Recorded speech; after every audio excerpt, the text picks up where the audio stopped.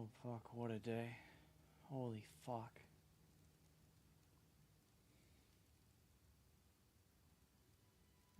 YouTube, you're fine too. Not IGN. I'll do IGN last. They're probably not all that valuable. You've got some good shit. Wes from PC Gamer. I'm a senior editor there, and last week I was one of the first 6 people in the world to fly to From Software's offices in Tokyo to play. Actually, I already started going live, but I should change the tags. I'm being stupid. React.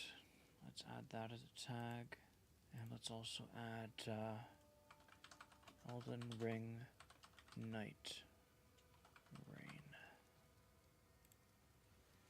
Yeah, I'm being stupid by doing this all really slowly and so forth. What can I say? I'm new to this. An early build of Elden Ring Nightreign. PC Gamer. I'm a senior editor there, and last week I was one of the first 6 people in the world to fly to From Software's offices in Tokyo to play an early build of Elden Ring Nightreign. I will note that we weren't allowed to do gameplay capture of Nightreign, and I didn't get any B-roll either, so most of the footage that you're going to see here may be just some kind of generic stock footage of Elden Ring itself. Just note that you're not getting an extensive look at Nightreign itself now. That's going to have to wait until later. A 3-player co-op roguelike set in the world of Elden Ring, that is probably not what you expected from Software, who are famous for their high-stakes, high-difficulty RPGs. Okay. But Elden Ring Nightreign is a turbo mode reinterpretation of the combat that From Software has been refining across the last 10 years of games. The new features in this roguelike, teased in a trailer at the 2024 Game Awards, are a bit hard to wrap your head around until you've actually played it. But I have, and I'm here to tell you all about it. It is a 3-player co-op game set in an alternate universe version of Elden Ring's game world. It's hard to get a real good feel for what you're looking at in that trailer. It probably left you with way more questions than answers. No, I saw a lot of things, and I watched it like 3-4 fucking times. There's no question. I saw a lot of shit. I saw them running around at super fast speeds like it was fucking Sekiro. I fucking saw the Bloodborne style armors. I saw the boss that was one 3-headed dog, and you saw multiple players running around, and then I fucking saw the dog. Well, I didn't see the dog split up, but I saw 3 different dogs that were all one-headed. So I feel like when you tell me it's a 3-player co-op game, what I think you're telling me is the game is going to be balanced for 3 players, and hopefully I can still play it at that same difficulty level as a single player. Because honestly, the best possible experience you could ever ask for is a game that is tuned to be difficult for a group of players, but not impossible for a single player to become a master and overcome the odds. There's nothing better than a single player game that is gruelingly difficult and is intended for multiple players. I need this right now. But I got to play the game for a good 6 or 7 hours, so I have still 6 or 7 hours, and not to mention this game is coming out next fucking year. So what that means is like holy fuck. Like when I initially heard 2025, I was like, oh fuck, it's gonna come out like probably December of next year. They're gonna make us wait a whole 12 months or something. I don't know, but he's played it. It's like we had the closed network test 3 months before Elden Ring finally came out, and they had like I think Game Informer do their interview. Oh my gosh, just like a couple of weeks before or something, before the game came out, and you had the Red Bull event both times for DLC and the actual game release, and he's already played it, and they haven't even told us when it's coming out. Still some questions, but a lot more answers. So I'm going to give you a first look at Nightreign, how it plays, what about it is exciting, and what about it wasn't fully convincing right out of the gate. Let's break down the key details. 1. Elden Ring Nightreign is a 3-player co-op roguelike. In Nightreign, you play as a member... Roguelike. So, random bosses, chalice dungeons, maybe? You know? Some good old random content, stuff to do more than once and have it be a little different. Randomizer, without having to need the randomizer mod. of a 3-player co-op team exploring a familiar but different version of Limgrave, Elden Ring's starting zone. The map has a static overall layout, but with sort of like a Static. DJ mix approach. I think static means it's not randomized, so the map layout's the same. Okay. So one of my dreams is not happening this time around.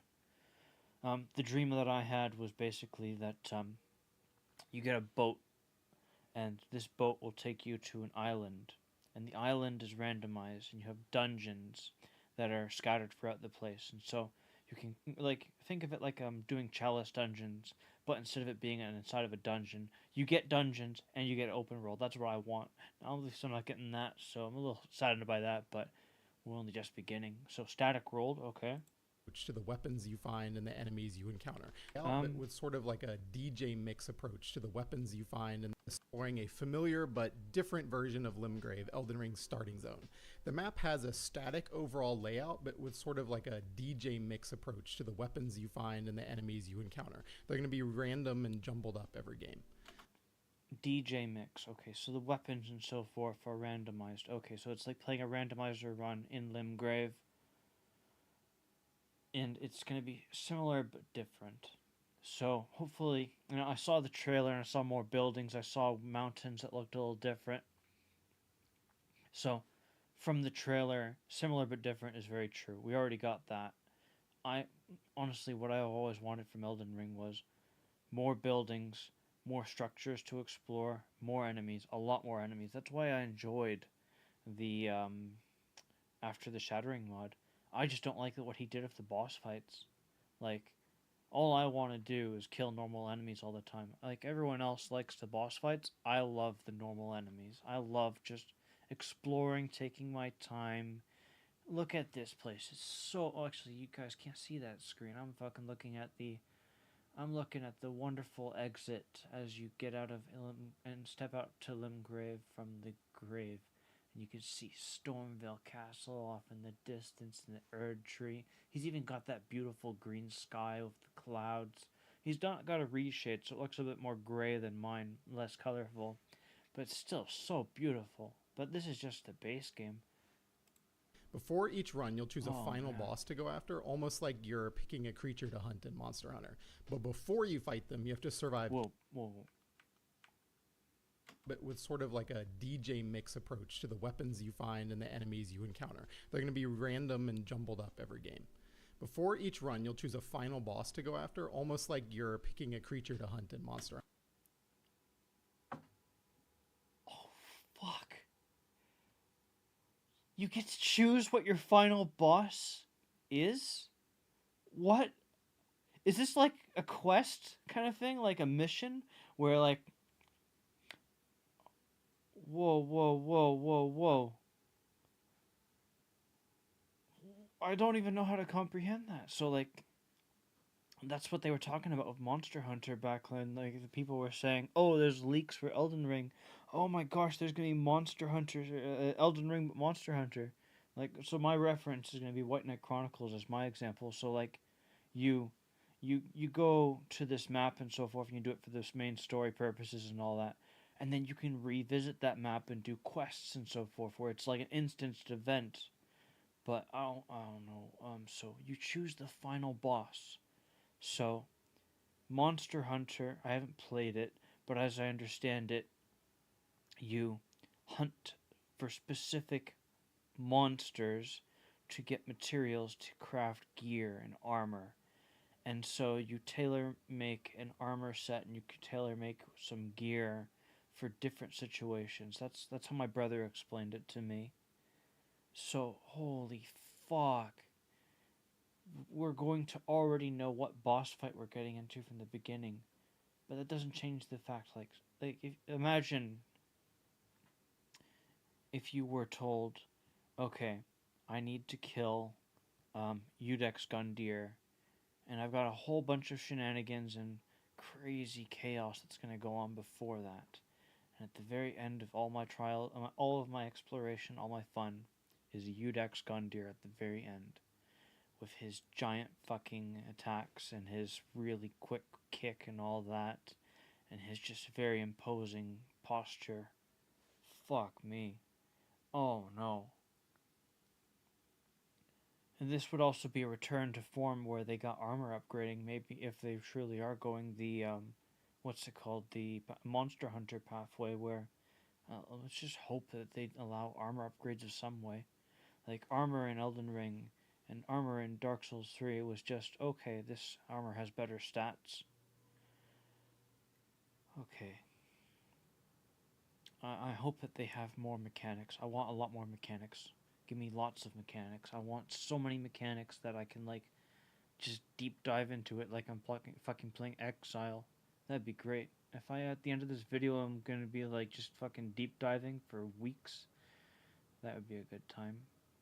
Hunter. But before, choose a final boss to go after, almost like you're picking a creature to hunt in Monster Hunter.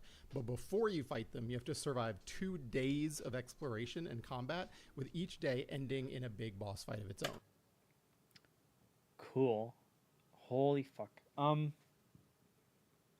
So that's probably what that black wave that they were showing in the trailer was all about. Like, oh fuck, that black wave. So we got 2 days boss fight. Wait. Is it 3 days or 2 days? Then almost like you're picking a creature to hunt in Monster Hunter. But before you fight them, you have to survive 2 days of exploration and combat, with each day ending in a big boss fight of its own. Okay, so would that mean that you have 2 boss fights simultaneously, or at this end of the second day, would it be the boss that you wanted? So like it would be okay, day 1 exploration, picking up shit. You got your boss fight at the end of the day, and then you get to end day 2, and you got the same thing where you find a lot of enemies and you fight the boss at the end. But after you beat the boss at the end of day 2, was that boss at the end of day 2 the boss that you wanted, or is it gonna be okay? I've just beat Udex Gundyr, now we're gonna fight Gale. Oh no. And like they had the dragon, Nameless King in the trailer. So is that another dream of mine where like are they bringing, because Elden Ring doesn't have a lot of hard bosses, or at least intricately moving bosses. I'm like I lie about that. That's not the right word for it. Dark Souls, because of the more linear experience, they gave you a wide variety of bosses that challenged you in different ways. And some of those bosses were optional and they were really difficult, such as Nameless King. And you also had, like I've been talking, Udex Gundyr or Champion Gundyr. You had Gale, Medir, the Twin Princes. You also had Freed. Wow, what else was there? You had Pontiff Sullivan. That other boss, you had like Aldrich, which was not really he wasn't a difficult boss fight. It was just that he had a lot of projectiles. I couldn't recall too much how that went in the past, because I've played modded and I've played vanilla, so I can't remember if that was difficult or not. I remember back in the day being more scared of Pontiff Sullivan than I was of the anyways, let's get back to this. Fuck that. Okay, fuck. 2 days of exploration and combat, Yes. with each day ending in a big boss fight of its own. So in the build of the game I played, the first night I would either end up fighting a pair of demi-humans or a big centipede monster, while night 2 was either Margit the Fell Omen, all of you are very familiar with him if you played Elden Ring, or a tree sentinel with a couple of lesser... Perfect. The thing I hated about Elden Ring was that you couldn't re-experience boss fights too much. Like, there's not enough tree sentinels.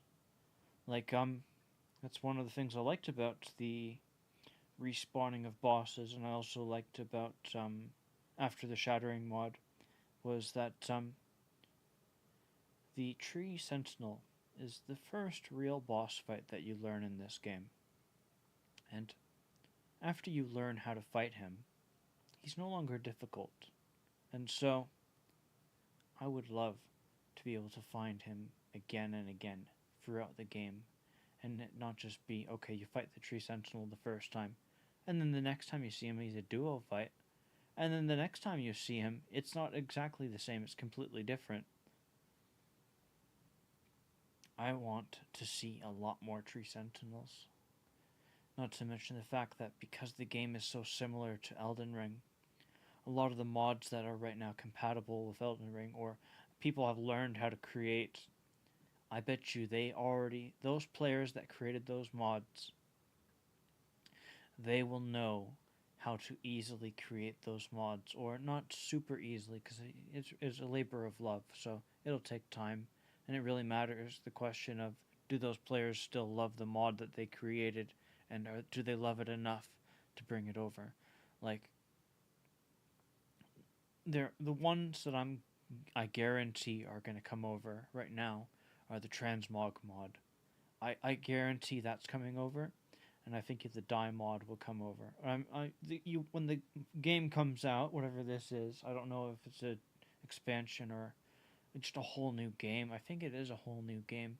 Be a good idea to have it as a whole new game or a game mode. That would be awesome.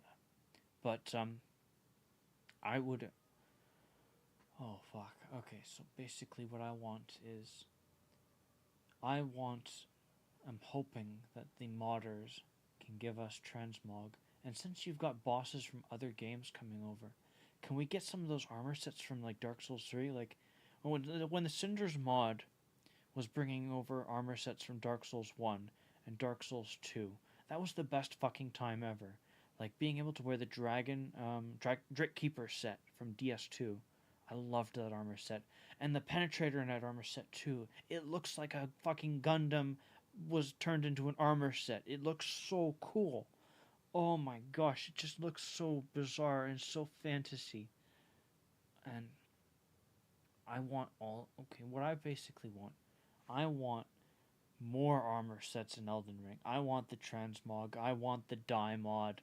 I want to have this new Elden Ring experience where they took what they've learned from Sekiro, what they learned from when Elden Ring came out, back when it first came out, and then I played it. After I played it, I realized these guys are toy makers, that they learned, they experimented, and they have learned over the years, and they have constantly improved. And that statement is still true. But now I'm talking about the actual product. They are still the toy makers that I always envisioned them to be. Holy fuck. Oh my gosh. So, when Elden Ring first came out, the previous game for me was Dark Souls 3. Dark Souls 3 was very linear for the first couple portions. You go to the High Wall of Lothric, not to mention you also get to experience Gundyr at the beginning. And I'm going to go on so many tangents today. This is going to be, oh man, I'm going to need a nap, and I'm not going to get a 15-hour stream again today, that's for sure, because I'm just going to be so excited and tire myself out. With the Cinders mod, they changed the first boss of the game, and for a while that was exciting, but eventually I got to the point where I was like, oh man, I miss being able to fight Gundyr at the very beginning of the game. And so that was probably actually what ended up killing me and my interest in the Cinders mod at the very end of it. But I got like months out of that mod, so that was a very good time. But the problem with the base game, which was also why the Cinders mod was so good, was the base game was so linear. Like, you go High Wall of Lothric, then you go to the Undead Settlement, and then from the Undead Settlement you go to the swamp. I'm pretty sure about these things, I might be mistaken.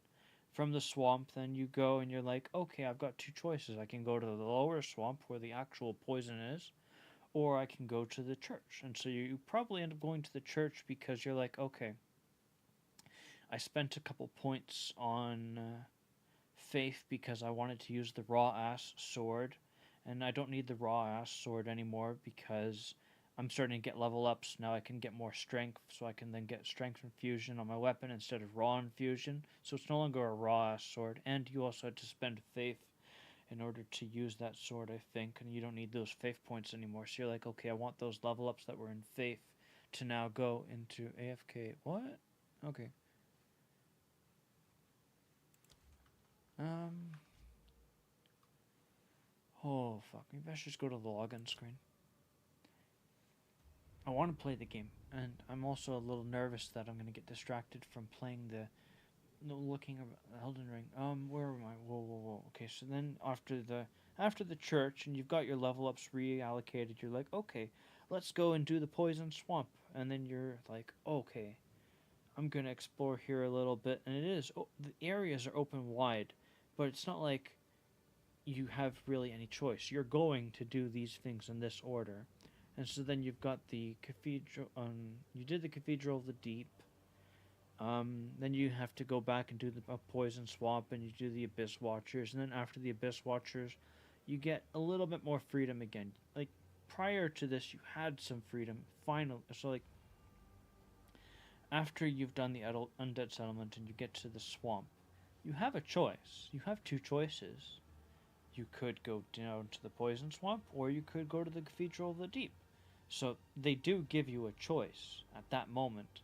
But everything leading up to that moment, it didn't really feel like you had a choice. Now, obviously, the Elden settlement is a big circle, and that's what it looks like to me, at least.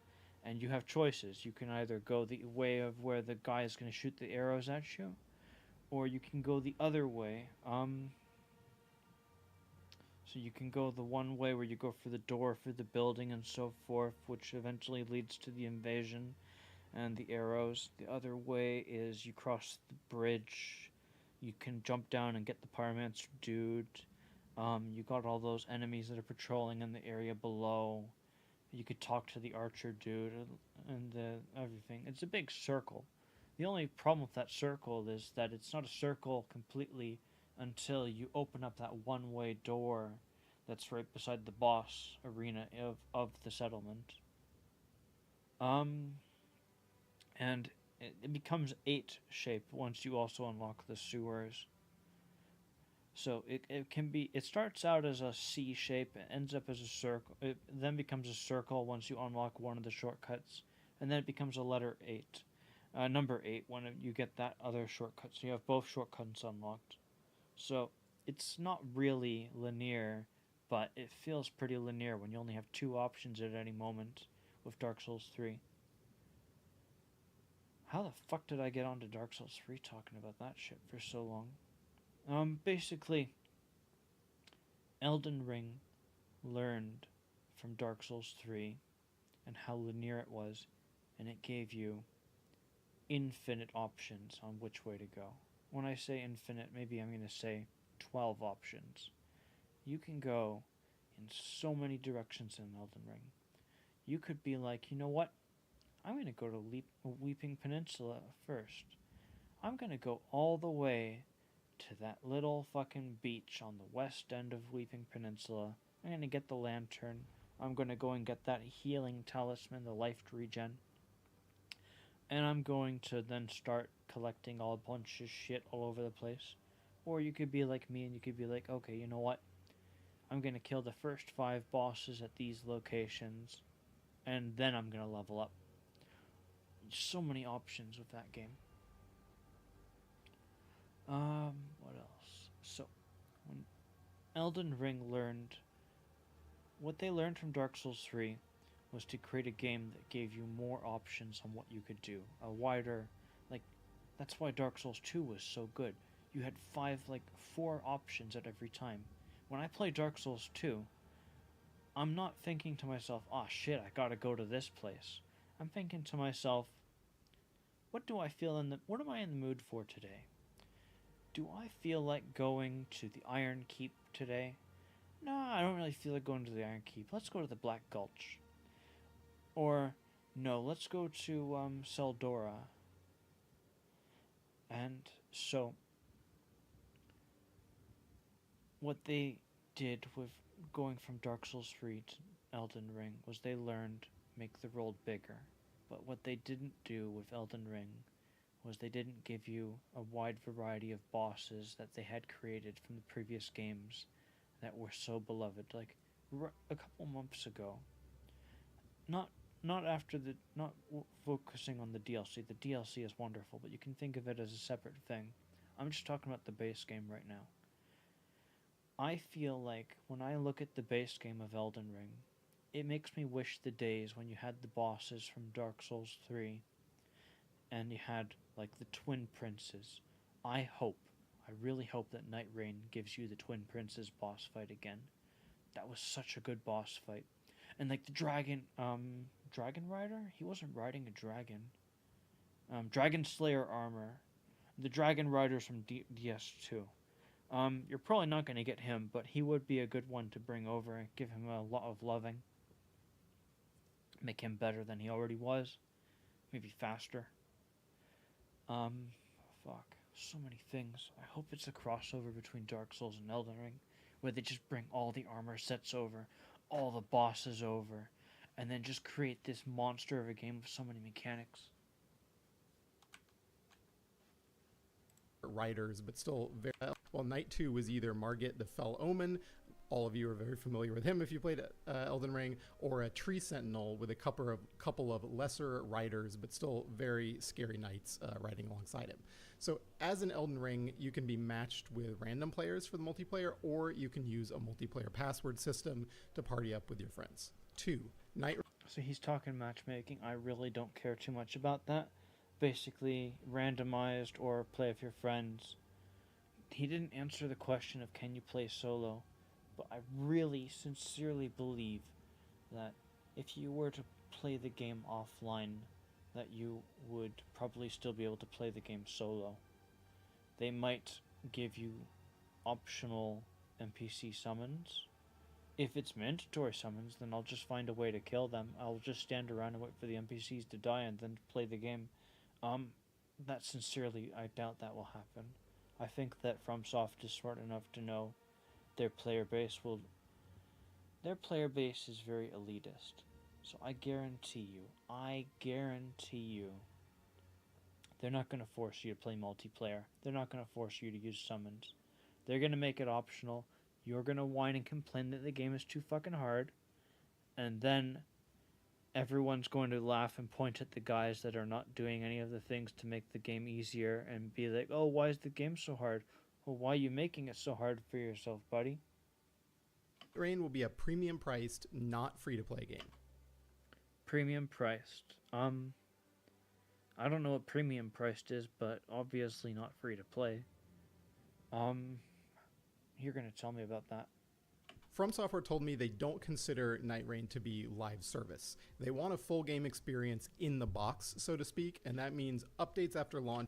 I remember when Elden Ring was still in the early stages of the CNT, or just we were in the after the CNT, and one of the guys that was farming it for content, he became pretty big. It was either Ratatoskor or Ziostorm. I can't remember. They both got a red channel. I think it was Ratatoskor where he was like, oh, I really hope that Elden Ring shows the live service to be such a good thing. And then over the years following, live service just proved itself to be complete fucking ass. And I'm really glad that I didn't really buy into the concept of live service. I'm sorry, but I feel like Blizzard has been doing live service for fucking ever. And I'm pretty certain that the live service model actually fucks things up. I'll give this maybe like 1 minute if I can narrow it down. Basically, you look at classic WoW right now and you realize that players liked the game the way it was.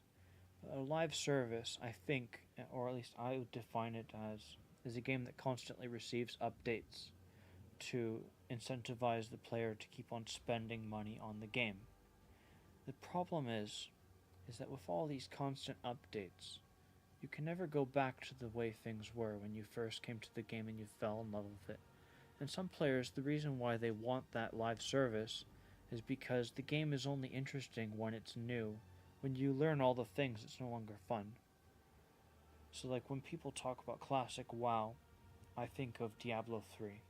I loved Diablo 3 when it first came out, but I hate the abomination that it became. Everything got worse when they introduced greater rifts, and they started making set bonuses better and better. 10,000 damage, 1,000% damage. Oh my fucking word. And they gave you fucking poverty gear for completing seasonal bonuses and so forth. Be like, okay, here's your token set bonus for completing some random achievement. Now you can go and. I never played with fucking sets. The only set that I used was those 2 rings that gave you a bonus for. I'm pretty sure those rings were only for if you didn't use a set bonus, or if I'm not going to guarantee that because I could see it being possible that those rings work with other sets, but I hope it doesn't because I hated the idea of sets. I hated everything that Diablo 3 became, and I never wanted to play Diablo 4 because I was of the mindset that even if I did love Diablo 4 when it first comes out, I would not come to love it because they'll just keep on updating the game until they fuck it up. And that's what they're going to do for every game that they ever make. That's why Blizzard sucks. Is because the more time they put their passion and their best foot forward, and then they become a fucking retard over the next 6 months, making their game worse. Oh, I love this class. It's so strong. Nerfed. Stop changing things. Make it good from day one and walk away and then make the next good thing. Are still an open question. Experience software told me Okay, two. what is premium Nightreign priced? will be a premium priced, not free to play game. I'm going to go with the assumption that premium priced means it's a full price game. So like $80, $100, I don't care. I'll throw as much money as I need to at fucking Elden Ring or From Software if they make a good game, which they always have.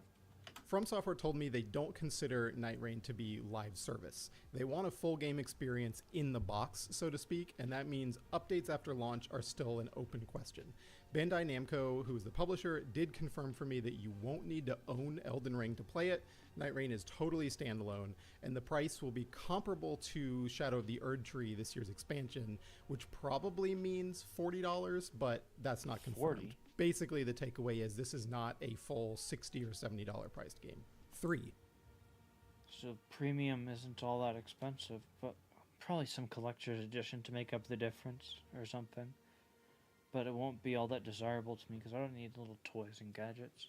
But I might be tempted this time. You'll play as predefined characters. So yeah. What? No, please. There's no character creator in Nightreign. Unlike basically all of From Software's RPGs, Nightreign does not let you create a custom character, though you will unlock alternate skins for the cast of 8 preset characters as you progress through the game. Nightreign is going for the hero route with predefined characters. I get to play with 4 of them, but there will be 8 total in the final game. So in the build that I played, there was Wilder, who is an armored knight who resembles kind of like the canonical box art character from a lot of the Souls games. He's got a hefty longsword and a really cool high... Okay. I think I get what he's saying. So he's basically saying the standard archetypes that everyone picks at the very beginning of a normal Elden Ring. They've been given fancy names. It's no longer going to be Sir MacDonald, the Night Slayer. It's going to be, you are the knight, and he is Sir Baldwin the Brave or something. I don't know. Or Sir Edwin the Eager. mobility grappling hook. There's also Duchess, who's a speedy, kind of scout-like character in Nier Automata cosplay, equipped with a magic dagger. Duchess dodges with an elegant sidestep rather than... So basically the thief, but a little bit magic. We have those. I've never even looked at them ever before, but I know we have that. than the usual roll, and an incredibly powerful ability that lets her re-deal the last few seconds of damage that both you and your allies have done to a nearby enemy all over again. It's really, really effective with team coordination and really satisfying to pull off. There's also Guardian, who's kind of like a Birdman. He was the tankiest of the characters that I played as, whose ultimate ability has him fly up into the air before performing this huge dive bomb attack back to the ground, which deals damage in a wide area and boosts your allies' defense for a little bit. is a really clutch move. You can use it to both deal damage and revive your allies at the same time.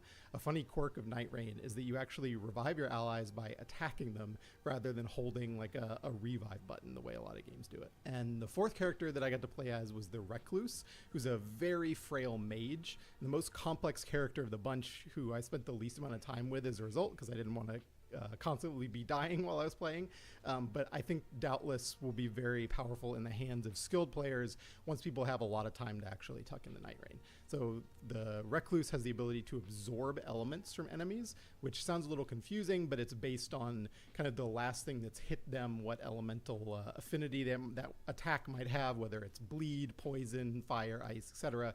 She can basically absorb those essences, and then after absorbing a certain number and Why am I so obsessed with weapon? He said that the weapons throughout the map are randomized and so forth and scattered.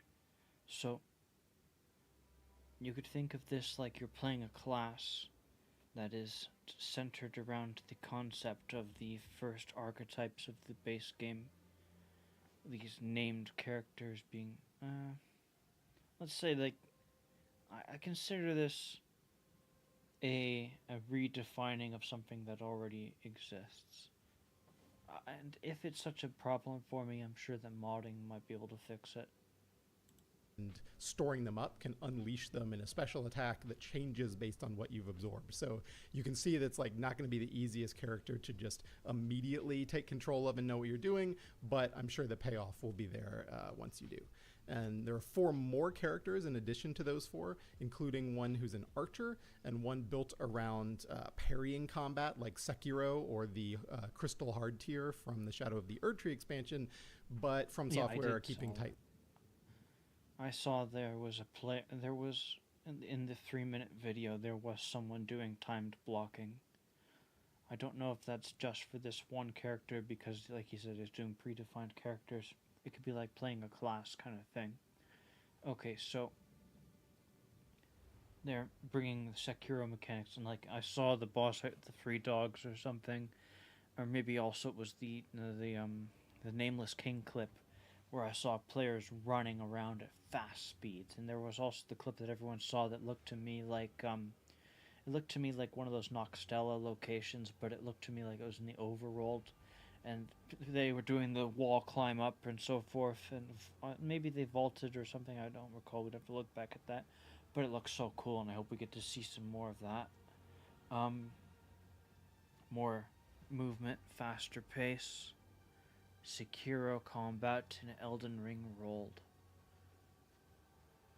Looked about those heroes for now, and there are 2 more that we don't know anything about. Number 4, Nightreign is not a battle royale, but yeah, it kind of looks like one. When I first saw this trailer at From Software's offices, I thought, what the heck is this, a battle royale? And yeah, Nightreign is borrowing the popular battle royale mechanic of a danger zone ring shrinking to a focal point on the map as you play. So at first glance, like, it looks like it's going to be a PvP game.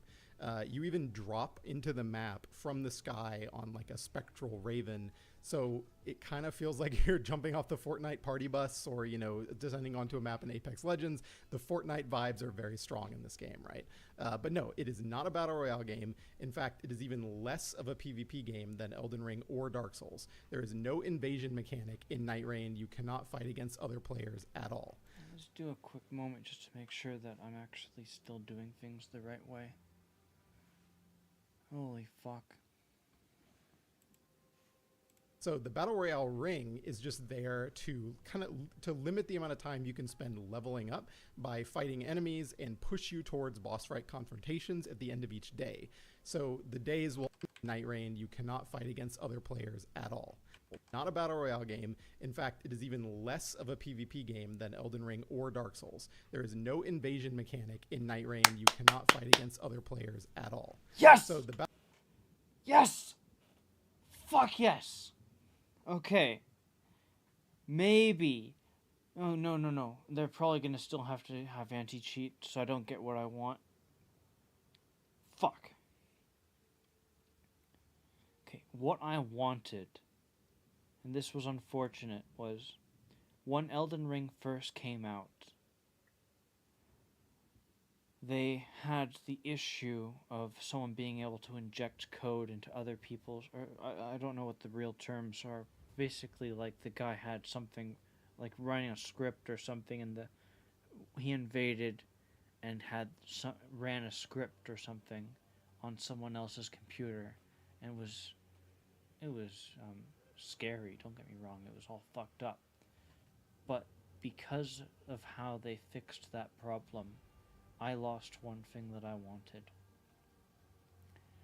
When you play Elden Ring modded, you don't get any bloodstains or messages that you can read from other players. And that's something that I feel like would not have been lost if they didn't have to do anti-cheat and all that stuff. Because for me, what would end up happening is I would get the messages and I'd get the bloodstains, but as long as I never entered in someone else's role, I would feel like I'm not ruining someone else's experience. And because the invasions were optional in Elden Ring, you had to invite players into your world in order to allow invasions. So I feel like them stepping away from invasions is a step towards something that I want. Now, there's got to be some way to make it so that you can look at messages and experience the wonder of the online experience of Elden Ring without making it so that if I play a modded experience of the game, that I can't be happy. I just want to look at bloodstains. I want to read messages. I want to have a little giggle every time someone says horse butt. And just let me have a good time. Somehow. Battle Royale ring mechanic in Nightreign, you have a PvP game than Elden.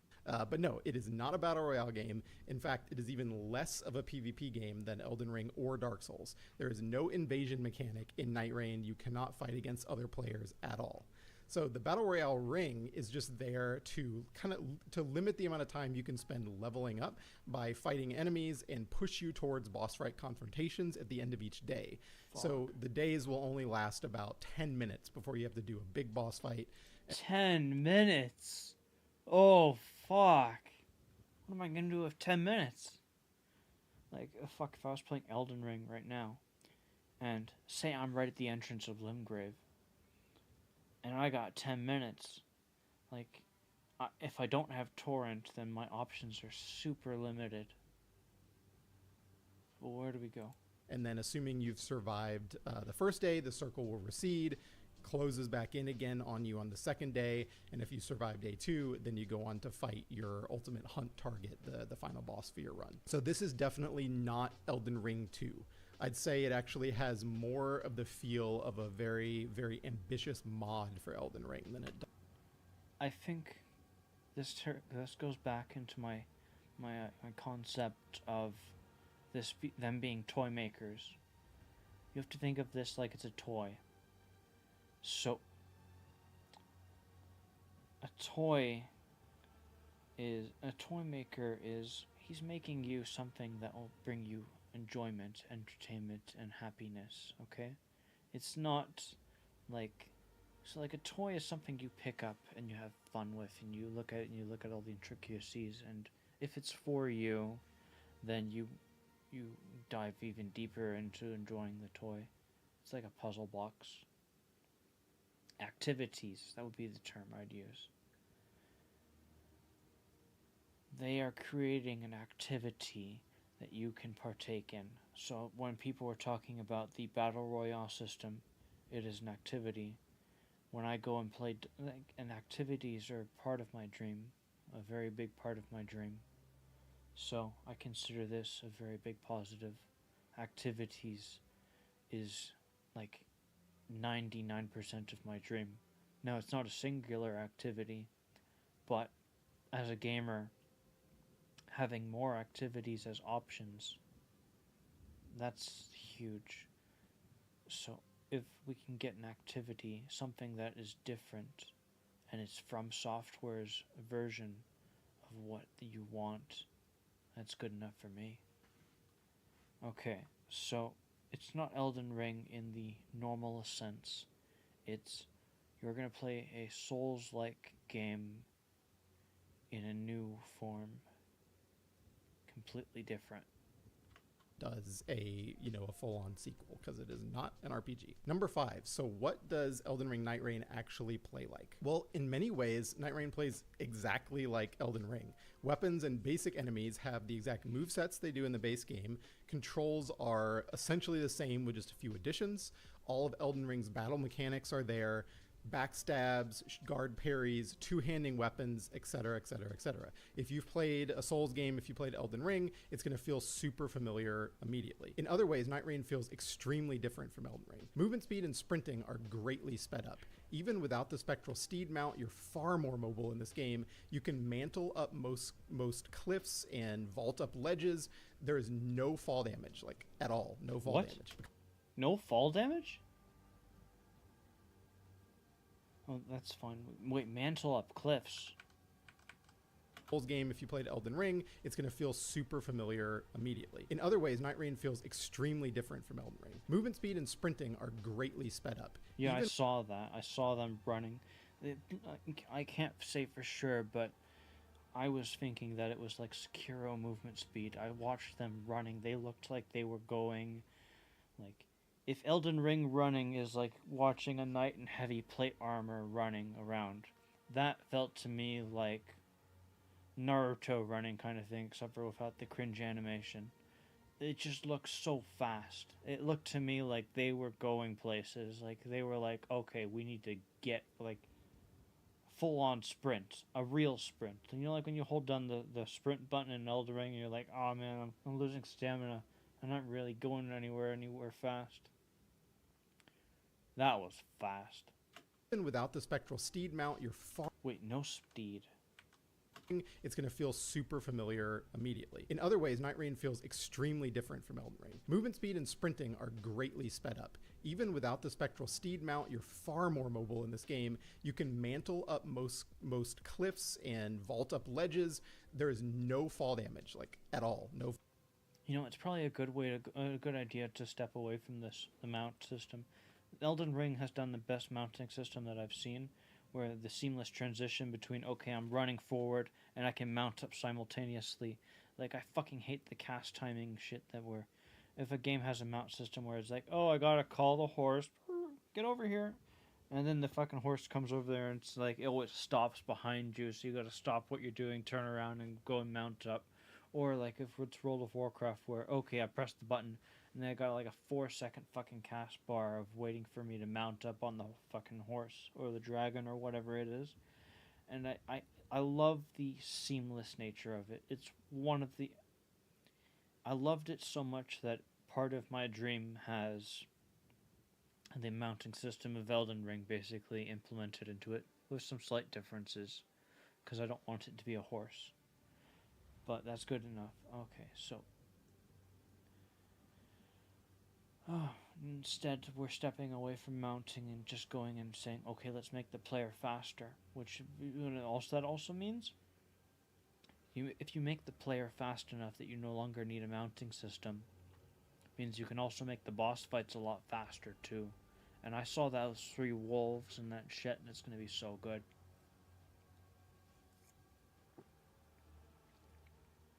If it's the same enemies as we've seen in past games, and you've got faster players, it might be a speed bonus that's only applicable in combat. Outside of combat, but they were running really fast in that boss fight. But that boss fight was in a huge fucking arena. That was like a Radon, not Consort Radon arena, but like the actual first original Radon fight. That size arena. So, no guarantees in my mind that you can always run fast, but I think that he's going to probably say that you can do it all the time. Like, here's what going from my head. If you can move so damn fast all the time, and you get into a fight with something stupid easy, like say, what are those enemies from the dungeons? Not the gargoyles, the watchdogs. The watchdogs are so slow. If they make me go any faster, I'm gonna fucking walk circles around them. So hopefully they make that more difficult in some way. Or you know what? We've fought enough watchdogs, they're weak. Just make them a normal enemy. Give me some stronger bosses. You know, like, give me some Dark Souls 3 gargoyle bosses or something. Nah, not those ones. Just give me more Dragon Slayer armors. I want that. Give me more of that. Give me the big tough guy with the shield and the great axe, or just something, a big night monster. Give me something big and intimidating and make that the boss.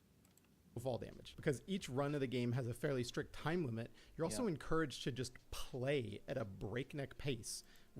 You know what? I will say that playing at a faster speed in Elden Ring, I think the best example I can give of my own experience of that, it was the Eternal Return mod. When I loved that mod, because for me it was the first time where I no longer had the mindset of, okay, let's go do everything, because every 3 days in the Eternal Return mod, the game would reset. All the items that you picked up would be no longer picked up, and all the bosses you killed would no longer be killed. The world would end, and you would retain your stats and your equipment, but your items would be gone. So smithing stones would be gone, and so I would mount up as quickly as I could, and I had goals that day. I was like, you know what? I am going to go and do this quest line today. I am going to upgrade my weapon today. I'm going to go out here and pick up this item today. I'm going to do all these things simultaneously because I only have so much time. And it felt really good. And so if Nightreign ends up being more of that, it'd be so good. The only reason I don't go and play Reforged anymore is because they have a fucking level cap. And I'm waiting I check their Discord on like let's say a bi-weekly thing, or like whatever it takes. I think bi-weekly is every 2 weeks.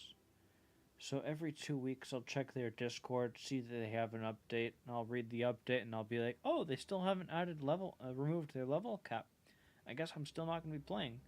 And then I keep on moving on and waiting more months and months, hoping and so forth. But no, they're not going to do that. I think that the type of person that would think it's a good idea in the first place is not the type of person to stop thinking that it's a good idea. So I don't think they'll ever change that. I kind of know how to remove it, I just don't know how to do it I don't know how to do it in the most proper way. I know how to do it in a backwards way. And so I want to, if I want to play Reforged, I want to remove the level cap in a more natural way, so that way I can enjoy the game like it is normally. Let's just keep on going. Running from place to place to get as much loot as you can, kill as many enemies as possible, and level up at sites of grace, which are scattered around the map, so that when you get to a boss fight, which are unsurprisingly great, the place to get as much loot as you can, kill as many enemies as possible, and level up at sites of grace, which are scattered around the map, so that when you get to a boss fight, which are unsurprisingly big difficulty spikes, you're as strong as you can possibly be. So it feels so different from playing a regular Souls game or even Elden Ring. Enemies quickly become trash mobs, right? So you're just kind of running up to a bunch of enemies and just absolutely tearing through them as you level up very quickly. So that makes the combat feel really different than it does in the Souls games, where every new room you go into for a good chunk of the game is likely to present some new threat that you're not expecting and keep you kind of constantly on your toes. So I really enjoyed Nightreign and also found it a bit awkward to play, because you're definitely losing some of that tension, some of the elegance and like sense of significance from discovery in the original version of Elden Ring and in the Souls games, where you're going. Basically, it's like playing Elden Ring on coffee, where you've got all this caffeine in your system and you've got to run around at max speed, not really sitting back to be like, okay, let's take in the scenery, let's take a look at the pictures. Oh my gosh, the sky is so beautiful. I want to get my character out of the way, turn off the HUD. You know what? This scenery would look really nice. I got the tree in the background and the building. I'm going to take a screenshot and I'm going to post that on Facebook. It's so beautiful. I got only 10 minutes. I got no time for pictures. I'm killing shit. I'm going to power my character up. I'm going to have a good time. Eventually, you know what's going to be amazing? Some players are going to get so good. They're going to be like, oh, I got 10 minutes. You know, I don't really feel like exploring. I'm just going to have my character stand around and we'll, look at YouTube videos while I'm on the toilet. And then when I get out of the toilet, the boss fight will start. And then I can do the boss fight because that's all I care about. Because, a lot of players for Souls games don't like the... Actually, I'm not going to say this is just for Souls games. Like, this is Path of Exile, I think, as well. This is ARPGs. Viewers, streamers, most normal people, they don't give a fuck about normal boss fights or normal enemies. They don't even care about normal boss fights, too, actually. It was a slip of the tongue, but it's the truth. The only thing that people really care about is the absolute cinema of an intense boss fight. And so that's why people rush for Margit. He is the very first intense boss fight. The Tree Sentinel is noob bait. The noob bait of that is players are not really challenged by him. He's easy. He's pathetic. The reason why people love him is because he's the only first boss that has a giant health pool and doesn't die in record time. You can kill the grafted Scion in like 8 hits. He's easy. If you want to make him difficult, don't use weapon arts. He's so easy that, and it took me 2 hours to do this thing, but there was a time where I did a fight with a duo of grafted Scions with no healing whatsoever in the base game. So basically, I was playing Elden Ring. I used the enemy randomizer to double all the enemies in the game and all the bosses. And every time I got to the first boss, and it didn't just take me 2 hours to do it, there was a bit more complexity to it as well. So, if you kill a certain one of the two of them first, then even if you were to get to 1 HP, the game would not teleport you away off to Limgrave. So, I had succeeded prior because you become invincible until you fall off the cliff if you kill the certain one that the game is scripted for. But I wanted to get the experience where I didn't get such a cheap win, so it took me 2 hours to beat a duo of grafted Scions, 2 of them at the same time, with the base character from Elden Ring. What was I going to say? Why did I even get all the way to that? Awkward to play, because you're definitely losing some of that tension, some of the elegance, and like... So I was probably talking about how people only care about boss fights. No one really cares about the grafted Scion fight because everyone expects you to lose, and if you do win, it was like, oh wow, he won. No one really cared because they weren't expecting you to get into a fight at that stage. There's no hype. Like, if you think about it, everyone expects you to lose the fight, and so they expect you to purposely just die or something. They expect you not to care. But when you go to Margit, there is the entire journey there. You are going places. You are going places to fuck somebody up. That's what's going down. So, oh man. There's the preamble, basically just saying, like, this is going to happen.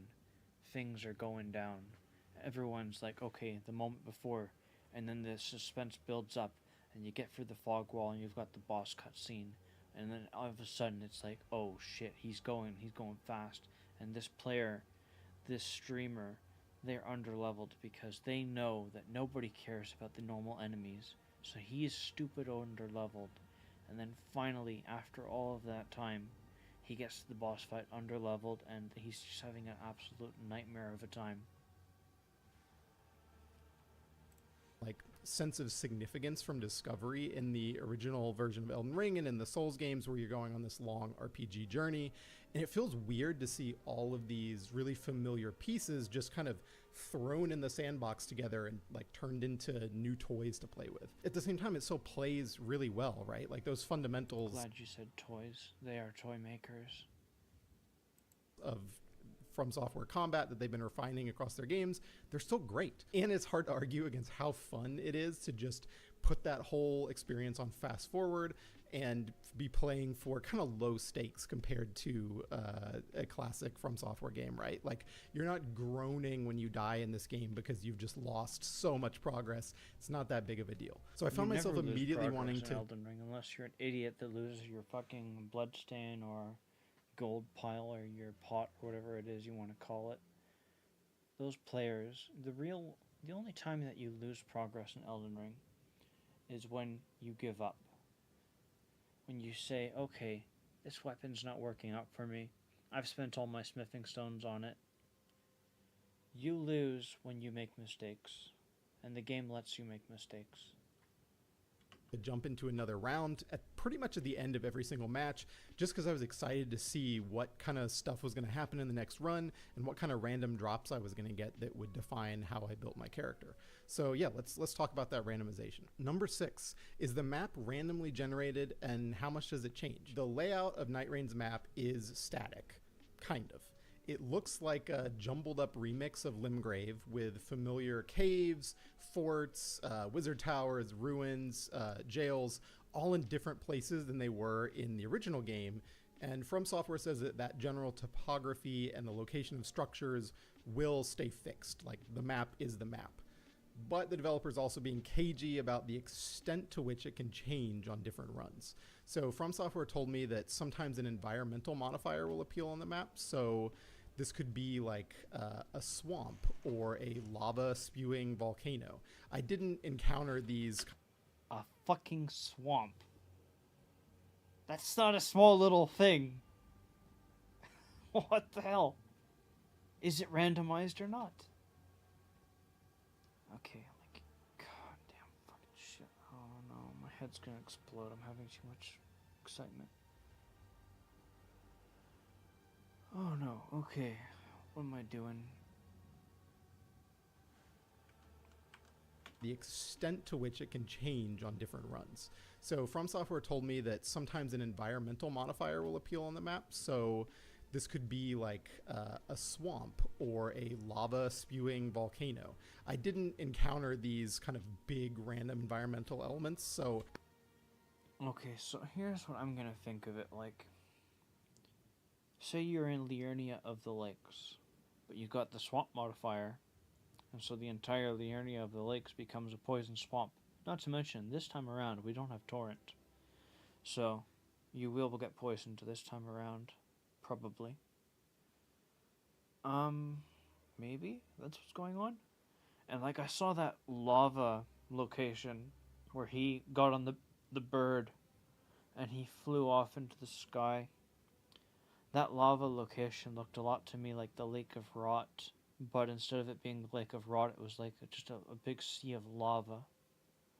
So, familiar but different. I can't say how significant they're going to be for the game as a whole, how much they'll affect the overall layout and feel of the map, how much they'll kind of come to dominate a run, if at all, or how many like variety. Reminds me of what I once said.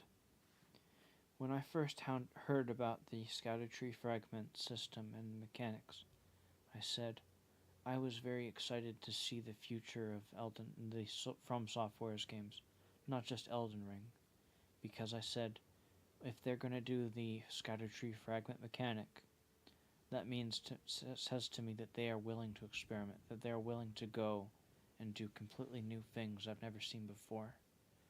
And this is it. They really are doing new things I've never seen before. So, this is my expectation meeting reality. They are going to do new things for a very long time. Varieties of these surprises are going to be in the randomization pool for the final game. Going to be for the game as a whole, how much it'll affect the overall layout and feel of the map, how much they'll kind of come to dominate a run, if at all, or how many like varieties of these surprises are going to be in the randomization pool for the final game. In my interview, From Software also hinted at the fact that the environmental changes like might be tied to the sort of meta stories for the different characters you can play as. So there's a lot we don't know here yet about kind of how all of this stuff is going to play together. The enemies and the bosses you encounter at each place of interest, you know, each fort and so on, will vary by session, which is clearly what From Software is kind of relying on to be the main thing that keeps combat fresh and keeps playing the game multiple times exciting, because they want that to be unpredictable across many runs, even if the overall shape of the map, you know, stays basically the same. I think there's a risk there with this design of the map feeling, I guess, like a bit too much of a drag to explore in a PvE game if it remains static. You know what? I just realized something. I don't need to concern myself over having only 10 minutes to explore a map on a day. Cheat engine. I can just lock the time. Assumedly. Like, there'll probably be just... Okay, Nightreign will come out, and probably like day 2 or day 1, just fucking go on Cheat Engine, find out some disable easy anti-cheats and so forth, and go offline and download the Elden Ring Nightreign Cheat Engine table and go, okay, stop the timer. And now all of a sudden you've got all the time in the world to explore Nightreign. Go as many places as you want, do as much as content as you want, explore the world, just have a good time. And then if you want to, and obviously that's going to make the boss fights really stupid easy, but if you really want to explore the world in this new game of theirs, I think the fastest means of getting you to where you want to have the game be the experience that you want, if that's what you want, then that's how I would do it, is just wait a day or two and get Cheat Engine. Now, obviously what that means for me is, okay, day 1, I can play the game the way it's intended. And you know what? If I have a really good time on day 1, then maybe I don't do Cheat Engine. Maybe they've given me a toy, and I play the toy the way they want me to play it. Or maybe it's going to be like, so maybe they're giving me maybe this is a 2-for-1 deal with toys, where I can play it the way they want to play it, or I can be like, you know what, I'm not really in the mood to play it the way they want to play it, but I still want to play that game. So I can then choose whether I play it with the exploration, or if I play it their way. All these toys for our entertainment.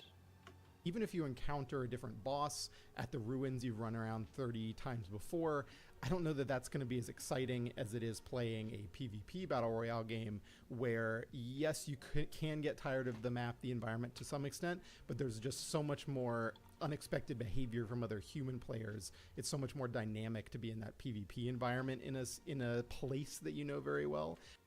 Because, like, here's the problem that's going to happen, is that if they drop you off in a location and you're a single-minded, one-brain Andy that says, okay, I'm playing Elden Ring, all the chalices that upgrade your Estus flask, I need those in 10 seconds or less. And so you've metagamed the game, you've min-maxed the fun out of the game because you're saying, okay, let's upgrade the flasks, let's go over here and do that. So they've randomized the item location.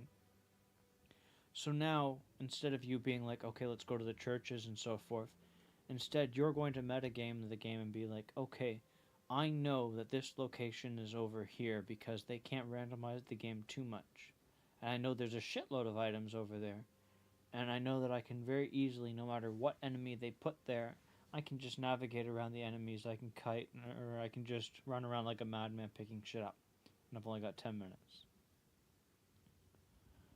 I'm reminded of playing DS3 and how you would get to Firelink Shrine and you'd run around like a madman for the first 20 minutes or so after you've just picking up random items that you didn't really need. And you weren't fighting things. You weren't killing mobs. You weren't having fun fighting stuff. You were running around picking up stuff. So,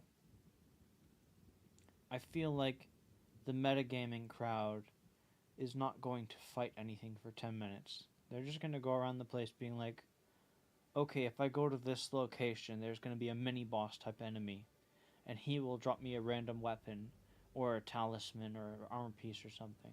And I'll go to this other location, and I'll be like, okay, there's a lot of chests in this area, so let's pick up all these chests. And then they're like, they're going to min-max the fun out of this so much. They're going to be like, it's going to take me exactly 9 minutes and 50 seconds to kill a mini-boss, pick up all these chests, and with my last 10 seconds, I can...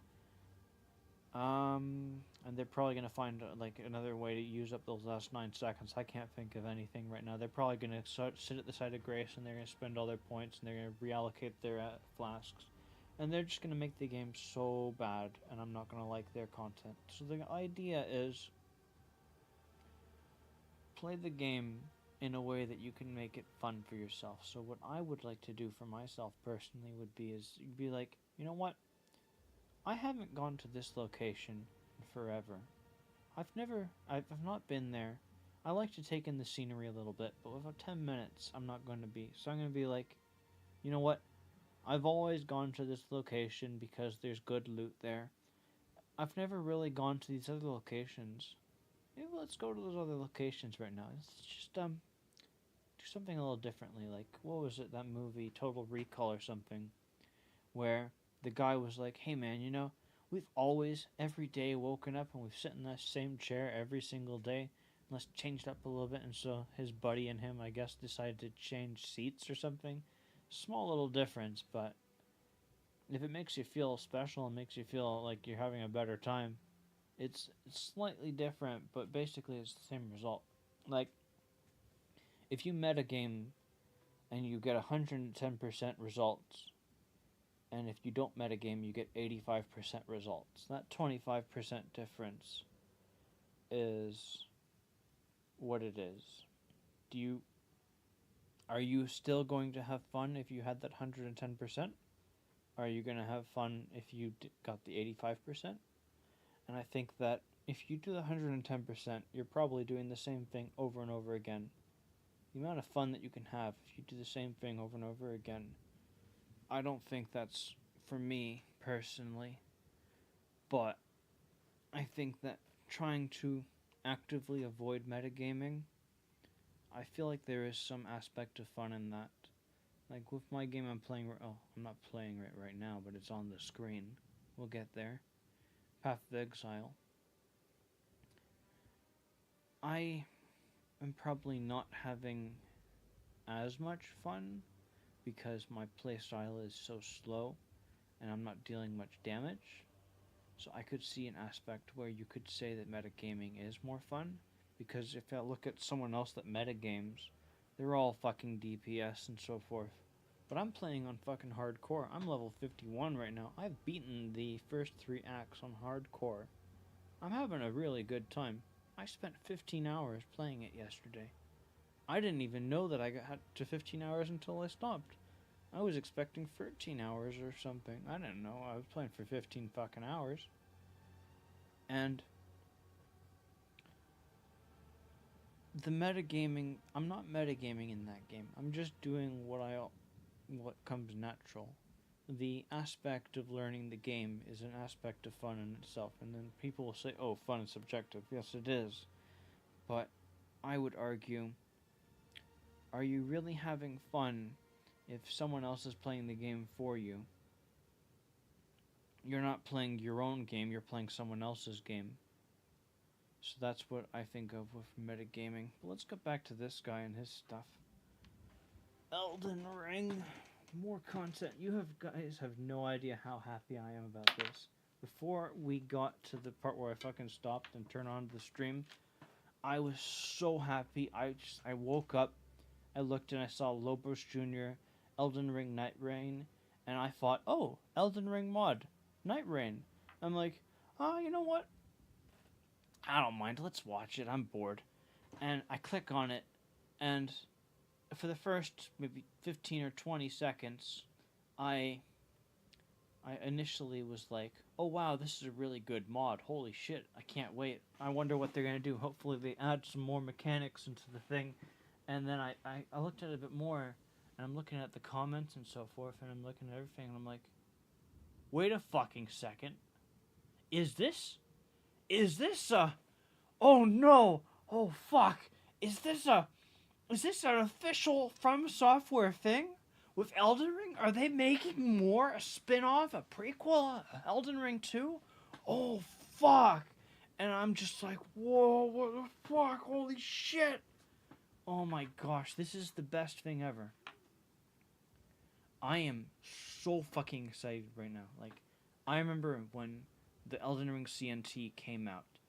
I spent every single fucking day of the Elden Ring wait after that point in time looking at every single bit of footage that I could find on YouTube. And eventually I was starting to run out of footage, but thankfully people were able to jailbreak the PlayStation and get me more content. And there were people that were doing boundary breaks. And there was, eventually I did watch a couple Twitch streams, and like I would have questions, and I'd be like I learned a lot of things that changed even after the game came out. Like the golden pickled foulfoot.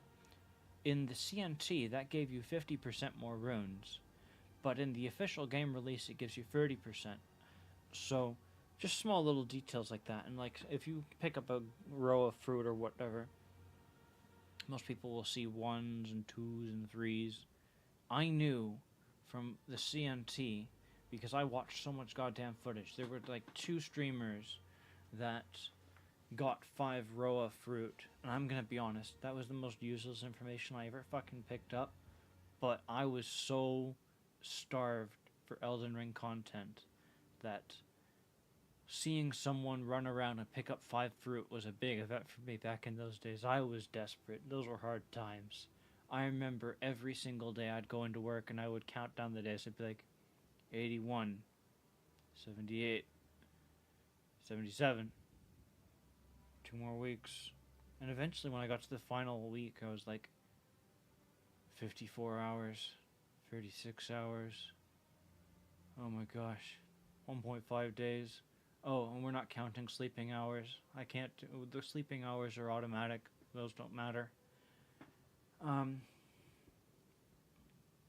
Those were just hours of me being actually physically awake and so forth. Oh my gosh. I looked at so much Elden Ring content, and there was like people that were boundary breaking in the floor where they could vault through the floor, and so they had to move around on the rocks, and they were finding the dungeons that were out of the boundary, and they wouldn't open up the map. I was asking them and be like, hey man, can you just open up the map, place a marker, because there were maps that were shown on Elden Ring somewhere. I can't remember where. What I wanted to do was I wanted to scale a map that they had shown, or it was leaked or something, that showed off the Weeping Peninsula, but I didn't really know what it was called back then. And it showed a portion of Limgrave, and I was going to say is, okay, let's scale the map that's in the game that they've got right now with the CNT. And take the map markers that these players have placed. I wanted them to place a map marker, even if they don't have a fully discovered map. Just place a map marker down, saying, okay, here is where the entrance to this dungeon is. And so then I could scale the 2 maps, the map from the game and the map from the leaked footage, and be like, okay, here is where the dungeon is. Here is where those graves with all the runes are. Here is where this is at and all that. And just, if you look at a 2D picture of a map and you're like, oh wow, that's real interesting, before you have the full game, it doesn't all make sense to you. Like, if I give someone the Elden Ring map, and they've never played the game before, they won't really fully understand what's going on. They'll understand probably things like, oh, there's Stormvale Castle. Or they'll be like, oh wow, there's a building over there, and so forth. But they won't fully grasp, like, oh my gosh, there's a cave over here. Those things won't be shown. Oh wow, where are we going? I hope that because this guy is playing the game right now, that we're not gonna have to wait until fucking December to play the game. Ideally, I'm hoping that they give it to us in like June. 6 months. That's what I want. 6 months. I think that's fair. The CNT was 3 months before the game came out. I think they had some delay that they had to do, and so they decided to give the players the CNT by way of apology. I think that was what was going on. And Game Informer, I think Game Informer was, they got to play the game like 2 weeks before. I might be wrong about them being Game Informer, but it sounds like it's the right name, but it might not be. They got to play for a couple hours. These guys got to play for 6 hours. Oh man, I'm jealous of this guy right now. This guy is so fucking lucky. Fuck that guy. I wish I was him. He's the luckiest bastard on the planet right now. Actually, he's one of 6 lucky bastards. Fuck. Than it is in a PvE game where you kind of know how the enemies are going to behave, even if you run into this type of soldier in a foreign part of the map, the environment to some extent, but there's just so much more unexpected behavior from other human players. It's so much more dynamic to be in that PvP environment in a place that you know very well than it is in a PvE game where you kind of know how the enemies are going to behave, even if you run into this type of soldier in a fort versus, you know, this type of undead, for example. But again, I played 1 day of an early build of this game, which clearly did not have every, you know, random and procedural element all active at once. So it's really not enough to see how everything's going to fit together in the final game. There will definitely be some randomized. I love these games. Oh my gosh. The best thing that ever happened to me in my life is that my brother told me, hey, why don't you take a look at this game Demon Souls in fucking 2010 or 2009 it was. And I watched PvP videos of people with the dragon bone smasher or the katanas outside in 4-1, and those videos look so cool and intricate and just so badass. And I remember seeing like the 2 things that sold me on the game were 4-2. I watched some person exploring that area, and I saw some person those were like the 2 things that eventually got me to be like, okay, maybe let's give this game a try. Was like I saw them attack the invisible wall, the illusory wall, and I also saw that PvP clip I told you about. I could probably find that video because I bet you that video that I saw was so famous for a Demon Souls PvP video, but maybe not. But I feel like I've seen it so many times over and over again.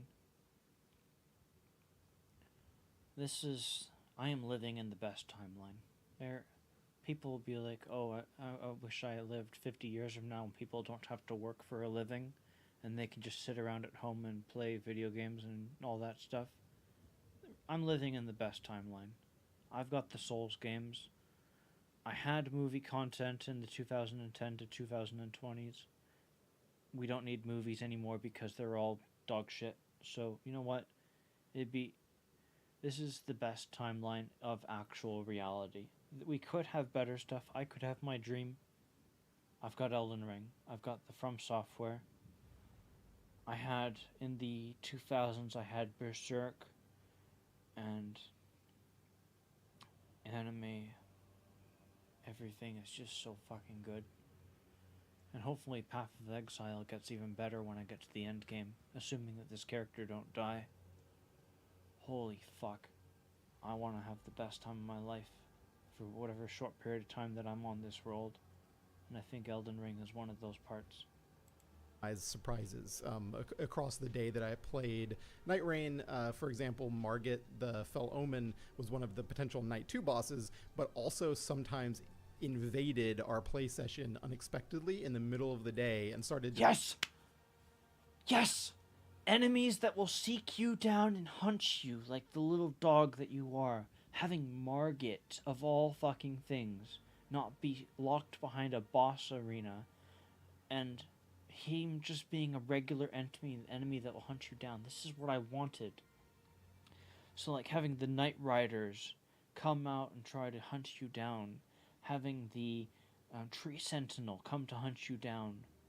I want bosses to find me and make me enjoy the game more. I want the boss to come to me, not me to come to the boss.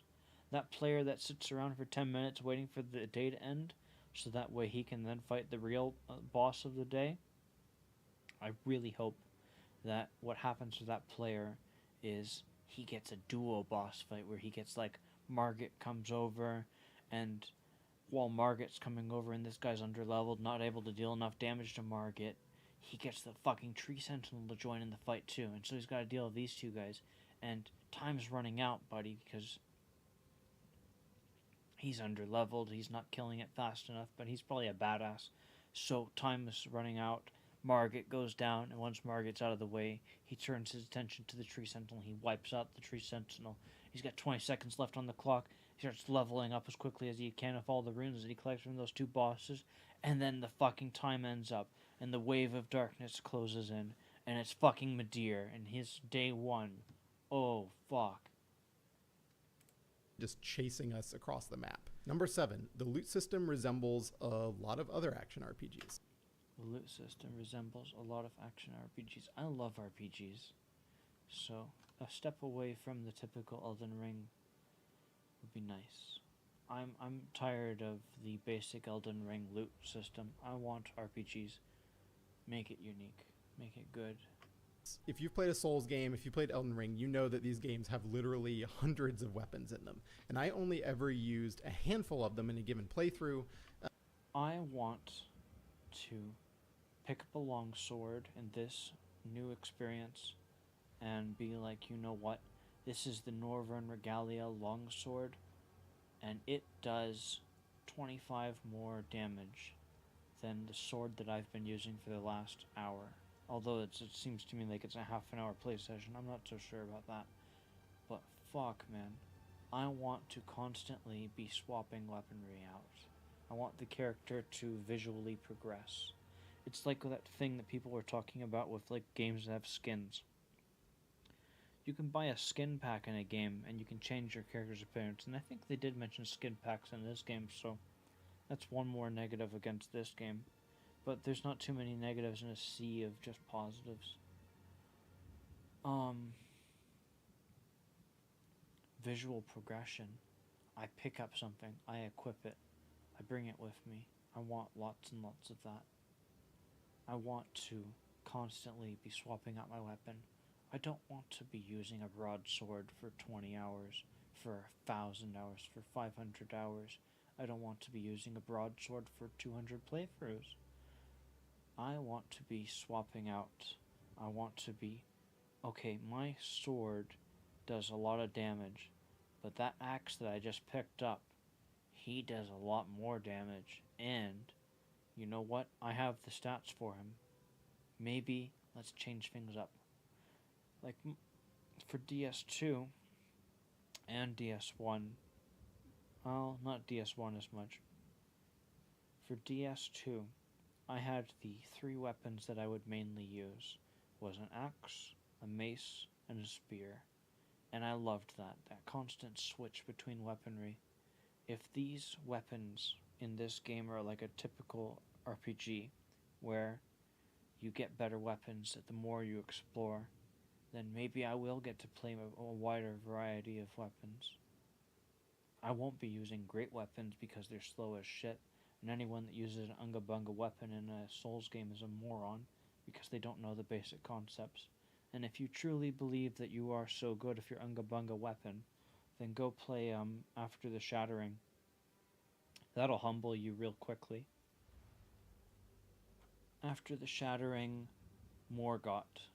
Go do that with an Unga Bunga weapon.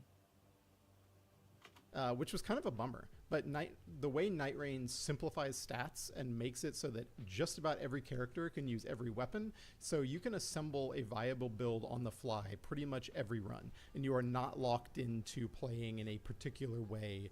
It's about a bummer. And I only ever used a handful of them in a given playthrough.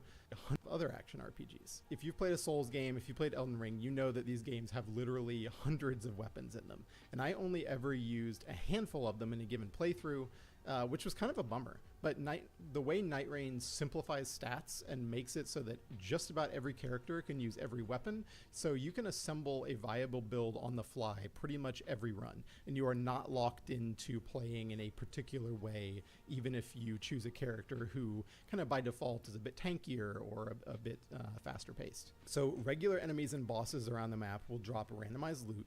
As in other action RPGs, that loot can include I think what they're going for is, they're trying to say is that if you want to think about it this way, this will be, the way he's describing it to me is that the weapons will have low or almost no requirements. It'll be more about getting the stats to use the weapon effectively, but if you don't have the stats to use it effectively, you can still use it. It just won't be scaled up very high, maybe. Passive skills like stat buffs, can also include active effects and affinities like poison, bleed, ice, fire attacks, and more.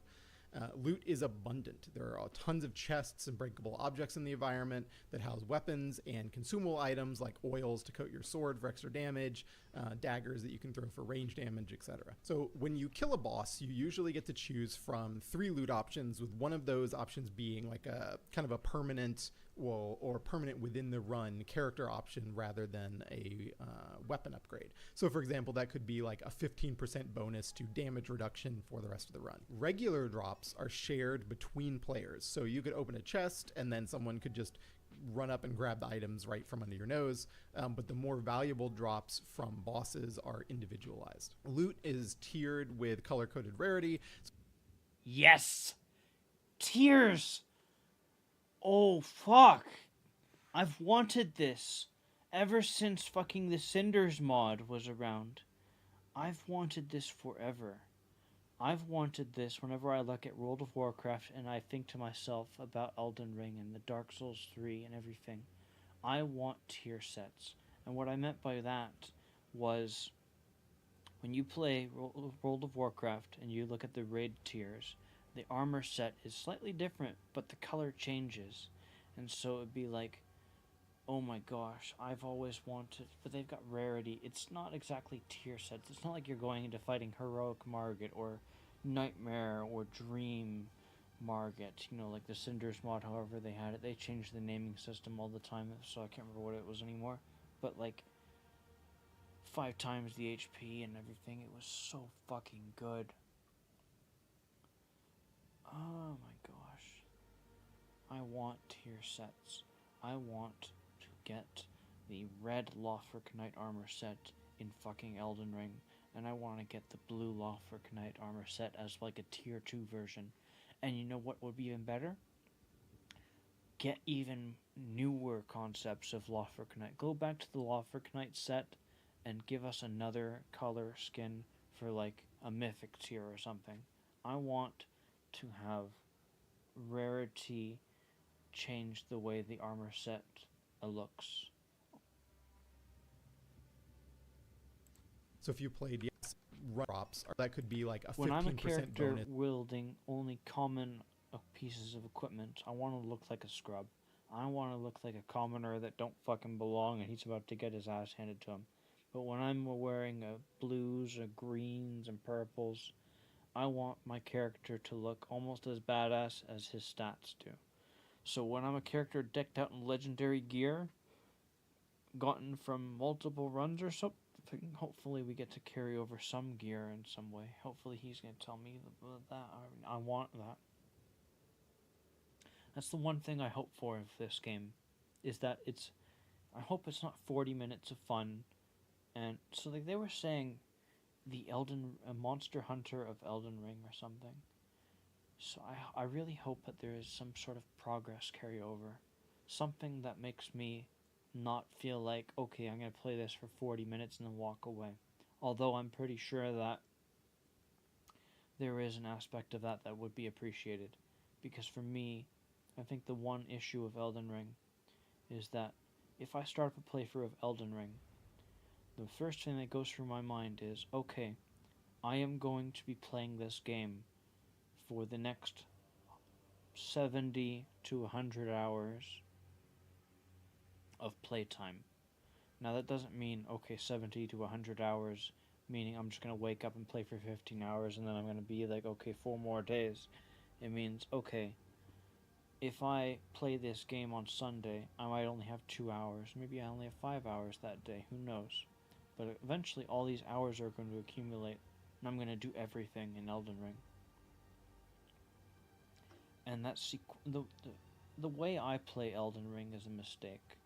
The best way to play Elden Ring was the Eternal Return mod, and so, well, Eternal Return game mode.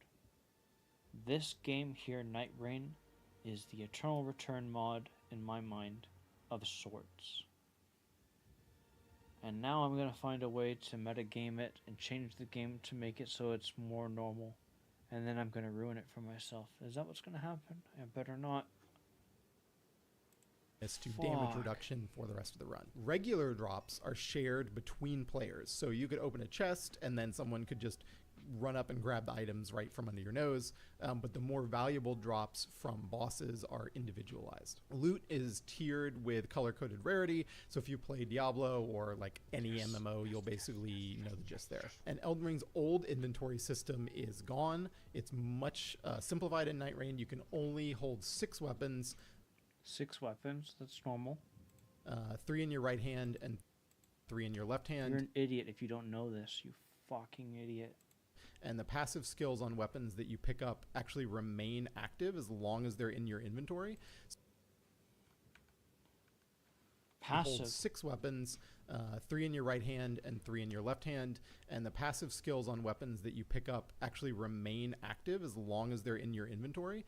So that means you could pick up a greatsword that you don't want to use because you're doing kind of like a fast-paced dagger build, but you want to keep it in your inventory anyway because it happens to offer like a nice buff to your poise stat. So your sword... Wait, when I'm calling him and saying 6 weapons, when you pick up an item, instead of it being in your inventory and something you've picked up, it could be directly, forcibly equipped into one of those 6 slots. And that might be... So he's... The only reason why he would talk about it is if it was different. That's the only reason that he would mention something so stupid, is if it was actually different. So rather than you having a giant inventory, you have a small inventory. Maybe that's what's going on. So, when you pick up a weapon, you're going to have to choose, do I keep this weapon in this slot, or do I swap it out for the weapon that I just picked up, or I'm trying to pick up? So, like, if I was to play this in my Dark Souls 2 method, I'd be like, okay, I'm going to have a slot for my axes, I'm going to have a slot for my spears, and a slot for my maces. So that way I get the 3 types of damages that I want of strike, thrust, and slashing. And I'm going to swap these things out, but it's just a short burst kind of thing. I don't think that you're going to be able to hold, and I wonder if they're going to fix this bug from Elden Ring. I hope they do, but I don't think they will. No, they have to. They have to fix that bug, because the whole game mode is so fast-paced. They'd have to delete this value that builds up every time you pick up an item. For the most common person to figure out what I'm talking about, they'd probably have to play the RNG lands, so that's where I learned about the issue. Or just a Diablo loot mod. If you pick up a shitload of equipment, and eventually your inventory gets full to the point where items start getting deleted even though you picked them up. So you can sell items and you'll be able to continue picking stuff up. That's not the bug I'm talking about. It gets worse. There is, in Elden Ring, a limit to the number of items that you can, equipment that you can pick up. I'm not so sure about items because this is just where the issue became for me. In that Diablo loot mod, I picked up so much equipment, sold so many useless pieces of crap equipment, and picked up more equipment, so many items, that eventually I got to the point where if I picked up another piece of equipment, the game would crash immediately. And so, at that moment, I thought, okay, let's just sell all my equipment that I don't need and I can keep on playing. But, even with my inventory having no equipment, it doesn't change the fact that I picked up one more piece of equipment. And it wasn't like it's just this one piece of equipment that's bugged out over here. All of the equipment was bugged out. If I picked up a weapon, if I picked up a piece of armor, I couldn't pick up any more loot. The game would crash. It was, I don't know the nature of it because I'm not a nerd. I don't know what the problem was. But there exists in Elden Ring a limit to the number of armor pieces and weapons that you can pick up. And this number is so significantly huge that you would have to get to the limit of equipment that you can carry, where if you pick up a weapon, it doesn't actually pick up, where the game picked it up, but it doesn't shove it in your inventory because you've used up all the space. And so after filling up your inventory and emptying it out and filling and emptying it out, eventually you get to the stage where if you pick up a piece of armor or a weapon, the game will crash.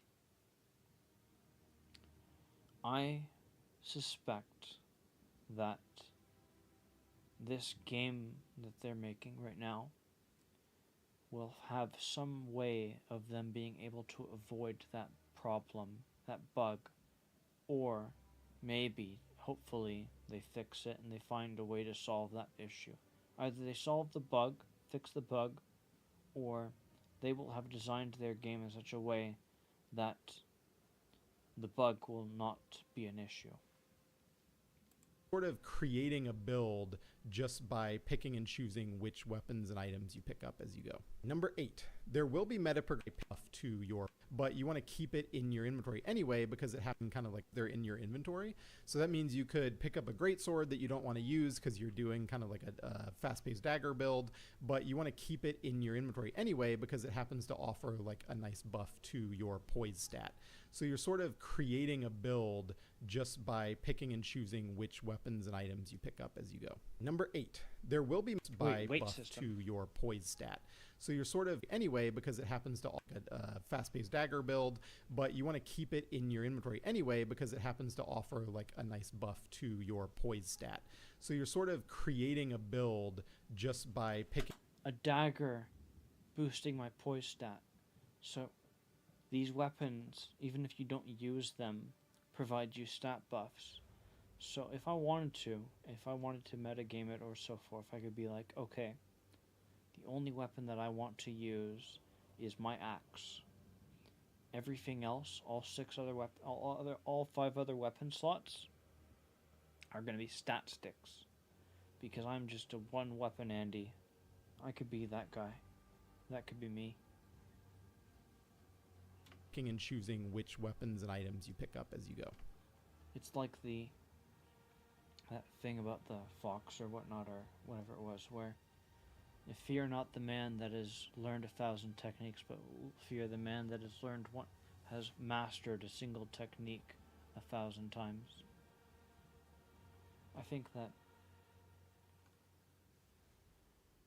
I remember a long time ago I told people on a Reddit, I said that you ought to learn the appeals of multiple weapons for different situations.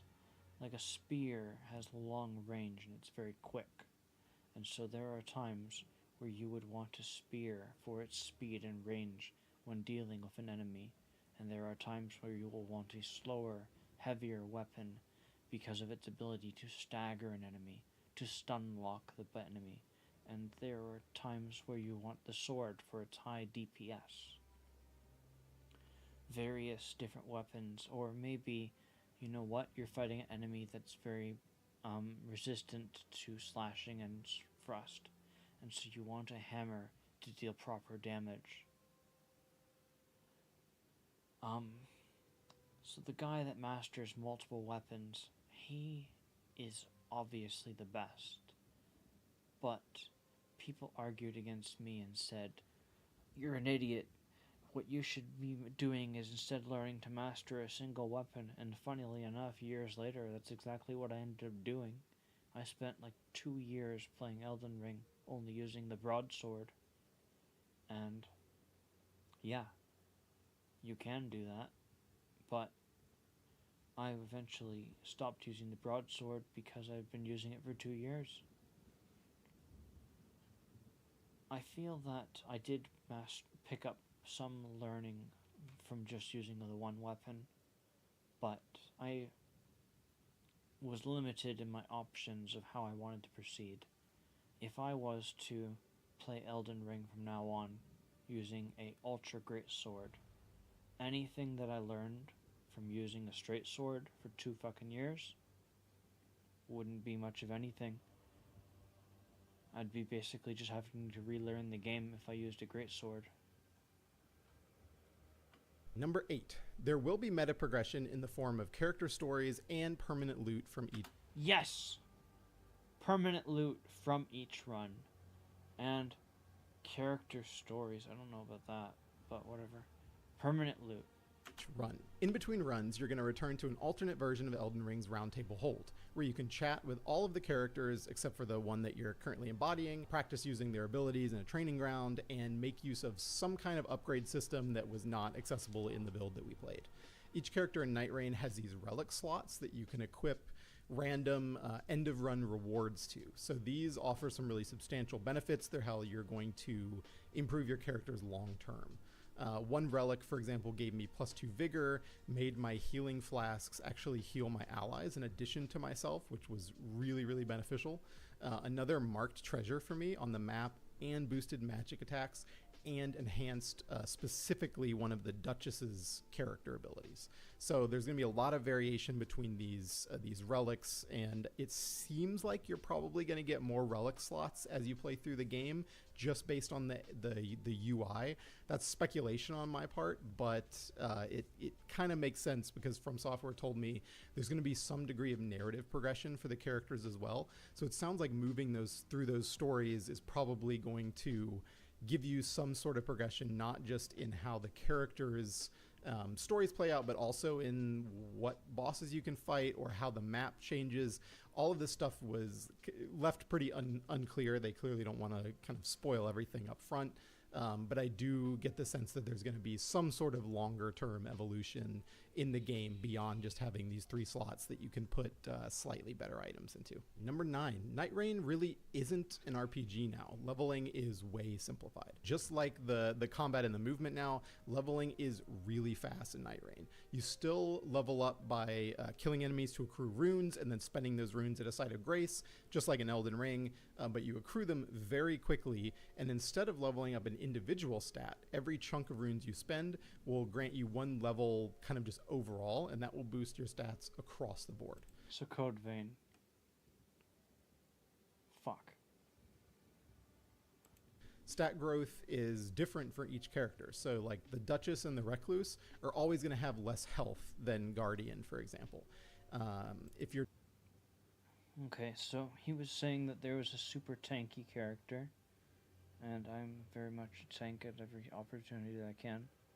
So I play the tank, I get the weapon that I want, and I do whatever I want, and I have a good time.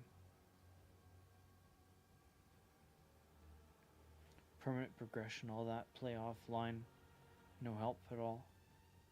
Have a good time, just learn bosses, fight things, half an hour, run around like a crazy person. Day 1 ends after 10 minutes, fight a boss, fight bosses on the open world. Hope bosses chase me down and hunt me down and I kill them instead. Get the weapon I want. Hopefully I get to bring it with me to future maps. Character progression through the roof. Leveling up is the form of progression. It's no longer stats. It's to level up your character. So like playing Code Vein without the awesome anime atmosphere and story. But you got story now. But I don't give a shit about story until I care. You're downed by an enemy, your teammates will have a short time. How can they... Oh, they've been showing us the story already. So, hopefully it's like the world of Dark Souls is crossing over into Elden Ring kind of story thing. Or something even more bizarre. Amount of time to revive you before you die, and then if you do, stat growth is different for each character. So like the Duchess and the Recluse are always going to have less health than Guardian, for example. If you're downed by an enemy, your teammates will have a short amount of time to revive you before you die, and then if you do bleed out, you'll still respawn nearby, but you'll lose all the runes you were carrying like in Elden Ring, and you will de-level by 1 level. That's something a little bit different, but as in Elden Ring, you can still reclaim your runes. Or if I do die, I just delete the character and start all over again. Play it hardcore. That way, I punish every mistake and I learn from my mistakes.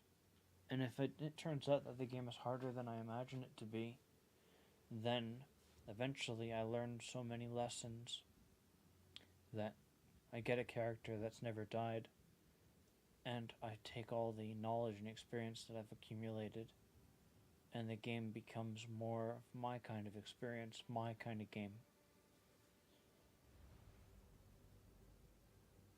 By returning to the scene of your death, although an enemy may have picked up your runes and will be holding them hostage until you kill them. Your character does not have any kind of meta level, so you're back. But also, because players are going to lose their levels and everyone's a scrub, people are going to complain about the loss of levels and them being bad. We'll have to make sure to spam get good at them because they're bad. But then all they have to do is level up. So they're going to play that squishy character, probably because he's a mage and everyone loves to be a wizard. Well, I'm happy with this. Because everyone that's a normal person that spends all their time rushing to bosses and getting themselves killed all the time and dying, those players can rage and maul at being bad. And I can be me. I can succeed and have fun pointing down on them, being like, "Ah, you losers." I can be my very toxic little monster. Back to level 1 at the start of each run that you go into. But there are some meta progression elements like the ones I alluded to before. Number 10. All right, finally, when can you play it? So like Elden Ring and most of the Souls games, FromSoft is planning to hold a free online beta test or network test for players sometime ahead of release. We don't know when, but it's obviously going to be next year sometime. Based on their past games, expect the network test to be held between 3 and 6 months before release.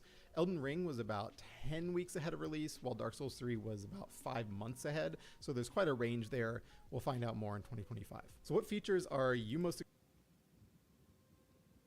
Okay, so here is my first guess. Elden Ring, I believe, came out in February 25th. So here's what I hope.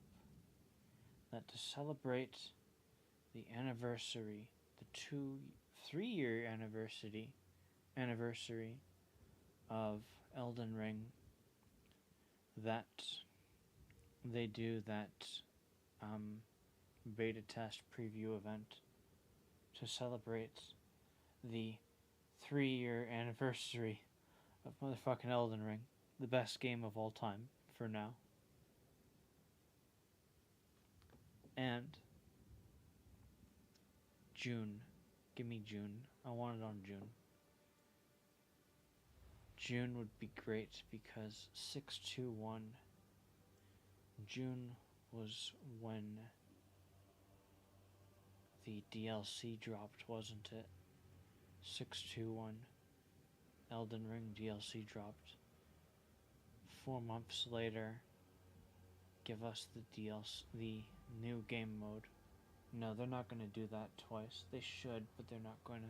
The 6.2 one's already been done.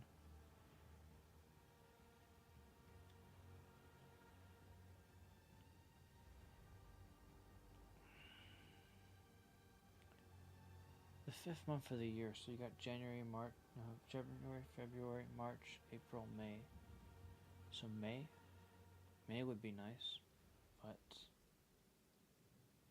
yeah, because then it gets you 3 months after the anniversary of Elden Ring.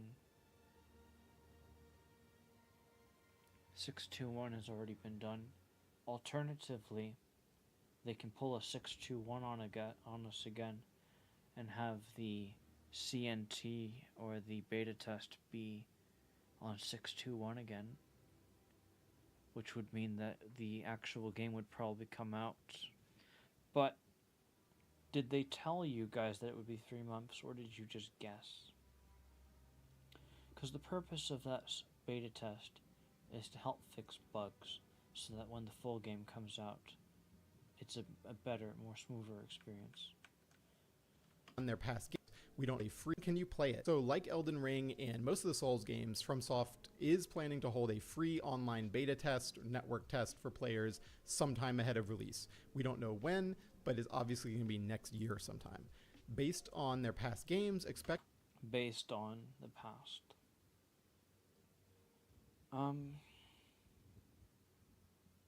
Since Elden Ring is already a fully fledged game, the core systems of Elden Ring are not going to be needing fixing.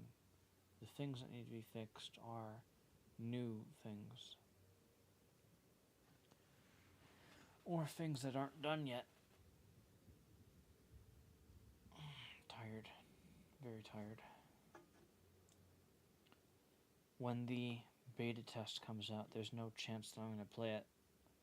And I wouldn't even try to apply, but if in some chaotic world that we live in, they were to randomly speak to little old me, try to message me via email, that would make my day, but it would never happen. Fuck me, I wish that was the case though, it'd be so good. 3 months. That 3 months, though, was an apology in the past. It wasn't intentional. Basically, Elden Ring, I think, was supposed to come out at that period of time, but they did a 3-month delay or something. And by way of apology, they let people get to see a network test. They also did a network test. I think that's what happened. The problem is I'm a gamer. I've played so many games that I could be talking about a different story. Like I could be talking about New World, where New World got delayed by a year, and we got to play it for 2 weeks. And they spent that entire fucking year making the game worse. Those fucking idiots should have just released the game the way it was. What the hell was wrong with them? They wasted their time. They wasted my time.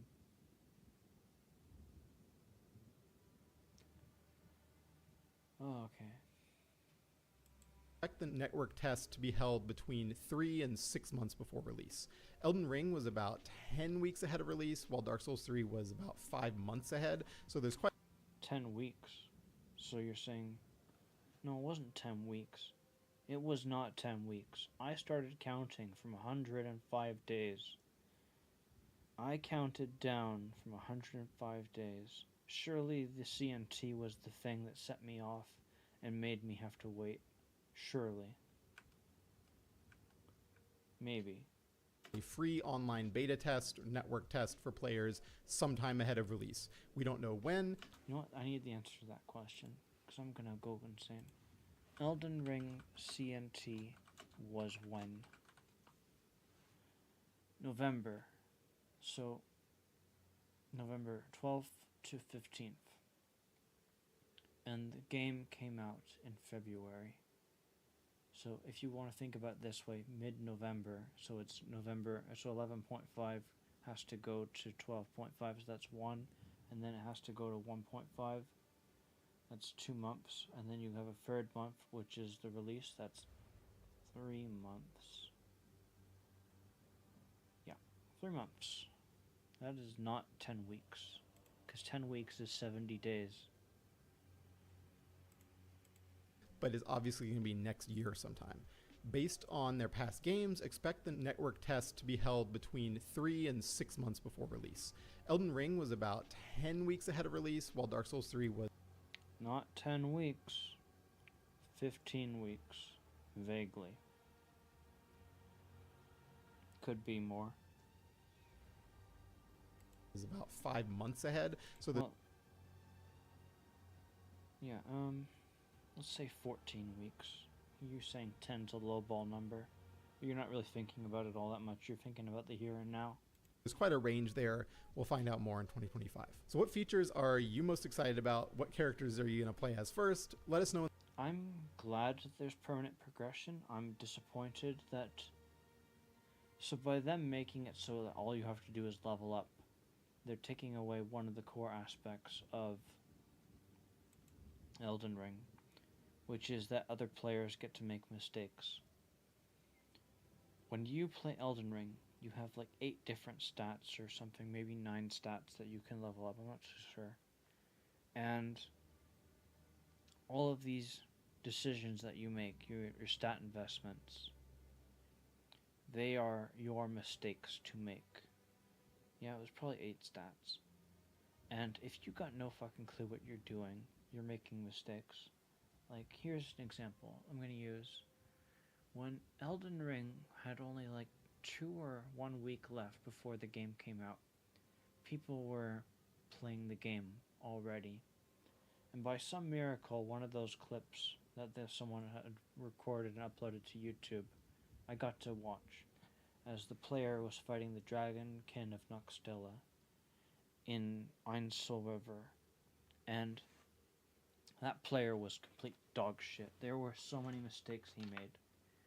The guy was fat rolling, and the reason why fat rolling was bad is because he had his stamina reduction by 30%. He was drinking his wondrous physic tier before the boss fight started, before he even walked into the boss arena. Now, to be fair, that potion lasted for the entire fight. And he had this great shield on. He had the gilded great shield on. He never once blocked in the entire fight. Another mistake on his part. The game lets you make mistakes. He picked up a great shield and he went around the place fat rolling, and his mistake was his stat point investment. Instead of investing in equip load, he invested in just the stats to wield the shield, and he never used the shield. So the game lets you make mistakes. If you can equip any weapon and you only have to level up, you don't have to choose what your level ups go into. You're not making mistakes. The game will be easier. However, the game is faster paced. You've got 10 minutes until night, and because you can run around a lot faster, I think the game will be faster paced. So in those aspects, it will be more difficult. Oh, fuck. I think that what it will end up being is that a normal person that just wants to go around fighting bosses, they will have a good time because it will give them more of what they want. But I think that the ego that is the Souls gamer, the person that says, oh damn, well you should have leveled up Vigor. Hey, Vigor check. Oh, did you level up Vigor? No, you didn't level up Vigor. Instead, the Vigor check thing will change to, damn, you shouldn't have played that class. Why are you playing a mage? Why are you playing the archetype that has no HP?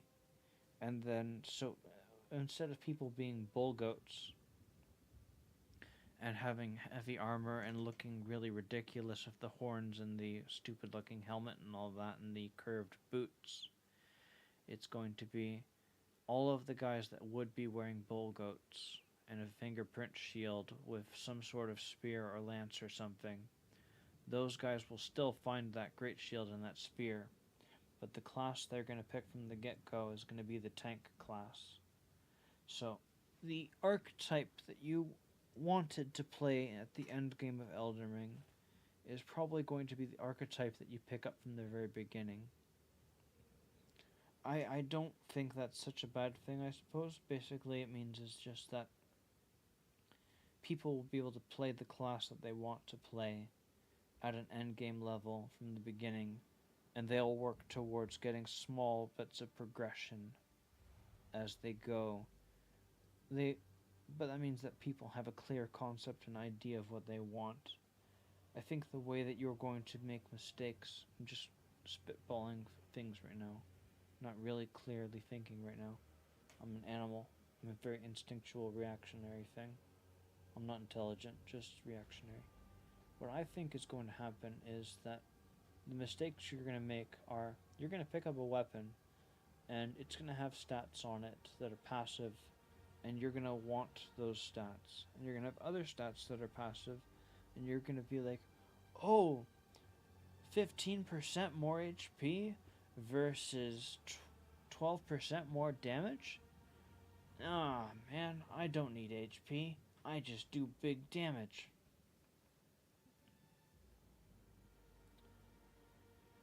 Or, I don't know. There's a lot of possibilities. I think that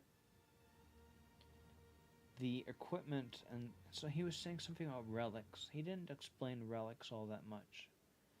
It sounded to me like the relics are probably your talisman slots, and I think that the game tries to speed up the pace by, instead of having you hold a shitload of items at any given moment, you have a tiny little inventory of things that are already equipped to you. So I think that's what's going on.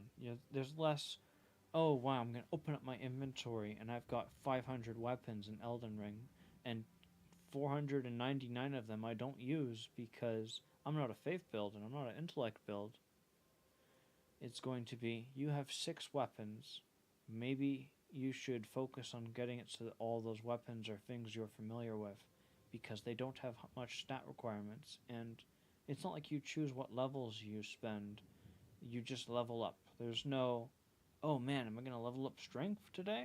No, I think I'm going to level up endurance. Oh, wow, my vigor is so low. Why am I dying all the time? No, I just level up.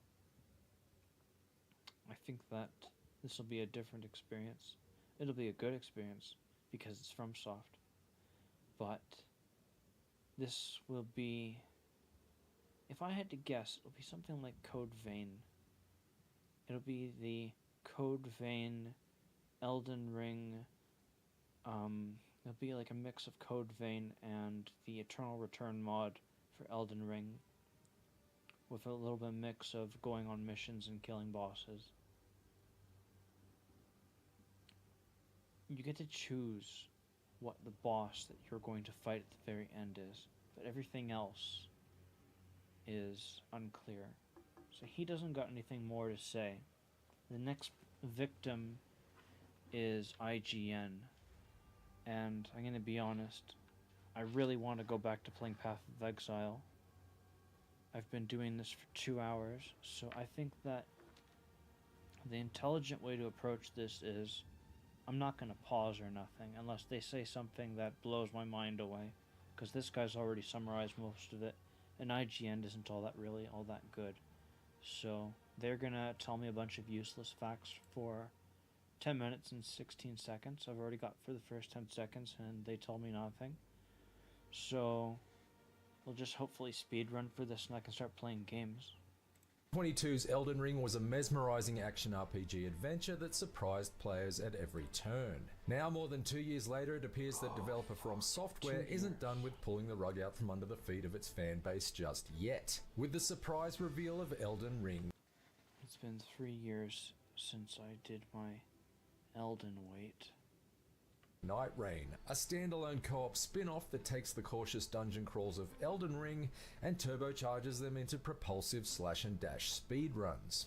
After spending some 6 hours of hands-on time with this bold new spin on From Software's own Souls-like formula, I can confirm that Nightreign is shaping up to be something truly unique. If Elden Ring was one of 2022's biggest chart-topping hits, then Nightreign would appear to be its dance floor-filling remix. Chopped up, intensified in beats per minute, and designed to both excite fans of the original and broaden its appeal to the masses. Okay, maybe I just look at the pictures and what. Okay, see. Oh man, lava!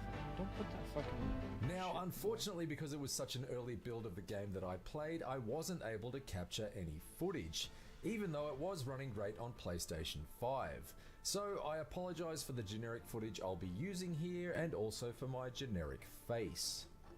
Anyway, here's how Nightreign breaks down.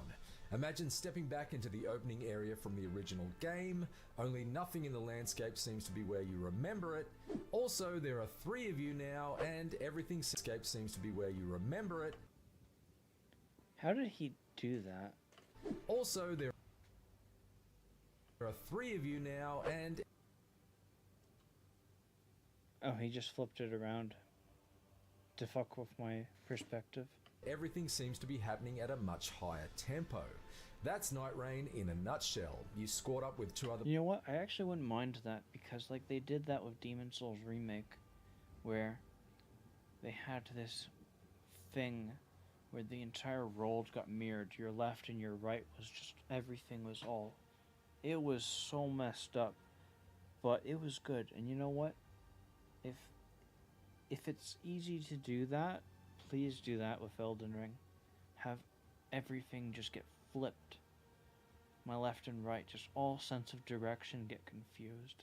I'd love that. The players at the start of each round get dropped into a densely packed alternate reality chunk of I need that as a mod. I need that as a mod. Oh my gosh, I need that as a mod. I want my left and rights all flipped around, everything. That'd be so good. It's so minor of a detail. But honestly, after playing Elden Ring for all these years, just having everything feel slightly off and wrong would be a nice change of pace. I would love it. Grave that has both its enemy types and structures randomly shuffled around at the beginning of each session, and it's up to you and your squad mates to build up from your lowly level 1 character's status as fast as possible by harvesting runes and earning Destiny style loot drops as you slash and dash through every enemy filled camp that you come across. So what's the big rush? Well, each session of Nightreign is structured as a 3-day cycle, with each in-game day taking 3-day about cycle. So the other guy's like, oh, 2 days. So you go for the first day, 10 minutes, boss fight. Next day, 10 minutes, boss fight. 3-day cycle. Then you go for your 3rd day. I'm assuming that it's another 10-minute cycle, and then your last boss. And assuming the boss fights are difficult, they could range probably from anywhere from 2 to 4 minutes, depending on difficulty. Unless you're one of those crazy strong builds that can finish something in 1 minute. So I'd say that when you go out on one of these adventures, you should probably be looking at hoping to play the game for the next hour per session, per mission, or whatever this is. 15 minutes to complete. At the start of the full, with each in-game day taking about 15 minutes to complete. But he says 15 minutes, and the other guy says 10 minutes. So they weren't timing it, or maybe... Well, I wouldn't put IGN as the most reliable source of information on how long a day takes, because I don't think that they're very smart.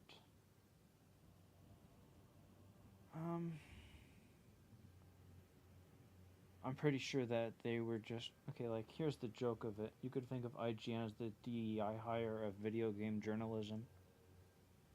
The start of the first day, you can pretty much pick any direction to plot your whirling path of destruction along, but as day approaches, night the space you can operate in narrows, and you're liable to be killed by acid-like rain should you find yourself caught for too long beyond the perimeter of the rapidly shrinking circle. Yes! You can pretty much pick any direction to plot your whirling path of destruction along, But as day approaches night, the space you can operate in narrows, and you're liable to be killed by acid-like rain should you find yourself caught for too long beyond the perimeter of the rapidly shrinking circle on the map, known as the Ring of Rain. In that regard, Nightreign is a bit like Fortnite, only with more medieval forts and knights, and considerably less TikTok dances. Once the Ring of Rain Unfortunately, we already have an Elden Ring mod for that, so it's not like we need to have those added to Elden Ring because the modders are planning on doing that already. its smallest diameter at the end of the day, a major boss fight is triggered. Like the rest of Nightreign's enemies, these end-of-day bosses are always randomized, and during my repeat runs, I experienced clashes with familiar returning foes like a draconian tree sentinel, as well as some brand new nasties like the centipede, a towering, twisting swarm of disgusting limbs. So happy that they're bringing back content from the previous games. This is what I wanted in 2015. I wanted Dark Souls 1 content in Dark Souls 2 back in 2015. When they were out making the Ivory King, making the Iron King, and the Sunken King DLC, I wanted to have a Sun King DLC, not Sunken King. I wanted to have one more crown that we would go back to. I wanted us to go to Lord Dran and get the crown of Gwyn as our final crown before we could cure the hollowing or stop the hollowing of the player. My gosh.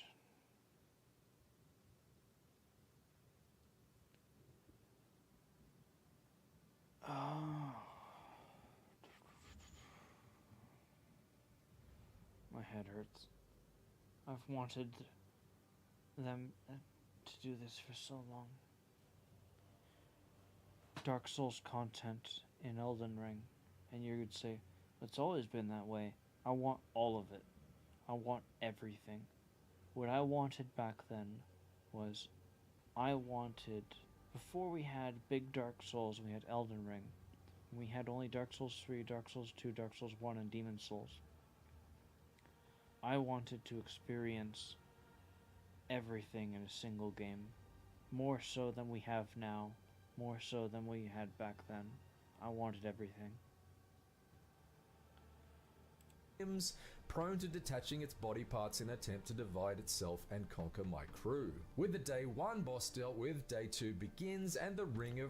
I think the biggest surprise that no one is expecting right now is I think the Ivory King will make a return. He is too good of a boss fight to be a boss fight that is hidden away in a DLC for a second game. Oh, he can't be just stuck away in DS2 forever. I want him back. Rain rescinds, allowing your squad to take a breath, regin to divide itself and conquer my crew. New nasties like the centipede, a towering, twisting swarm of disgusting limbs, prone to detaching its body parts in an attempt to divide itself and conquer my crew. With the day 1 boss dealt with... You could already cut off limbs of that boss, but I bet you that they have improved upon the concept a little bit. Obviously, I think that the aspects that already existed will probably still exist. Not completely true, because in DS3, there was a crab overhead slam that you could interrupt and do a visceral attack on whenever it did that attack. And those same crabs exist in Elden Ring, and I'm almost 100% sure that you can't do that. You can't interrupt their attacks when they do that one specific attack. So, what I think I was trying to say for a moment there was that there are aspects of the boss that existed in DS1 that do still exist, but they don't necessarily exist in the same capacity.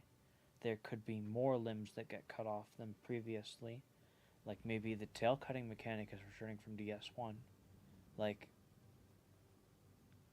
that would be a nice addition for Elden Ring, wouldn't you say? Everyone always says, hey, where'd the tail cutting go? Wouldn't it be nice to make, like, here's the thing. Remember Calamite? Calamite had a really easy boss fight if you didn't want to cut the tail. If you wanted to cut the tail, it was a much harder boss fight. And so,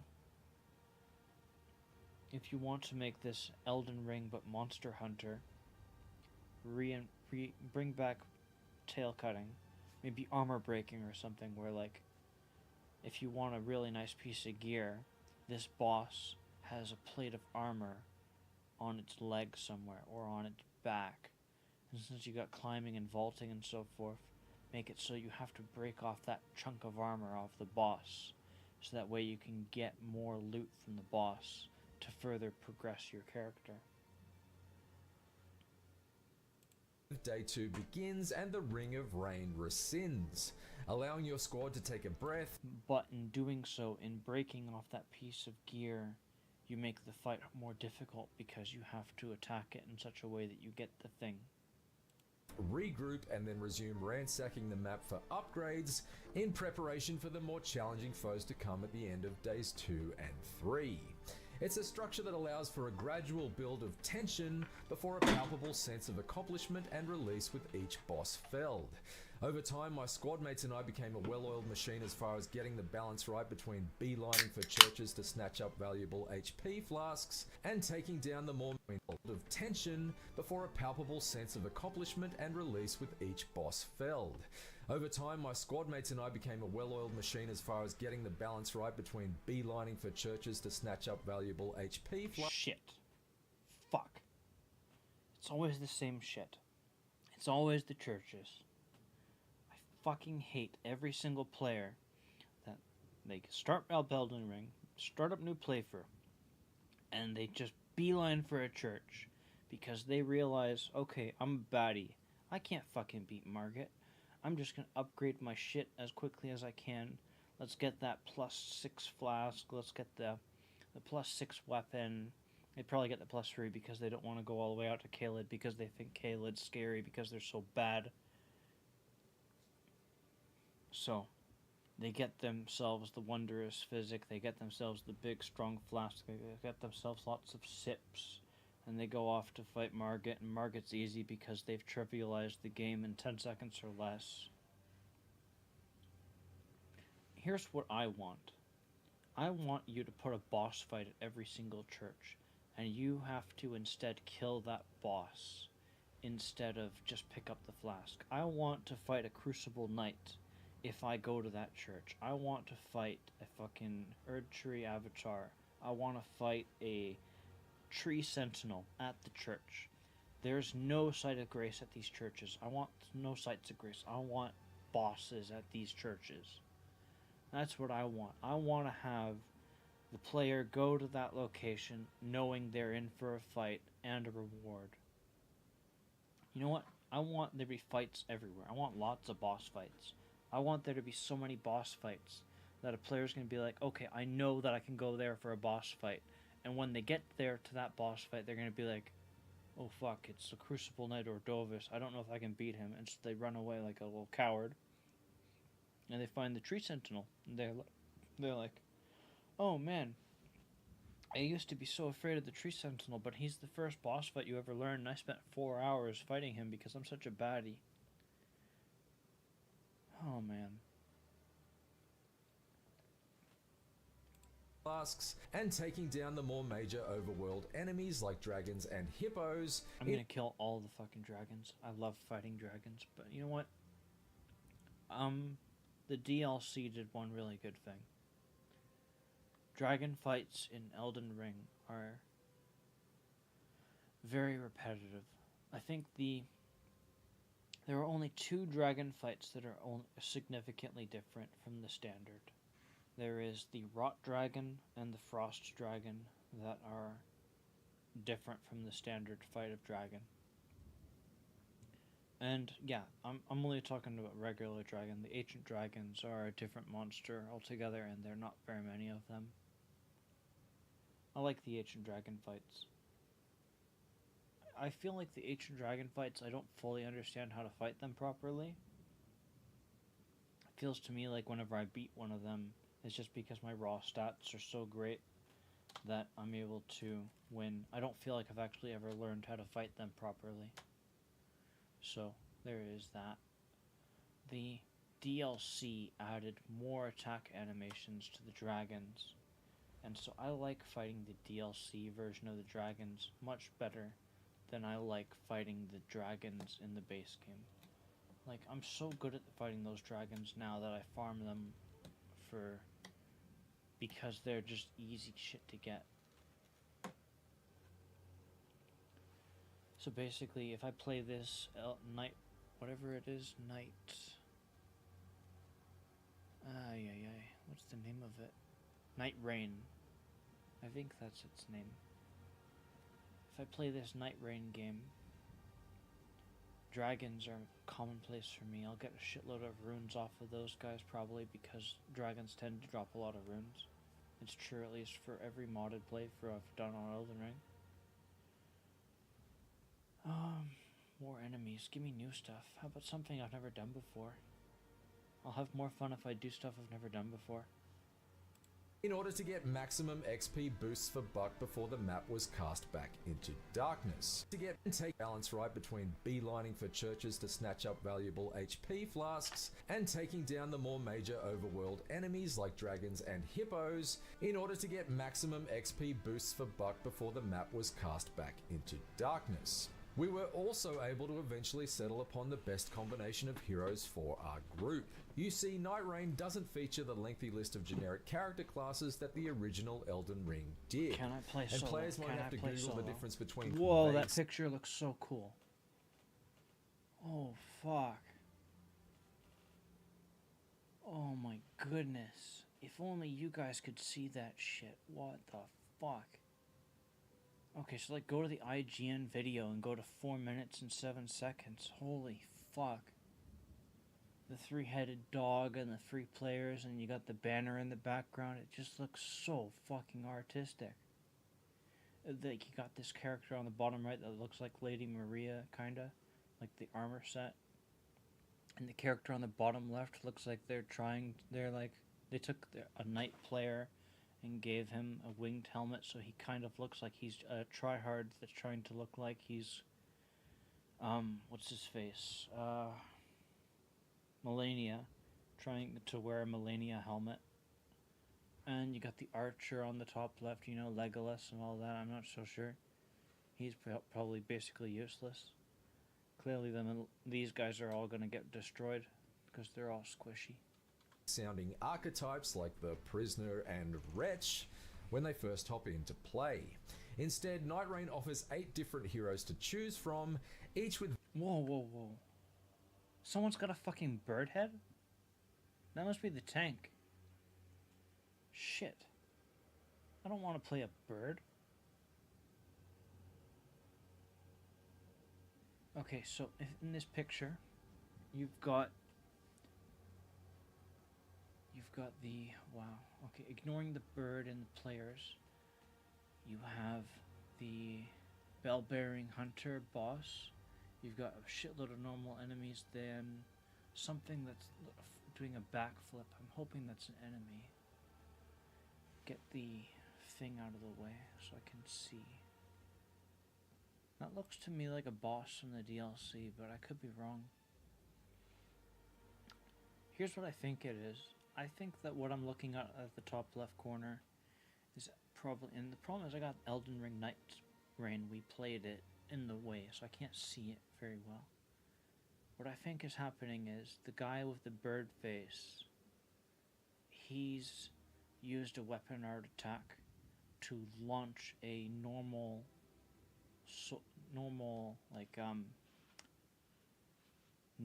noble, a worthless enemy like a noble, up into the air. I think that's what's actually going on, because I can't imagine it being anything but that. They're making this look absolute cinema. They're trying to stage this to look cool. Play. Instead, Nightreign offers 8 different heroes to choose from, each with very clearly identified strengths and weaknesses, in order to make it as easy to jump into. I would have been happier if that picture showed 2 different bosses. The fact that it only showed a bell-bearing hunter and 3 idiots not trying to fight him lowers the expectation of that a little bit. As possible. 4 were playable in the preview build. Wilder is an all-rounder hero type with a good balance between speed and attack power. Guardian is a burly tank type with... I don't want to play the Guardian anymore, only because I don't want to look like a fucking bird. The all-rounder hero is the guy with the winged helmet. I'm probably going to get stuck with having to use that, aren't I? Unless I want to look like a bird. Heavy attacks and increased damage resistance. Duchess is a... There's got to be some way for me to not have to look like a bird. nimble type with fast attacks and a killer quick-step ability. And Recluse is a mage type with ranged magic. Oh, great. Well, that one's going to be the one that everyone that likes girls too much is going to pick. So, she looks good. And I'm going to be honest, that background looks even better. Attacks. Additionally, each character features a unique skill and ultimate attack that both operate on cooldown timers. Wilder is able to use his hookshot skill to either reel in smaller enemies like Scorpion in Mortal Kombat, or to quickly zip past the... Whoa, whoa, whoa. Either reel in smaller enemies like Scorpion in Mortal Kombat, or to quickly... Just stop it with the bird helm, please. The armor looks cool, like they're adding more armor sets to the game. Thank you. zip past the swinging arms of a... I don't want to look like a bird. They basically took the eagles that you would kill for feathers in Elden Ring, chopped its head off and stuck it on a player's head. Major boss in order to sneak a few strikes in from behind. Guardian is able to conjure up a mini tornado to knock swarms of enemies off their feet, while Recluse can put a marker on an enemy so that every time that enemy is attacked... Whoa, whoa, whoa, whoa, whoa. Duke's dear Freya. Past the swinging arms of a major boss in order to sneak a few strikes in from behind. Guardian is able to conjure up a mini tornado to knock swarms of enemies off their feet, while Recluse... That is definitely Duke's dear Freya. That is the DS2 boss. Okay. So they are bringing DS2 content into fucking Elden Ring. Anything else in this picture? A shitload of spiders. They're keeping the same main boss fight. I only can see the front head. I can't see the back head, and it looks to me like it might be a little bit different. This can put a marker on an enemy so that every... I wonder if they'll edit his model so that he don't got the head on the back and the front. That'd be interesting. time that enemy is attacked, the damage is siphoned into boosts for her own HP. These unique abilities are all extremely useful in their own right, but finding ways to combine them with the special moves of your squad mates is key to surviving Nightrein's toughest enemy encounters. One strategy that my squad grew to rely on quite heavily was to unleash a damaging ultimate attack on an enemy such as Guardian's swooping dive bomb, then immediately follow it up with Duchess's restage skill, which basically creates an instant replay of the last attack landed and allows you to double the total amount of damage inflicted. It's in finding killer combinations of moves such as these that the co-op focus of Nightreign really shines. And after multiple failed attempts, my squad was finally able to progress through to the third day of the cycle, which climaxed in a fight against a snarling Cerberus-like beast called Gladius, which forced my team to coordinate and queue up skills and ultimate attacks with painstaking precision in order to overcome it. Gladius is just the first of 8 major bosses to take down in Nightreign, each with their own 3-day cycle leading up to them. In addition to the randomization of enemy Whoa. You said something useful. attacks with painstaking precision in order to overcome it. Gladius is just the first of 8 major bosses to take down in Nightreign, each 8 bosses. with their own 3-day cycle leading up to them. In addition, So 8 bosses, 3-day cycle. If each cycle takes 15 or 10 minutes, and then you got a boss fight or something, that's like 8 hours of playing, because it'll take 15 minutes for you and a couple of the dudes to organize or so forth, and you got little you'll do your day thing and you'll be like, okay guys, we beat the boss. Let's just take a moment to breathe or something. In addition to the randomization of enemy types and structures, further wrinkles will be introduced into each boss cycle, such as live volcanoes and forests full of rot, in an effort to prevent the landscape from ever growing too predictable. That's along with random events like meteor strikes, swarms of giant ants to fend off, and the surprise invasion of powerful tormentors like Margit the Fell Omen in an attempt to impede your progress. In addition to the approachability of its roster of playable characters, Go back. each boss cycle of enemy types and structures, further wrinkles will be introduced into each boss cycle, such as live volcanoes and forests full of rot, in an effort to prevent the landscape from ever growing too predictable.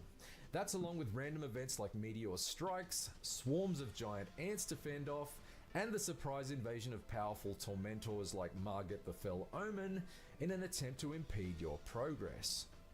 In addition to the approachability of its roster of playable characters, Nightreign has polished up a lot of Elden Ring's more abrasive edges to make it a far more friction-free experience.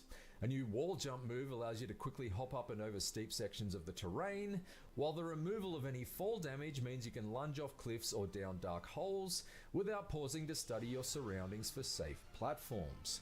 You only need to walk near a site of grace to top up your health and flasks, and if you want to spend some runes to level up, Only need to walk near a checkpoint in order to restore your flasks. Because you only got 10 minutes. I bet you they're not even going to respawn the enemies. They're just going to say, okay, good, you got back to one of these sites of grace. Now keep going, buddy. you just button mash through pages of auto leveling that best suits the base traits of your chosen character. Rather Wait. Maybe you're going to tell me it's more complicated than just level up. It's going to be... and flasks. And if you want to spend some runes to level up, you just button mash through pages of auto leveling that best suits the base traits of your chosen character. Auto leveling. Maybe, there's just maybe hope for this game. So if it's possible, these guys could be complete scrub lords, and so they don't know how to play the games. And so the game has a auto leveling feature. Maybe. If the game has an auto leveling feature, what it means is that if you're an idiot that doesn't know how to play the game, you can press the auto level button and it will automatically allocate your level ups to make your character a decent build. But if you enjoy the leveling up process of making decisions and changing the character to fit your needs, maybe, just maybe, hopefully, please, for the love of God, have this be what it is. Make it so that we're able to make our own decisions, just like in the regular Elden Ring game. Elden Ring succeeds because people are allowed to make mistakes. Okay? And so, a player that doesn't make mistakes feels like they have earned their success because they've created their own idea of how it should be done, and it worked. A player makes mistakes and they fail, and other players will watch that person fail and enjoy it more because they knew that they didn't fuck up. It's a sink or swim kind of thing. We love watching people swim, and we love watching them drown in their own failures. Rather than having to agonize over whether you should allocate a point to faith or dexterity, for example. It all gives each session the feeling of being shuttled along in an intense speed run. And you can get around even faster by using spectral hawks to vault across great distances of the map. Yeah, Death is not necessary. I wasn't expecting him to call it Spectral Hawk. I was expecting him to call it like Spirit Spring Hawk or something. But if Spectral Hawk is what you want to use, okay. I was expecting them to call it Spirit Spring Hawk. Necessarily the end in Nightreign either. If you find yourself down, you have a near-death meter that appears above you, and your squad mates must attack you while you crawl along the ground until the meter is reduced and you can return to the fray. It may sound slightly odd to basically kick a friend while they're down, but it's a system that works quite well. Wait, you can kill your friends? And in Nightreign distances, and you can get around even faster by using spectral hawks to vault across great distances of the map. Death is not necessarily the end in Nightreign either. If you find yourself down, you have a near-death meter that appears above you, and your squad mates must attack you while you crawl along the ground until the meter is reduced and you can return to the fray. It may sound slightly odd to basically kick a friend while they're down, but it's a system that works quite well, particularly since you can use ranged attacks like magic or crossbows to revive a down squad mate from a distance without the risk of putting yourself in harm's way. Should all three of you be wiped out at once, it's the end of the session, and you must restart day one with everyone back at level 1. So you need to stay on your toes in order to keep the rest of your squad on their feet whenever possible. While there's no... Please give me a single player mode, and don't let it have single player difficulty. I want the multiplayer difficulty on solo play. That is one of the best things I enjoy, is a game designed for multiple players that I can destroy all on my own. Doubt that because I'm going to be honest, when they design a game for multiple players, they design it for multiple players that are retarded. And so, a player that knows what they're doing is much more effective than a group of idiots that don't have any coordination. Elements of it. And then, when you get to the final boss, and they've designed it for the guys that actually learned their shit, then you get a super boss. Those are what dreams are made of, where you spend 3 hours making, well, not 3 hours, more like, an hour and a half, and you slowly learn phase after phase after phase. And it's not like you're beating your head against a wall. You are improving. You're like, okay, we're going to go into the boss does something, and he hits you. And you realize, okay, this is a problem I need to solve. I need to learn this move. And so rather than saying, oh, god damn, every time he does that attack, he hits me, you should say to yourself, okay, he got me with that one time. Let's try something different next time he does that and see if it works. I think the problem that I'm going to face is that with Elden Ring, I never, for the most part, there was like only a handful of times where I actually applied myself and tried to learn. Consort Radon was one of those times where I actually had to apply myself and learn the boss fight. And I did it pretty quickly too. I was impressed with how quickly I learned him.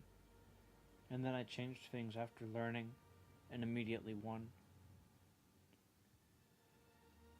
Where am I?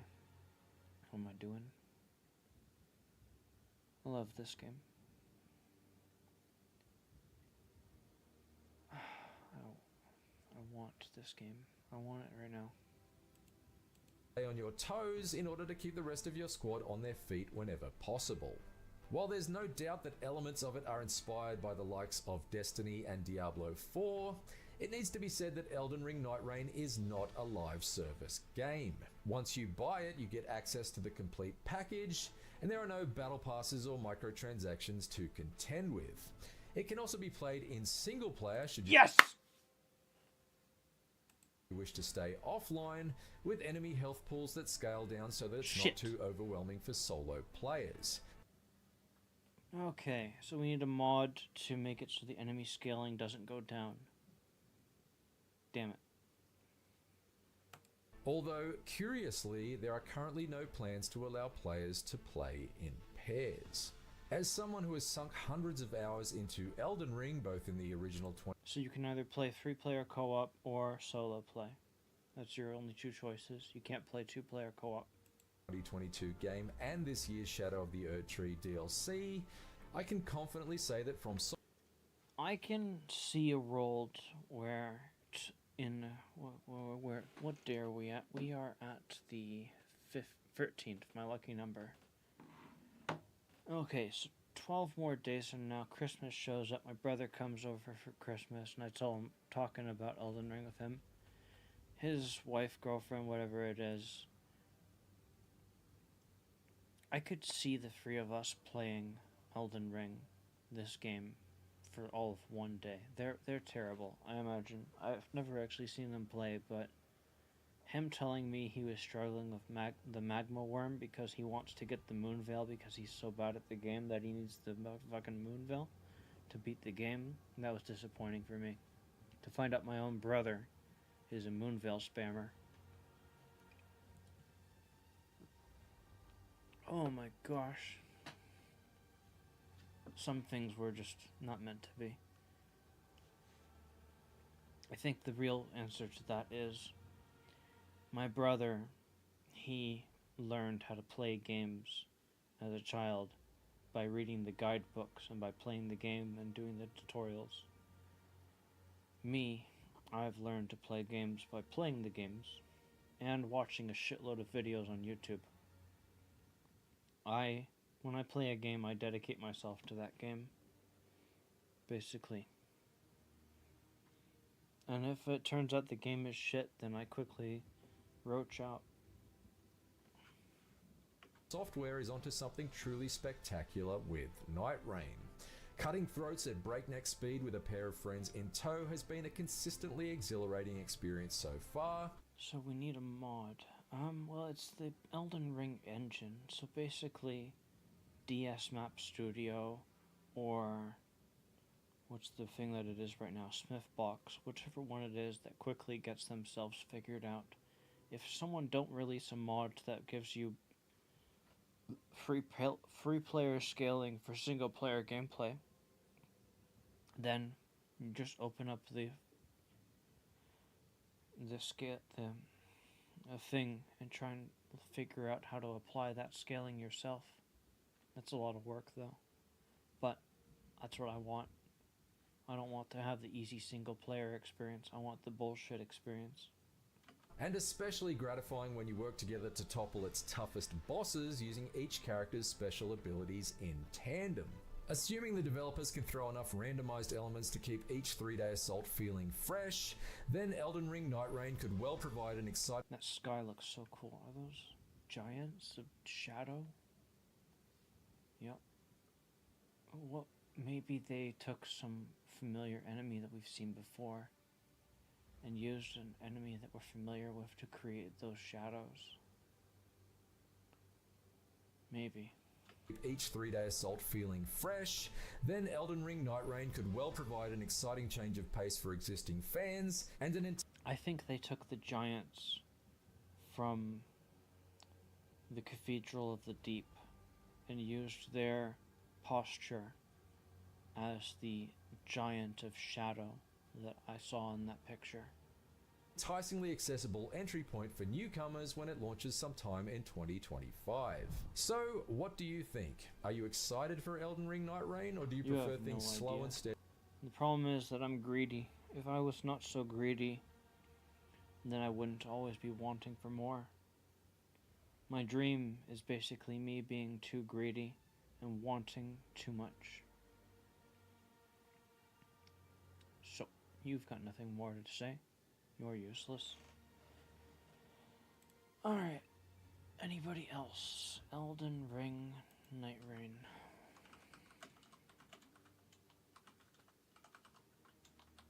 Probably just all reaction videos. Gameplay reveal trailer. I could watch that for one last thing. We'll be taking a look. That's just Vextra. I bet you that this time they didn't actually get in.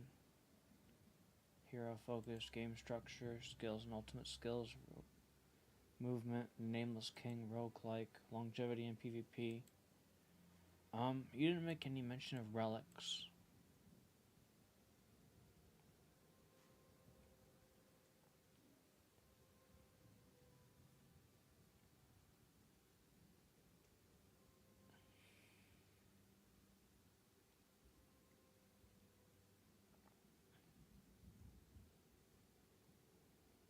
Here's what I think. So he mentioned one of the guys mentioned 6 players that went and played in Japan. There are 2 ways about this. That of those 6 players, 4 of them may have been um, from software employees that were there to help guide them down the experience and make it the best that it could be. And so that would mean that of the 6 players, 2 of them were the PC thing, whatever it was, the guy I just watched, and IGN, which would then change it down from 6 people. Otherwise, it means that pretty soon you're going to get 4 more videos from 4 other people explaining the game.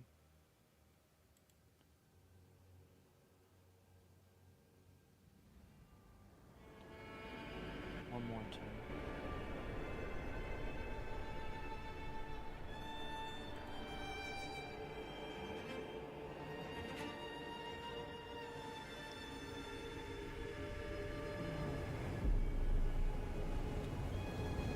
There's the rain they were talking about.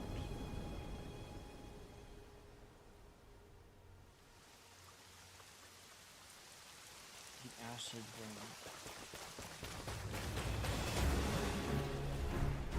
Player is running because there's no torrent this time.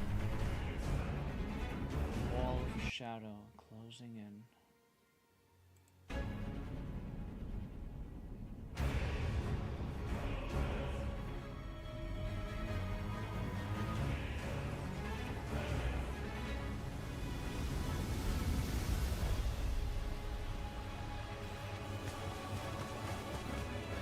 Seekers of redemption, you were chosen, thrown together by forces beyond their control.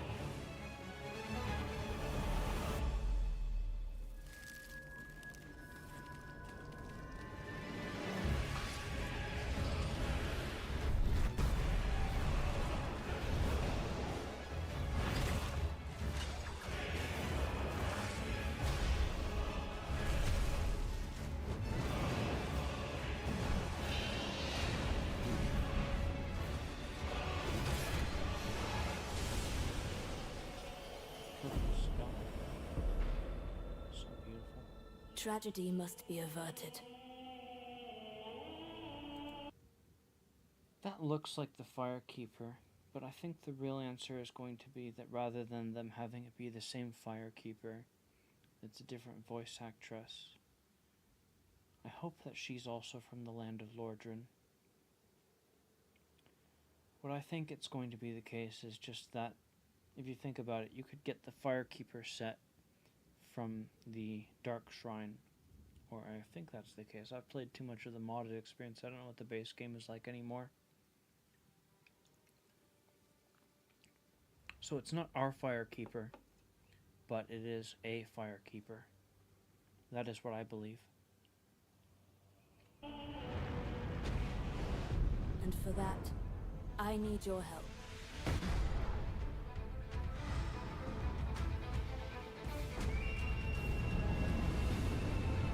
That guy with the axe. I don't want to play as the bird guy, and I don't necessarily want to play as the knight.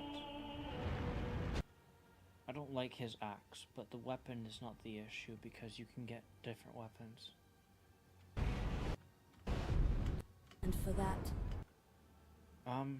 his I face looks a little weird, your help. but they were talking about skins, so that's one more negative for this game, is that you have to use skins rather than getting armor.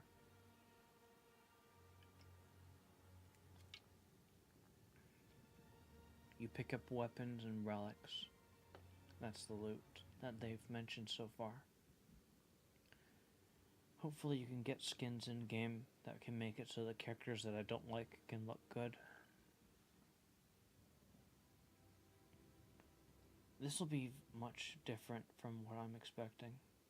This is not the standard Elden Ring experience. This is basically, if you want to think of it this way, people can, when Elden Ring came out, they were like, oh boy, every time they make a Souls game, it's always the same thing. This feels like a response to that statement, where they can make a Souls game but have it not be a Souls game at the same time. They're proving that they can do that.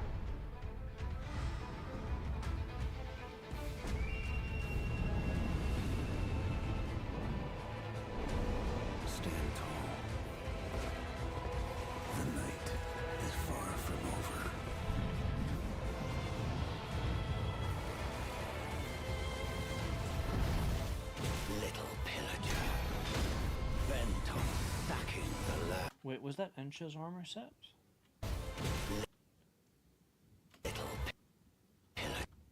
No, but that felt to me like it was a block. It's much more cinematic than usual. Bent on sacking the lands of gold. That's a new enemy. Will swat away. It looks familiar to me. It looks like a cross between those monsters from the DS2 game in the Sunken Crown DLC. Those dragons, and it's got wings, so it's kind of like a cross between that. It's like a split between the dragons of DS2 in the Sunken King DLC, a cross between the what are those monsters that everyone complains there's like 15 of in Elden Ring? The giant things that were originally supposed to be in DS3 but didn't. They look like the Pus of Man, but the giant boss. I don't know, remember the name. It doesn't really matter. And it also looks like a cross between a standard Elden Ring dragon. It'll be a lot more difficult. Any and all who dare approach.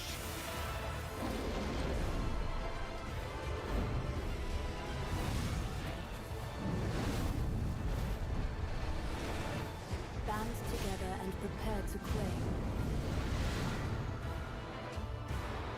This door reminds me of Kingdom Hearts 1, when at the very end of the game, at the end of the story, you had that white door that they had to open up. I really, really want this to be something we constantly come back to. The life of the Night Lord.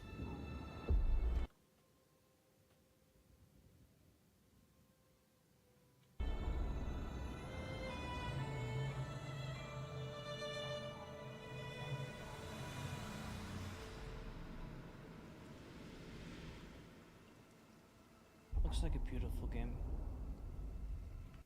And the best thing about it all is that it's not a mobile game. Alright, well I'm going to take a small break and then I'm going to start my Path of Exile playthrough of the day. It's been 3 hours without playing any video games.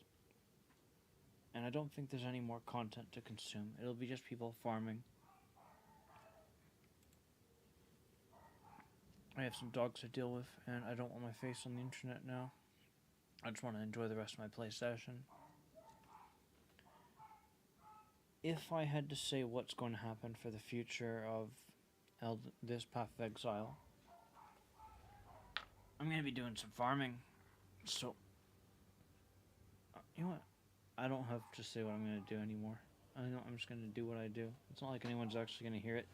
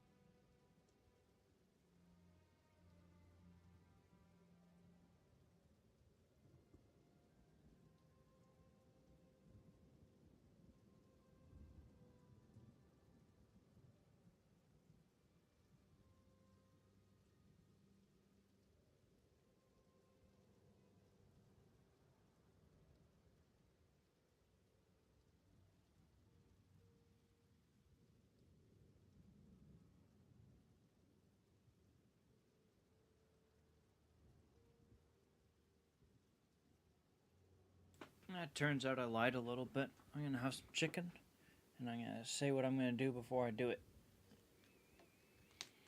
So right now, I'm in Act 1, and I'm just before fighting the 2 Eternals boss fights. However, on my first playthrough, where I'm probably just as geared up in the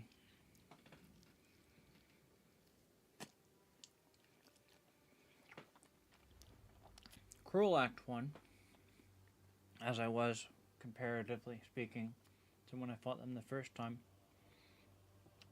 In my honest opinion, I think the 2 Eternals boss fights are one of the difficult bits of content. The first difficult fight of Path of Exile 2.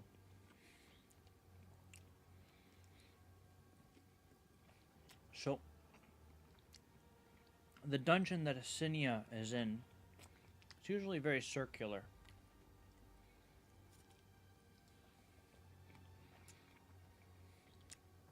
I'm pretty sure I'm level 51. And I'm not so sure that if I was to fight them, that I'd beat them on this higher difficulty level. So I was thinking, farm for a while.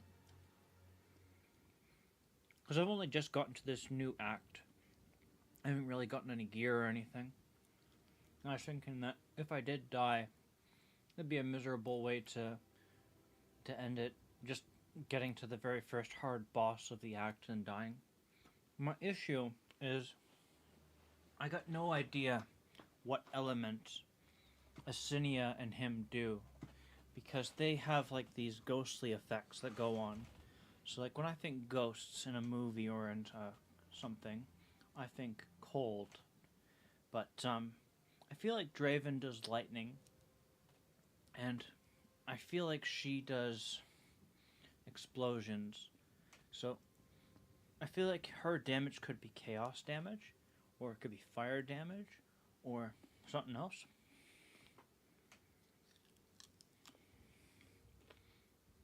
I think that the numbers in the first act were tuned with the concept of a player not having any resistances.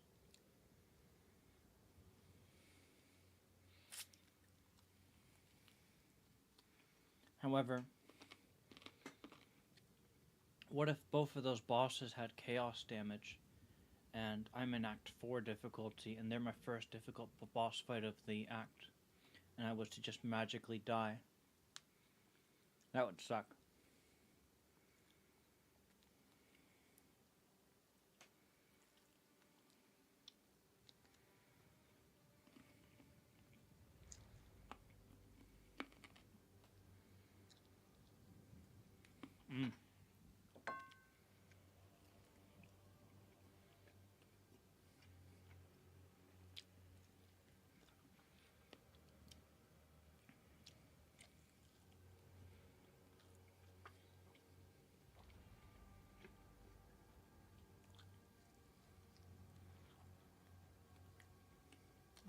Delicious.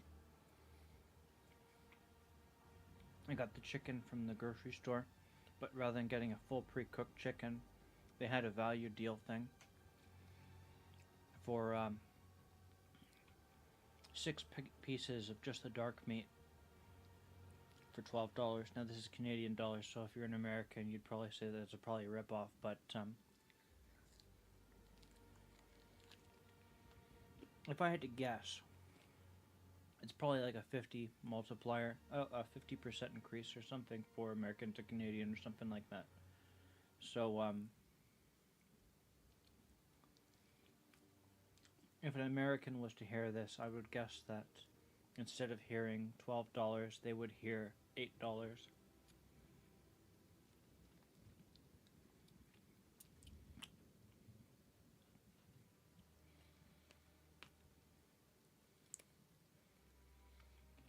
Pretty good.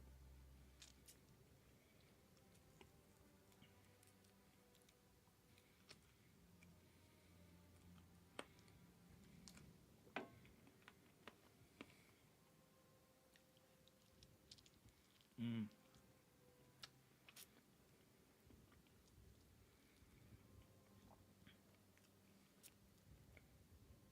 So I only got 3 more pieces of chicken left after I finish this plate. Because I had one of the pieces of chicken yesterday, and I'm having 2 of them today right now. And then I'll start playing. So, there are a lot of things I could talk about, but I'm not going to touch my computer controls, so it'd be difficult to fully say it all. But I wish I could say it all, because it'd be great. It'd be easy to just... Which finger is clean? They're all dirty.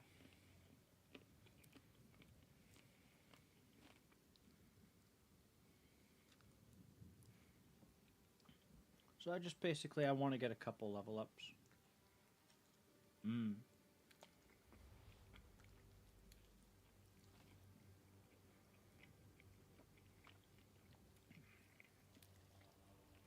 Oh, here's something I was thinking of. We have that molten enemy. I fought him a little bit yesterday. So I rechanged my stat allocations so that briefly yesterday I changed the stats for more DPS and less defense to try and kill him. I didn't have enough DPS even after all that work. So after I made that attempt, I reallocated all those points that I spent to DPS back into damage.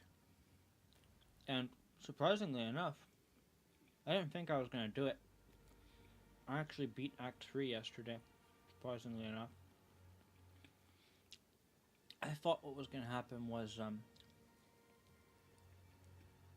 I figured we were going to go into the boss fight, and I was going to get hit by something heavy, get scared shitless, and teleport out like a... and rejoin that fight at a later day with better gear and armor and so forth. Instead, I ended up beating that fight. So I'm gonna be honest, the Act 3 final boss ain't all that difficult.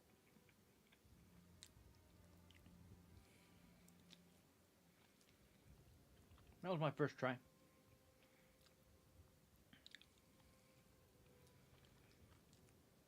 The only footage I'd ever seen of him before was probably from seeing the trailer of the game for a brief moment. Not much to gain from that. And also, there were clips going around of players that are DPSs killing that boss in seconds. So,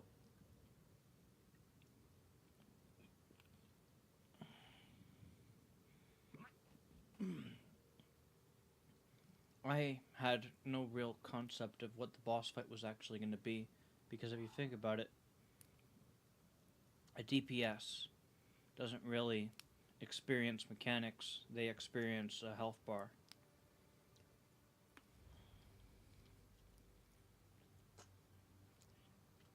So I took my time with the fight, and I had to quickly learn and adapt, and the approach that I used worked out. The scariest moment was when he dropped down on me. He fell, he levitates his machine up in the air, very ominously following you around, and eventually he's going to drop it onto the floor. One time, I didn't quite get away. I didn't get far enough away. My health got pretty low, but I'm going to assume that every other player at that stage is going to say it's a one-shot mechanic because they're not half as tanky as I am.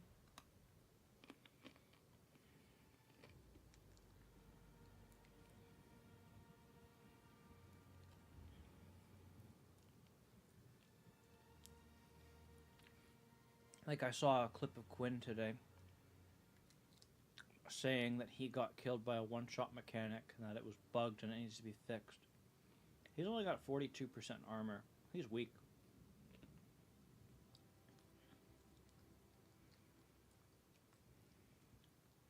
But the difference between what he's got right now and what I've got is he's got 2800 HP and a tiny little armor bar.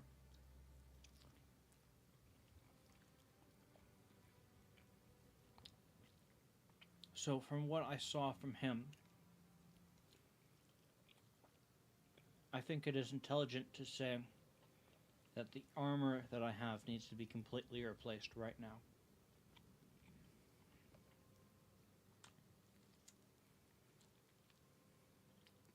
The enemy that he was fighting with 2800 HP. Whoa, what?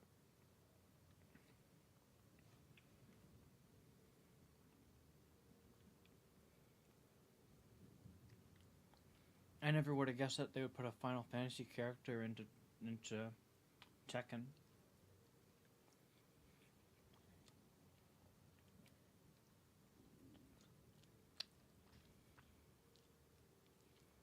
Especially him.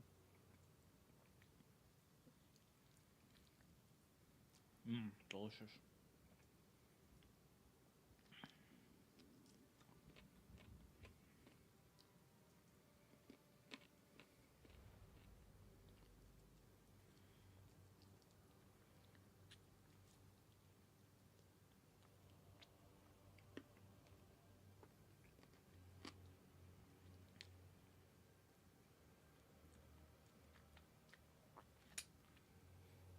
So, where am I? I've only got 1200 HP. I'm basically at the beginning of Act 1 for the, whatever it is, difficulty mode that they have called it. Cruel difficulty. And he's got 2800 HP. And I would say that he is probably close to the middle of Act 2. I think that he probably got a majority of his HP from armor pieces. So that's why I say my armor's got to be replaced.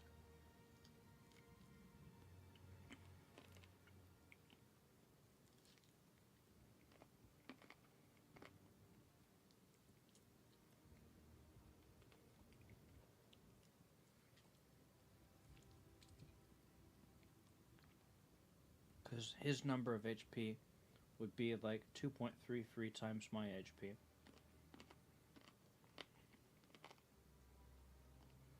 Doesn't change the fact that if I was to keep the same armor values as I have right now and get to his level, I would take half as much damage from physical as he would take.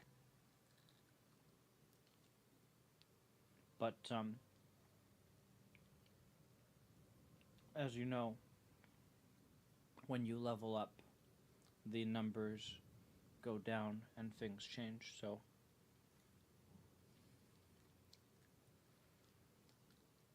Like, here's the thing I was taking note of as I was watching him play and him explain why he died.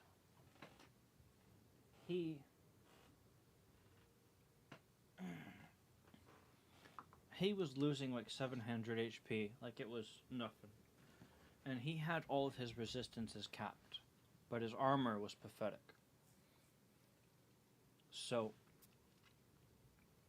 I think the majority of his damage that he was receiving was from armor. But he was still taking like 900 damage from attacks that were clearly elemental in nature. So my HP values that I got right now are unacceptable. I want to do the Trial of Chaos again, but looking at it realistically, my equipment hasn't changed too much since the last time I approached that content. The only thing that's really changed right now is my level. And level doesn't really apply too much of a bonus to your character's strength.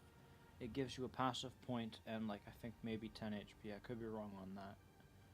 And my HP has stayed pretty stagnant over this grind for a while. I've had 1200 HP since I was like level 30. I'm level 51 now and I've still got 1200 HP. That's probably because I've been changing my allocation of stat points. And like yesterday, near the end of my play session, I saw some guy link in his chat a level 34 necklace that he's got that's just like my necklace. His necklace provides more to all stats, and it provides like 160 HP that mine don't, and it provides the same spirit buff that my necklace does. Everything about his necklace is mine but better. My necklace is inferior compared to his. If I had 160 HP from his necklace, I'd be so much better off. I would have like 1400 HP, and oh man, the 16 stats rather than the 11 stats. So that'd probably be like another 10 onto that. Oh man, it'd be so good. If I can get the Trial of Chaos complete, then I can get my 50% multiplier for all the passive buffs. And I was looking at the max resistances and so forth. And there were... So the 50% multiplier is for small nodes. And on the... well, my hands are a little bit cleaner now that I wiped them all over my pants, so why don't we log into the game and I can show you. I don't need these anymore. You guys can all get closed. And we can move this out of my way. Play the game a little bit before I change things up. So, yeah, level 51.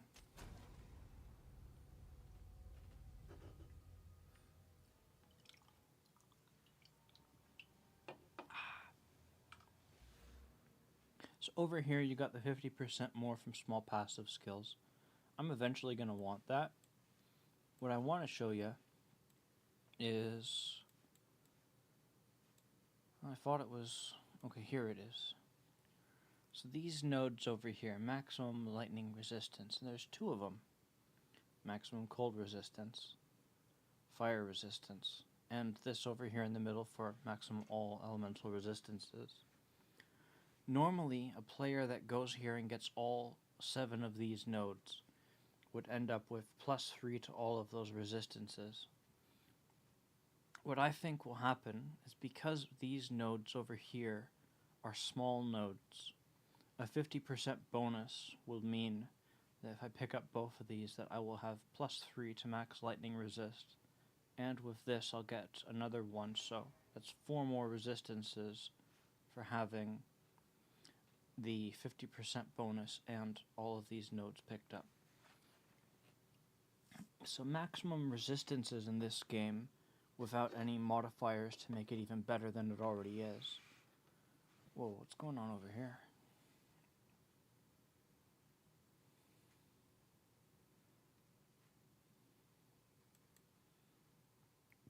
Duration. Well, the duration's 12 seconds right now, so I don't need that.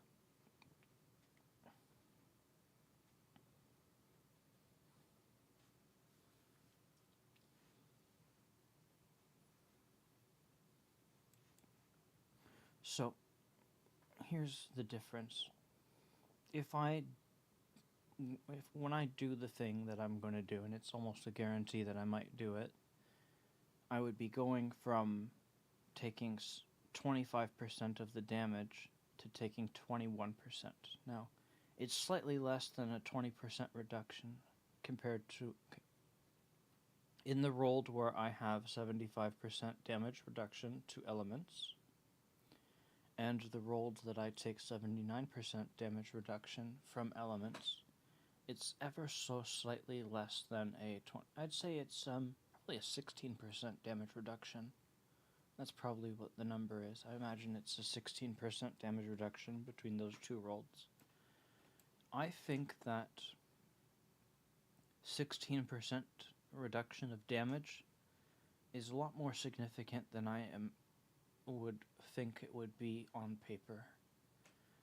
I've got a desire for me to cross over and come this way, and I can drop off a couple points over here to get the cold resistance, because I want to come over here and pick up not the block chance. I'm here for the increased defenses from equipped shield.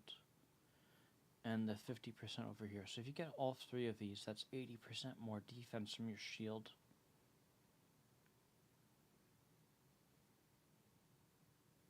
I'm not going to be using active block because this is resonating shield, so I'm not going to make any benefit of that.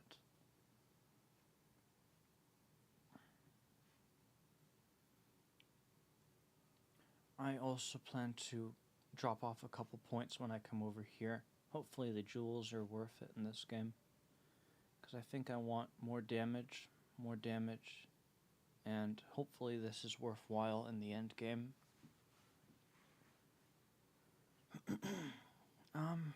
I might pick up the attack speed, who knows. I like all these things. What I'm coming to realize is that I am level 51.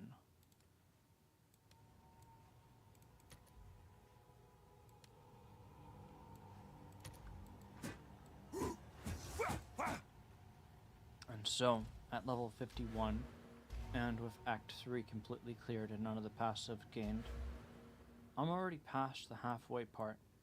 What I mean by halfway is that if my character was level 100 and I gained all the passive skill points that I could from the main game completion, then this is what it would look like, but double.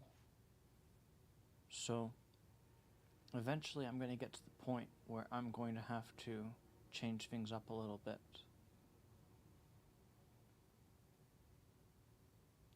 Yesterday I got rid of the points that I spent over here so that way I could redo the chain over here.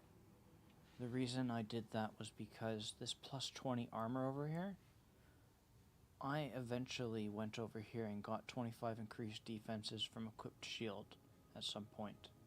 And that defense increase should have been really impressive. I thought it would have been, but it wasn't. It was really disappointing. And I calculated it before I did it and said that it had more value than a basic 20 armor bonus. And so I said, okay, if I come this way, I'm just getting 10 more strength and a tiny amount of armor. And so I was like, okay, we'll scrap those 3 points that I've already spent there, because I wanted this 10 melee damage, and that 10 melee damage, so I already had those things because I wanted more DPS to beat the magma dude. And I was like, okay, I can come down this way and reconnect with everything that I've already done. So like I quickly just got rid of a couple points, got rid of these guys, and then reconnected over here. It wasn't very expensive to respec for me. So my plan is to eventually move up this way. I could do some quick calculations to see how many points it would cost me to go this way. So over here on this part we have 1, 2, 3, 4 for this. I'm not really interested in just raw block chance for such a small value. I might change my perspective on that in the future. So you got 4 this way, 5, 6, 7, 8, 9, 10, 11, 12, 13, 14, 15, 19. Over here, 20, 21, 22. 23.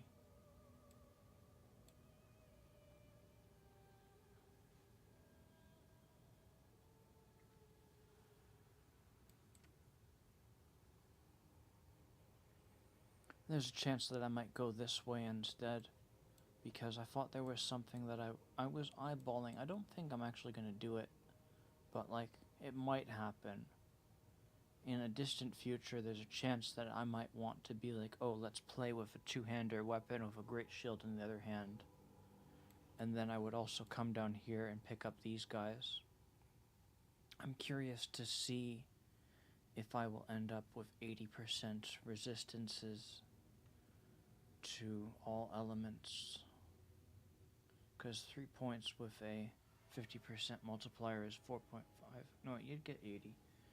There was something else down here as well that I was looking at, but that's one of the big ones. I'd probably just get these three and not that one for the fire resist. I had also been eyeballing going over here for the fire damage being reduced by armor, because that creates a situation where if there is an endgame zone that has fire damage and physical damage, my massive armor would negate most of that damage. If there's a boss that just deals fire and physical damage, I could make a clown show out of him. I think I calculated like 23 or something. So, there are 4 skill points to be gained in this act, and I don't have any clue on how many level ups I'm going to get. So me doing this entire process of going around and doing all that stuff, it's not a short-term goal, it's a long-term goal. The attribute bonuses would be nice for getting some extra health, I suppose. Not much, just tiny little amounts of it. Although you've got that 3% increased max life over here, it's too small. If I got that right now, I'd gain like 30 HP or something out of that. I'm not, a bit more than 30. Maybe like 37, 40. 40 HP, let's put it at that number, because once they get there, I'll have more HP as well. The thing is that it's the same modifier as this over here. This thing is much more significant. My intentions are to eventually get this, and then redirect my focus to get that. And then very likely my last bit will be to go for either this, or more likely I'm going to go for that, because that's just the thing that I want.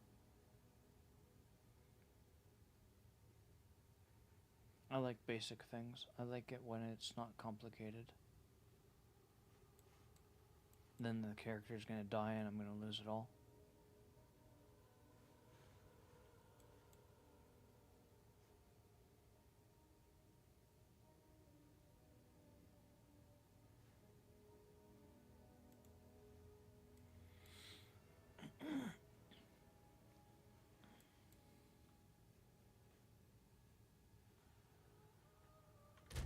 Block chance right now, 26%, so I don't have any block chance modifiers.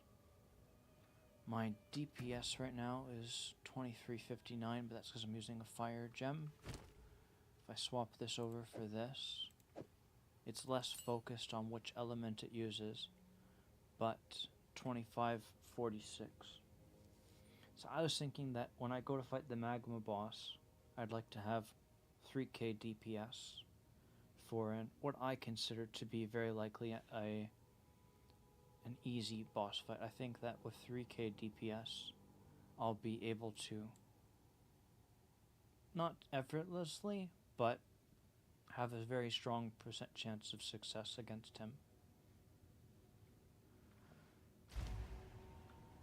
If I wanted to, I could probably remove the allocation of some points, because the difference between what I had back then and what I have right now is I have a better weapon, and I've got more points spent into damage, so I'd have to go looking for ways to deal damage elsewhere.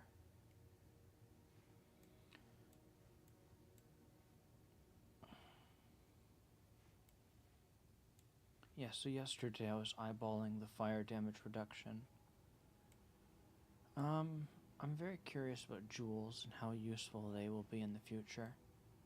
Hearing, though, that it's only going to cost 23 points to go up that way, I think that 124 is the maximum amount of points. So if I'm spending 23 points to go up here and do this little project, then that gives me confidence that I can do other things in the future as well. Like, I can go up there, get my elemental resistances, I can come down here and... I wanted this for defenses from the shield. Am I really making the right decision? Probably not, because I was very disappointed with what the shield bonus did over here. I was extremely disappointed. So, me wanting to go all the way over there for the shield bonus could be an error. There was life regen somewhere. Let's take a look at that.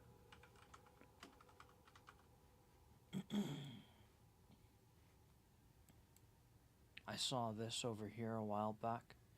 It says recovery rate, so it's different in nature. But life regeneration rate, 40%. I've already got 4 of these over here, and I'm going to be honest, I was very impressed with how those worked out. I've been eyeballing. Now, obviously, you have to realize there are only so far the character can go before you run out of points. So eventually I'm going to have to, once I get to the end of the game and I have all the points spent, then the next end game comes, which is min-maxing. And I think that's going to be good. 150 against... I don't think that's going to happen too often. If an enemy was to strike me with a critical hit, that's useless. That's very useless. 16% attack speed, but you haven't attacked recently? That's so shit.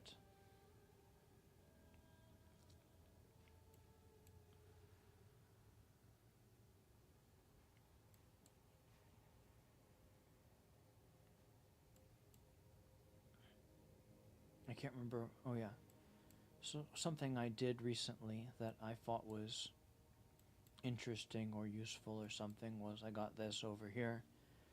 So I think that I can't guarantee how it works.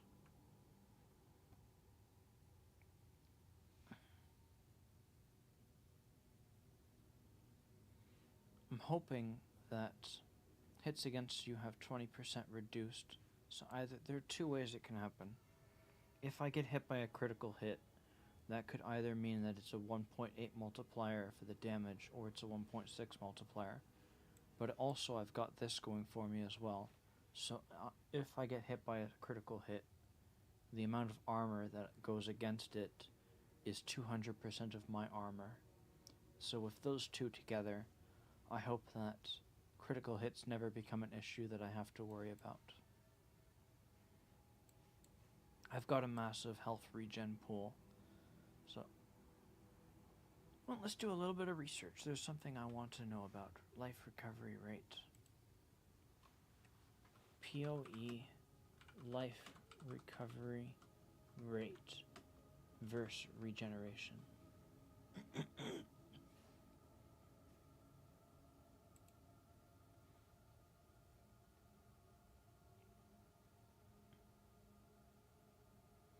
Everything and recovery rate are multiplicative. Same applies to mana and energy shield. It's been this way since forever. Regen, leech, flat regen, X on block, X on hit.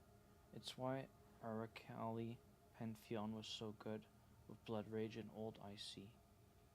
Recovery rate are pretty damn scarce though, and they ate a nerf bat this patch. Okay, you're talking old shit. But anyways, so what you're trying to tell me is if I came all the way down here, picked up all these things, I've already got a 40% multiplier from these life regen perks over here. So with these perks and those perks down there, I would have 80%. And with this perk over here, that 80% would become 120%. This guy over here is a 15% that would be multiplicative with that 120%. That 120% life regen with a 15% multiplier on top of it. So you got 10%. Let's work with that. So you got 120, so that would get you 12 more. And then you got the 5, that would give you 100 and I'm 6, so 138 increased recovery rate. So whatever my base health regen is, it would get increased by... Okay.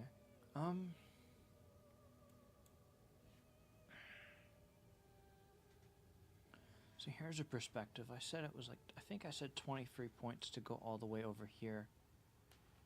But, if I was to want to get that life regen, it would take me 4 points to come down here, and then 5. These ones over here, 5. But what if I was to come this way instead? So you got 1, 2, 3, 4. So 1, 2, 3, 4, 5.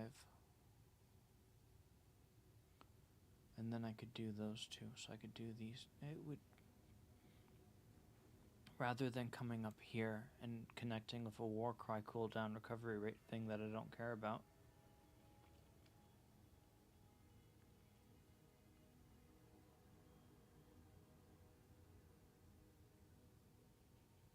Interesting.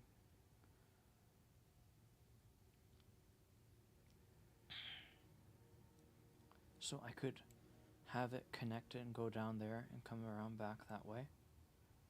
And I could also, what's this? More life regen and armor. More armor, big armor. Also added to armor.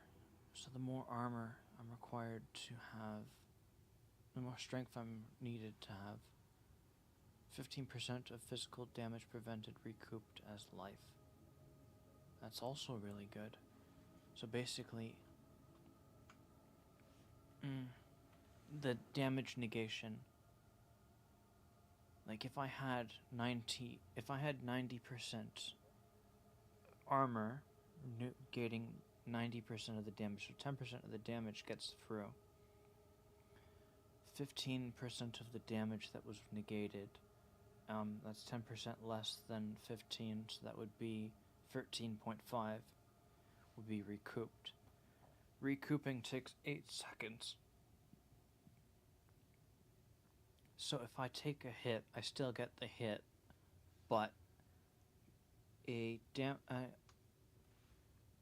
I had 90%, that's the theoretical, that's the issue with that. But and then life regeneration rate, but that don't apply to recoup. I wonder if recoup is affected by recovery rate.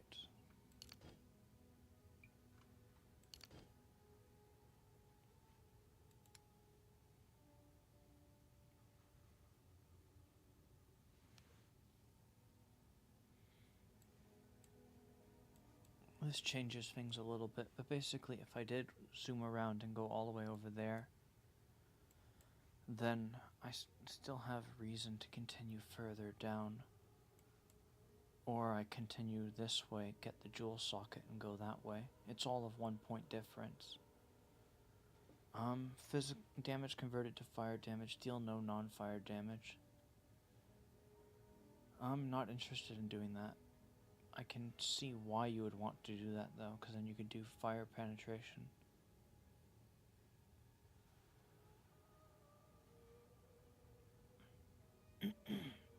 And there are a lot of fire penetration nodes, so you can basically make any enemy weak to your damage type that you deal. Life, regeneration rate, more armor, and an even bigger amount of armor, and there's like 7 nodes over here.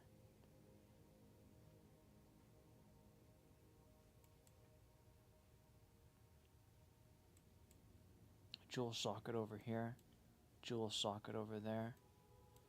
There's a jewel socket over here. So if I was to come around this way, I probably will end up eventually liking jewels. So I'd probably get that. Armor if you've been hit recently. If you haven't been. So you've got 2 choices that overlap to create the same result. If the effect is recent and the effect is not recent have been both picked, then it don't really matter. You're always going to have it active. I think that's a waste.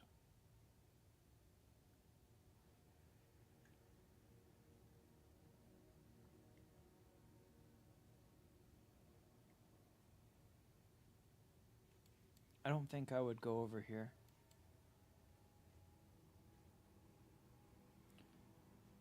Since I'm not going for a fire build, me going over here, and then you got minions and so forth. Final increased damage of flails. I don't have flails in the game, do I?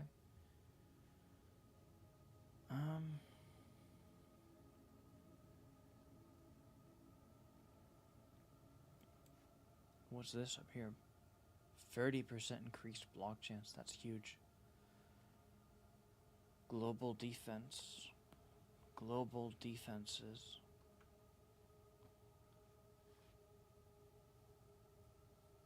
Okay, so if you want to be a block build instead of a tank, so you would lose armor, life regen while stationary. That's not happening. Energy shield does not recharge.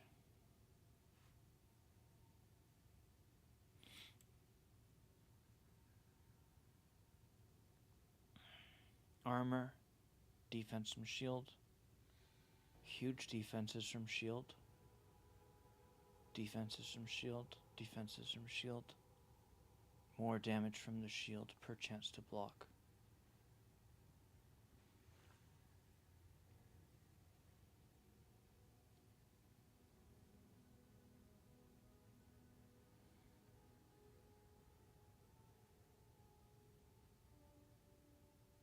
I think the problem is that I don't really fully understand energy shield and why I would have it.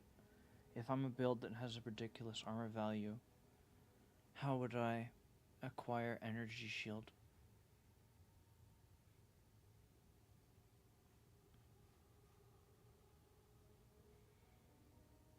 But the interesting thing is that my original intention was to come down here to get more defense from shields, 80% of that. But if I was to instead go up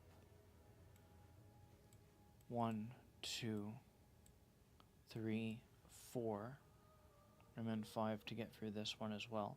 If I go through 5 steps of progress, I then find myself over here. This 1 point over here gives more value to me in the form of just raw defense from the shield than all 3 of those points over there. But I also wanted these guys down here. So I could go like this way, get that. I have so many things that I want. I'm greedy.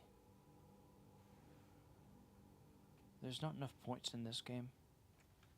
You need a level cap of like 150 with a 3rd difficulty level, so that way you can go through the story a 3rd time. I might be joking, but I might also not be. I want to play this game for a very long time, get all the pieces of candy that I want, and the other thing I want is I don't want to reach a level cap. I want to constantly be... What's this?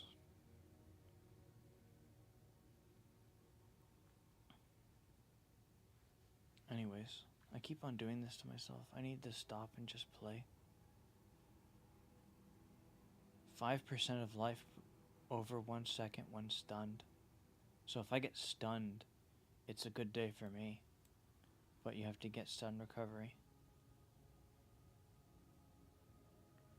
So basically if you get stunned, 10% increased global defenses. I bet you that's really good too, because I bet you it's multiplicative of armor.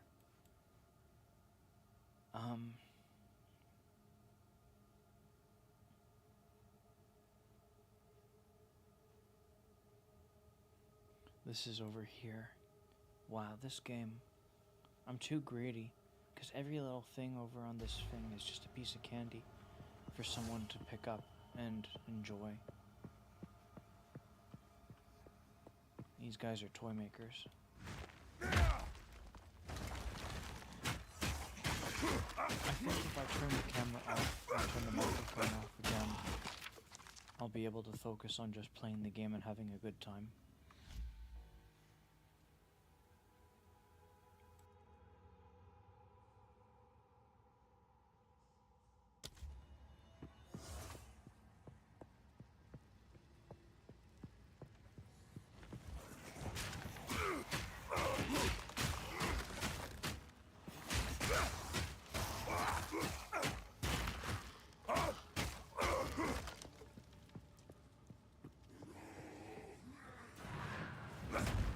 destruction!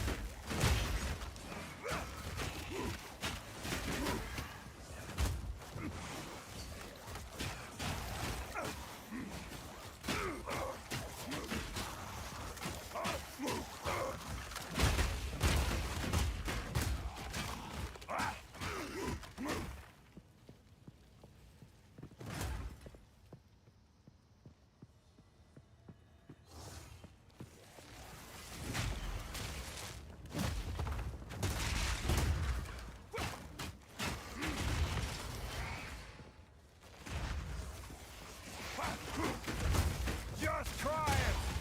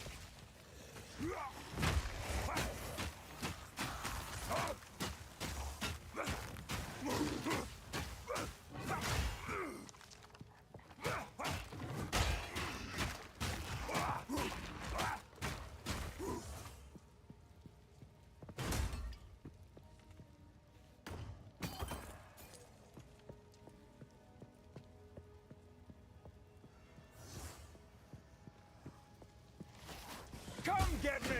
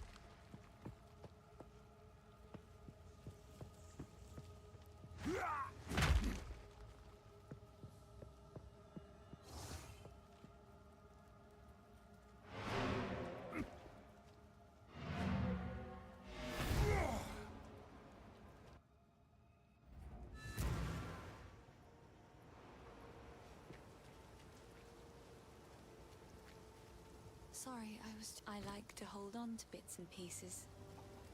Any that catch your eye?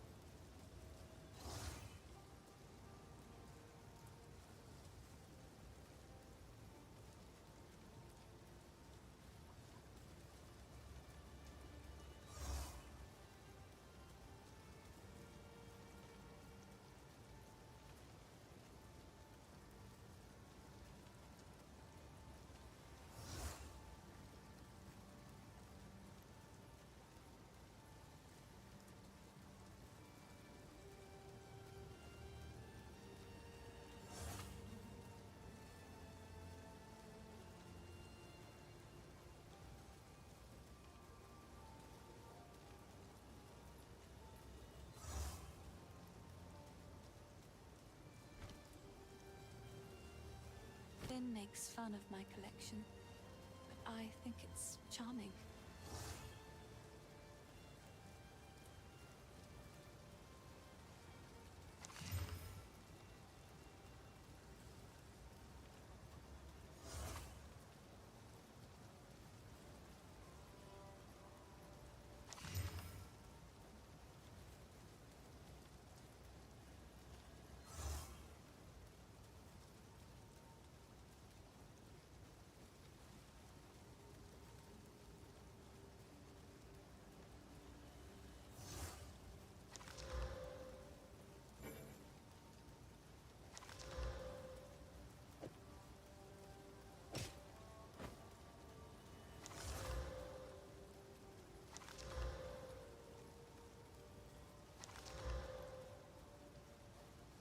I will treasure it.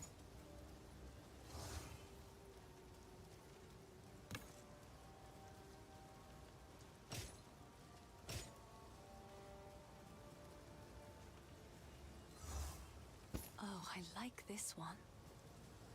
Goodbye.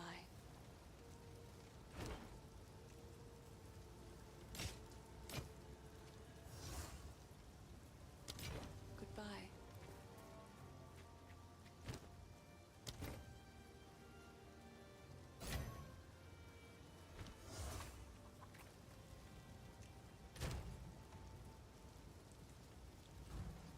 Sorry, I've collected these over time.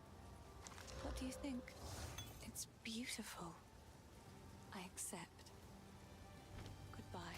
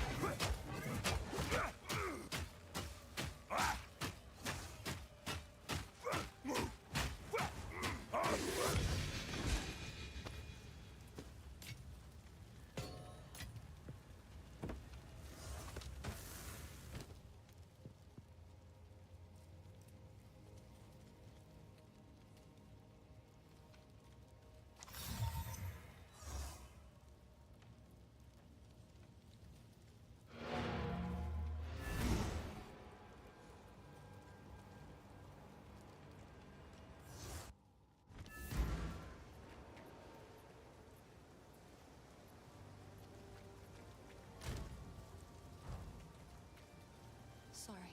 I was... Care to take a look at my...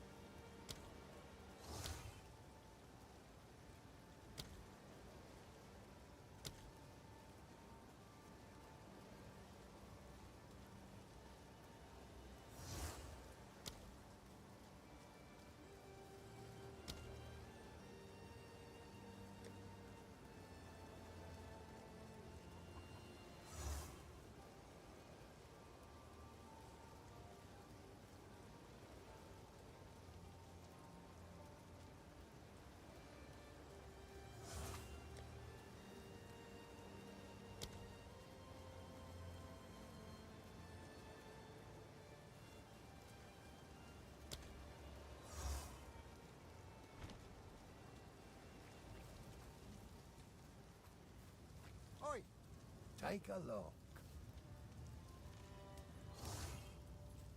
If you find a pint out there, do bring it back.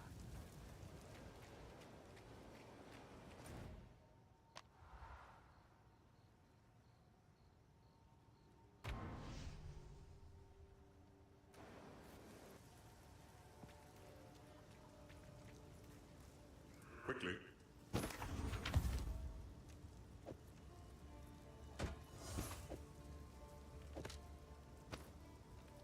What have you learned? Go. How can I help? Anything take your fancy?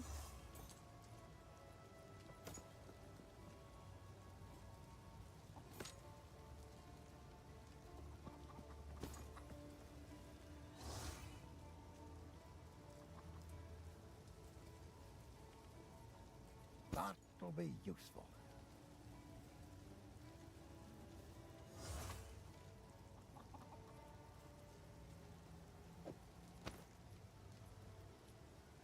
Might make good scrap.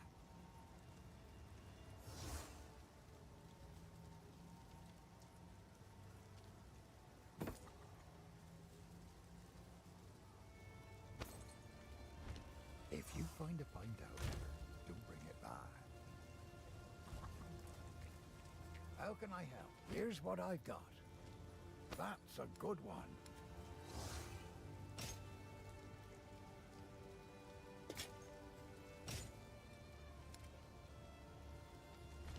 Go well.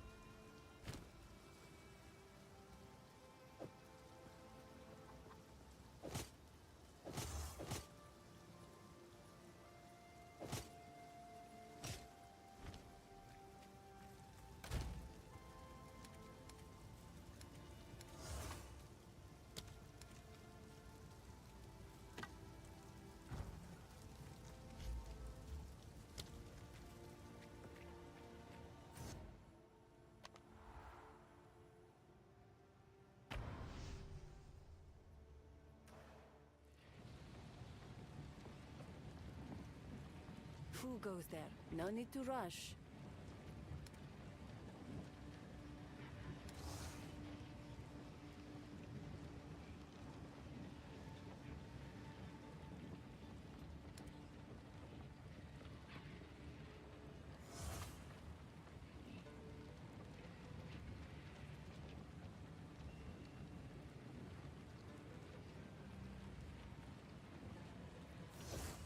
You are. Take care.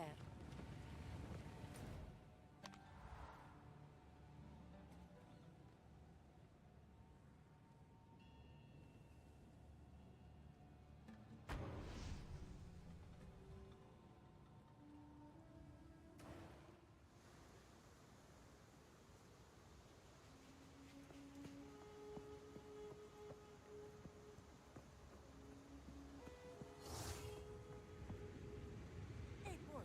Yes?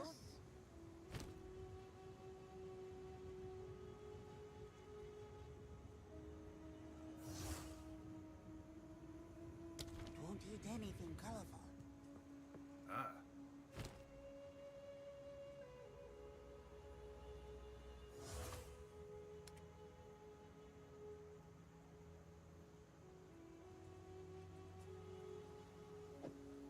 Bit fancy, this one. Enjoy.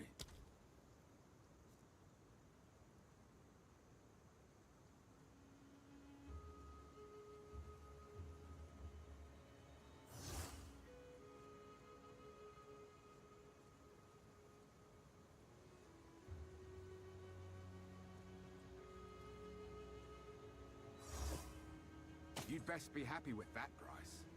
I'm not.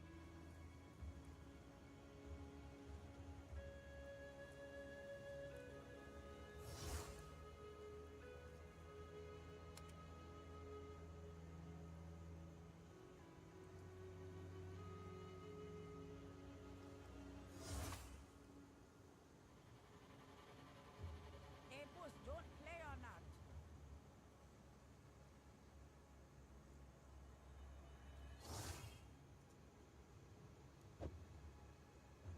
There's something special about that one. Don't know what that something is, though.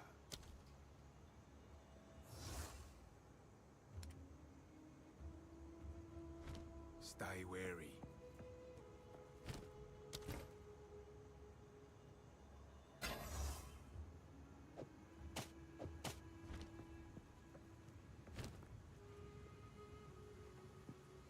Our local. You best be happy. Don't get eaten. Need a guide?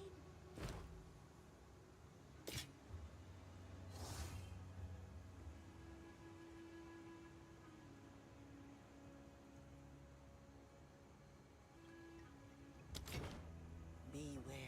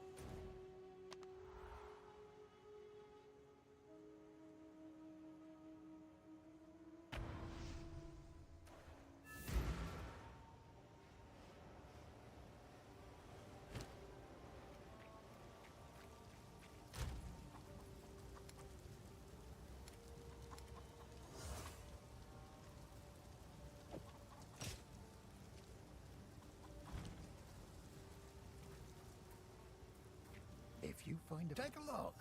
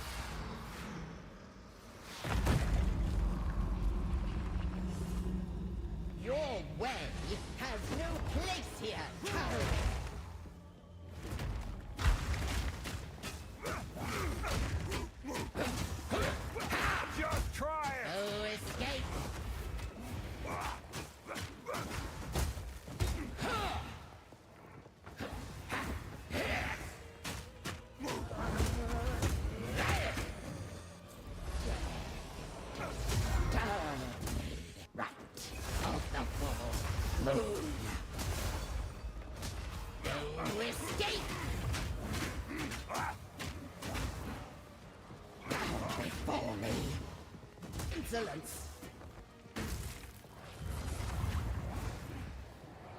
Your soul is mine! Right of the full moon. No escape!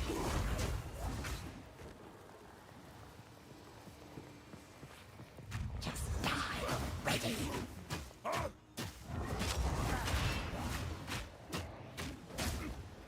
Right of the fourth moon.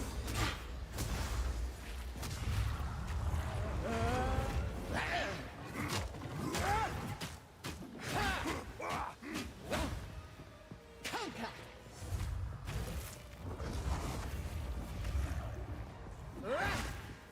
Right of the fourth moon. Prison of bones. Now hold still. No escape! Right of the fourth moon.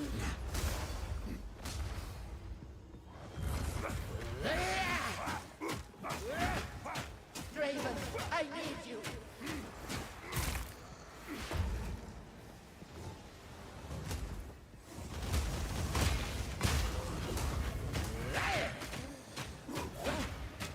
Right of the full moon. To me, Draven. Prison of bone. Now, hold still.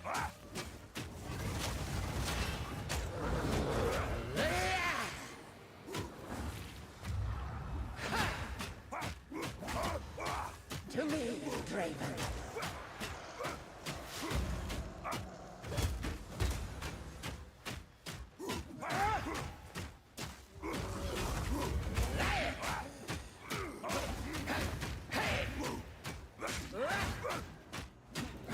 To me, Draven.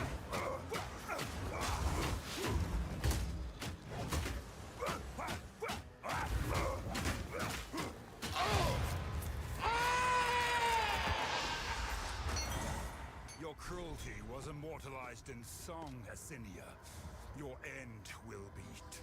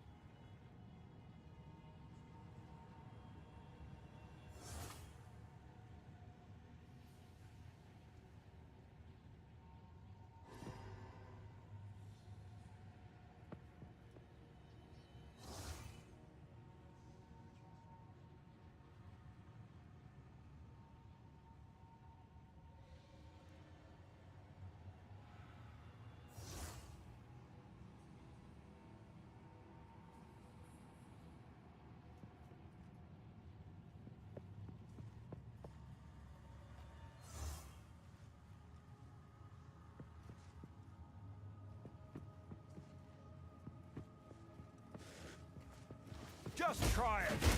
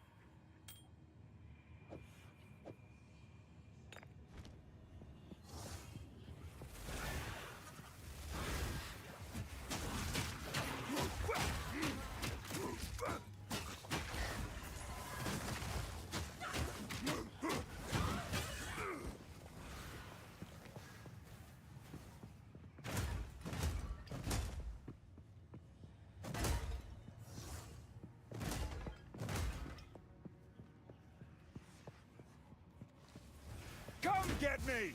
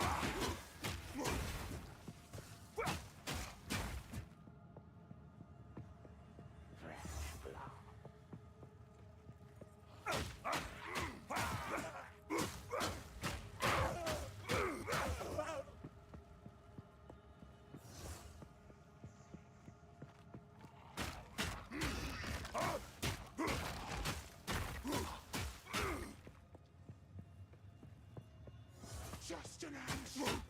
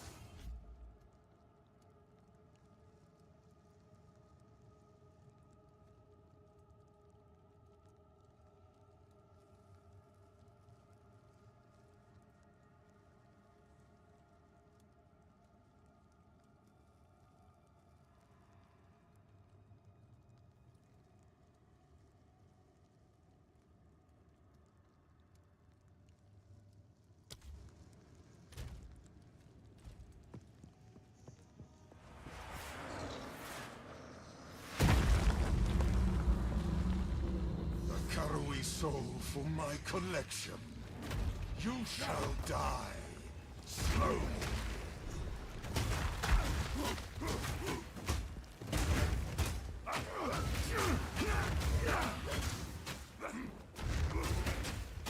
These spirits are mine!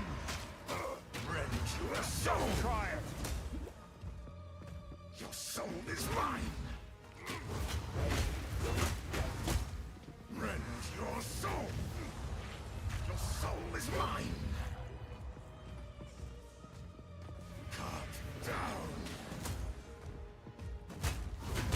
I will end your meaningless life! Cut down! Your soul is mine! Cut down! Your meaningless life ends now! Rend your soul! My beloved Senora! Eternals will never surrender!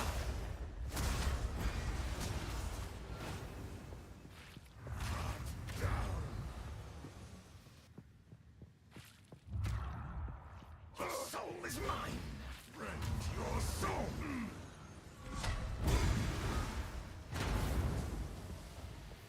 Your soul, Asidia! At your request. Not Galpa! Your meaningless life ends now! Perish! My beloved Asidia! I answer your call.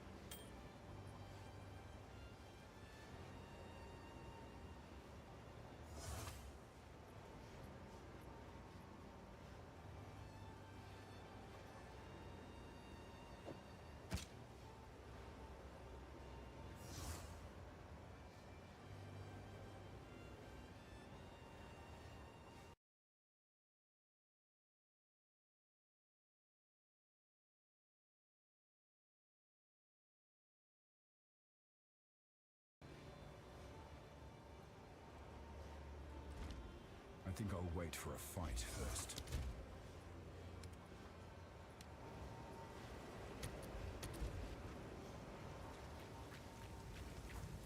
Hello.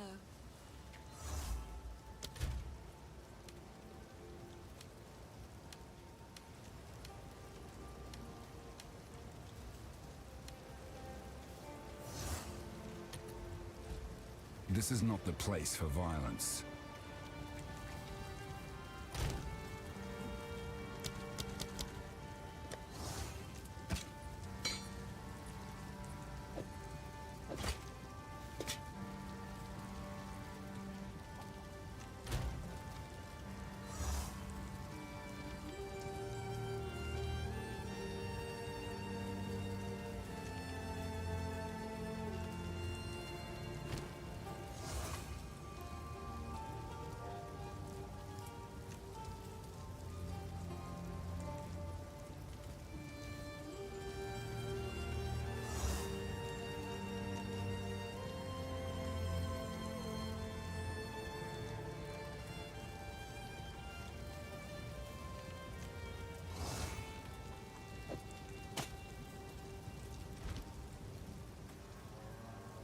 How's the clearing? What would you like?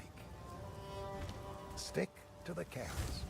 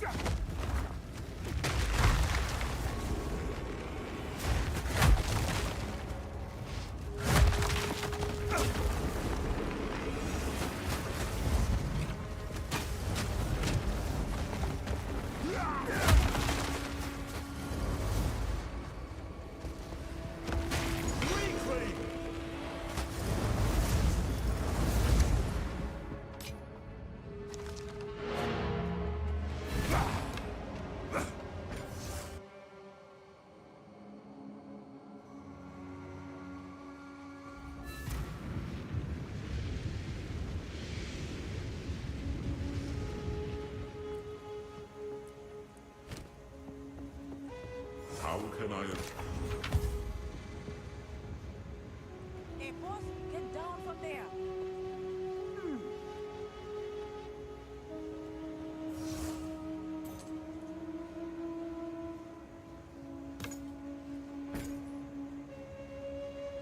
Keep your eyes sharp.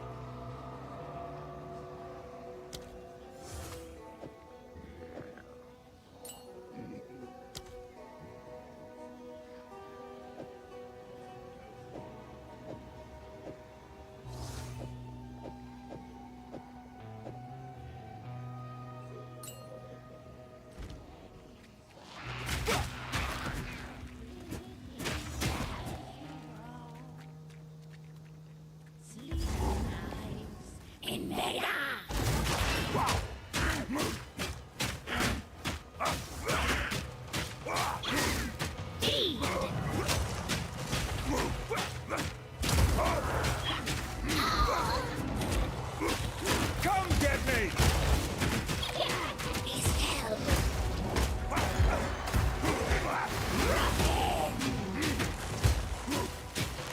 Swell!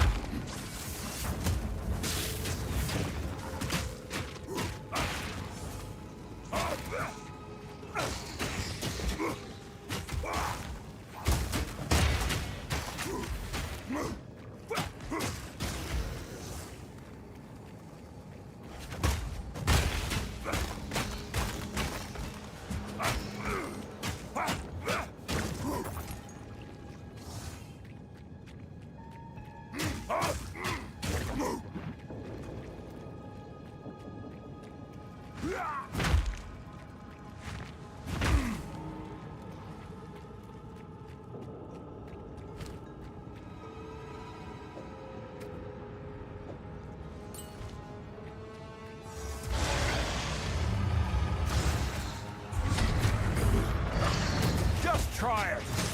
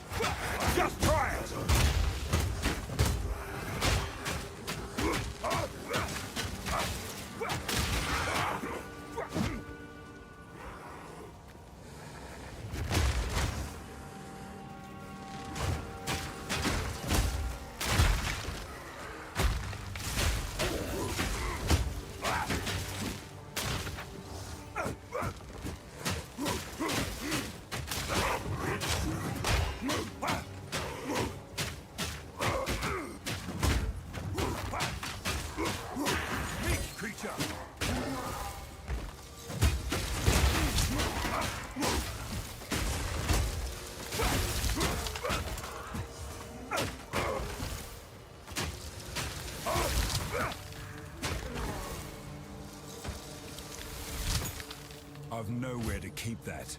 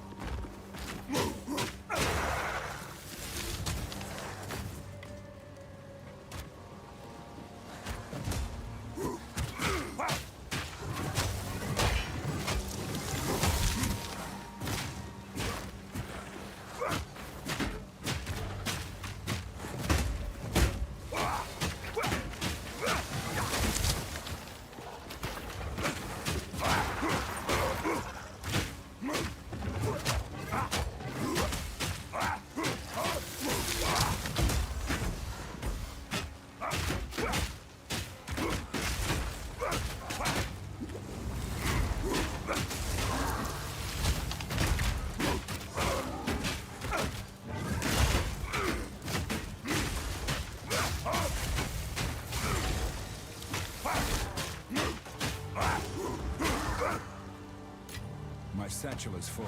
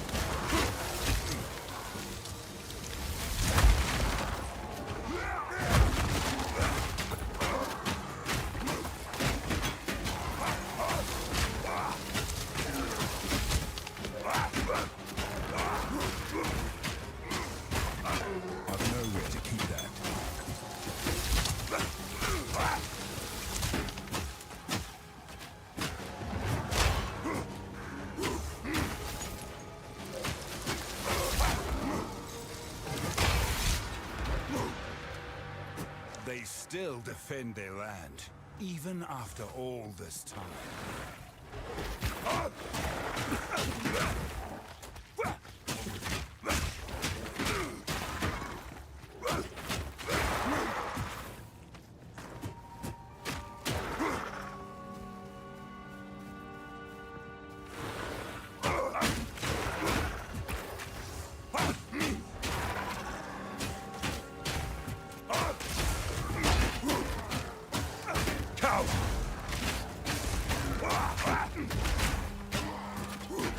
Move!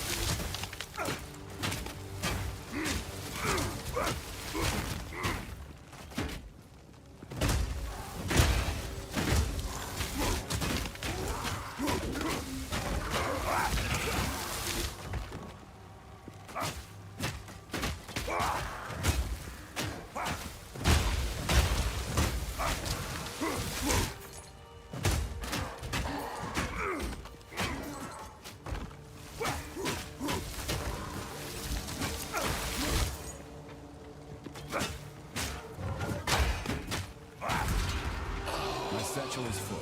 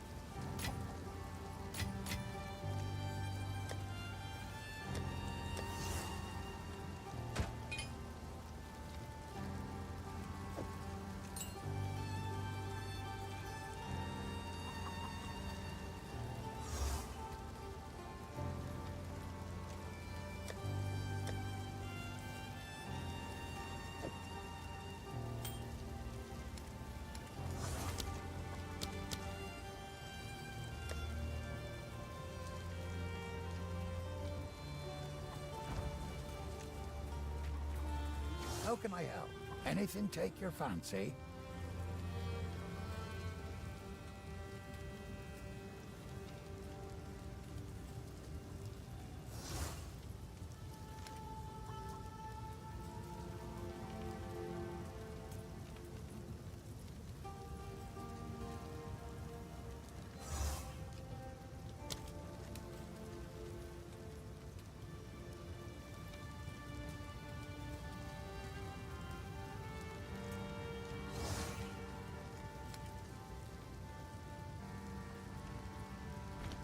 Stick to the carrots.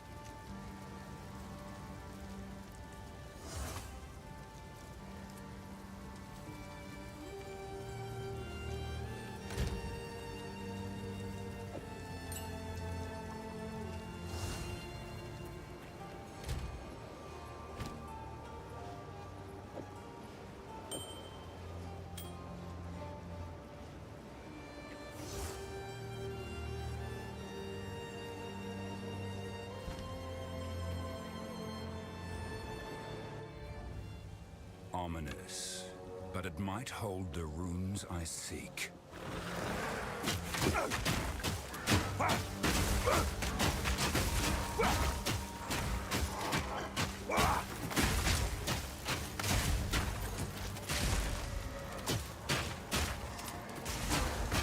Just try it!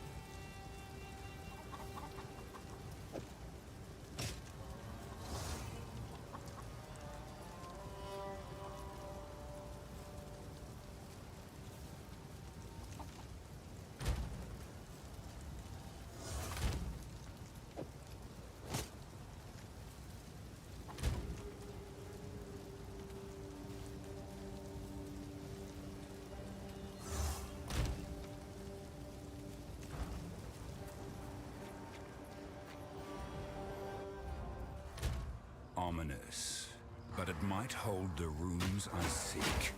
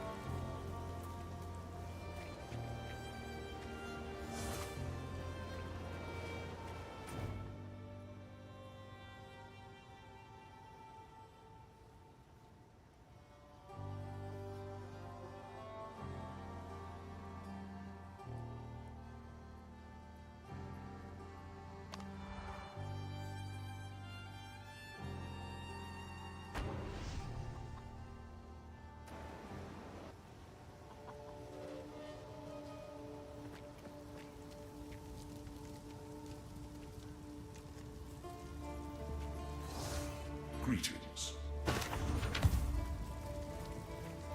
How's the clear? Take a look.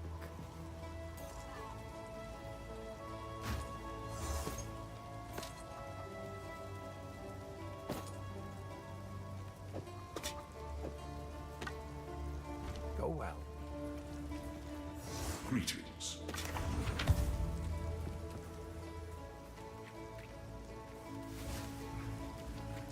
Aye. Here's what I've got.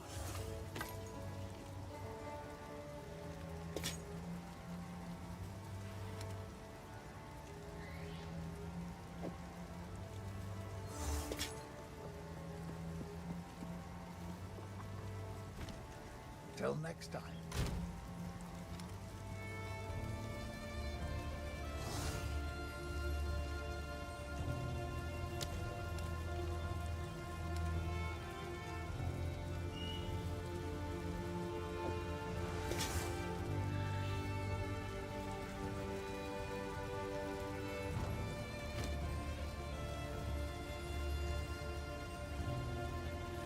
Aye, take a look.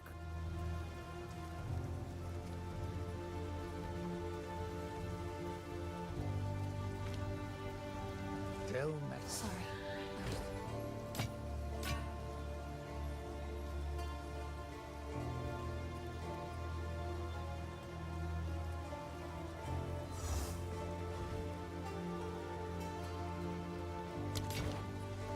It seems shadows haunt us both.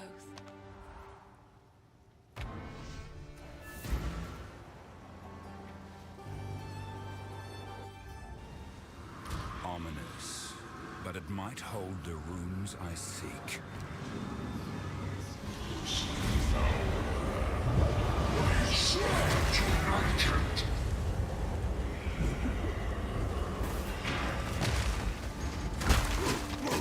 Just try it!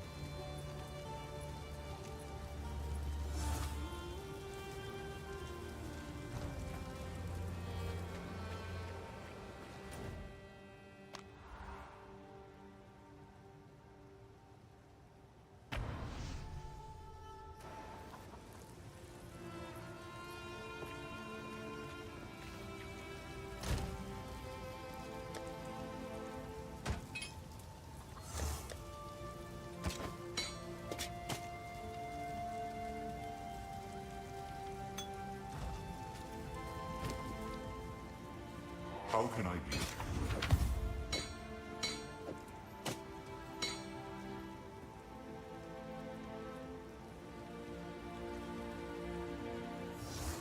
How can I be of Oi, anything take your fancy?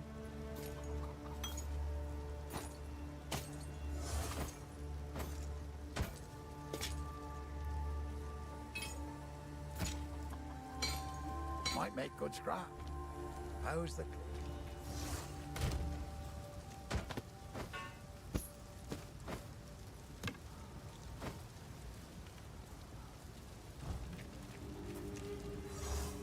Greetings.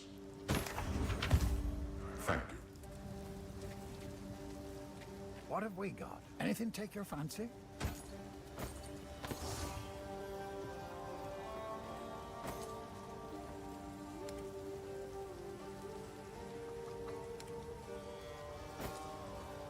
I'll find some use for that.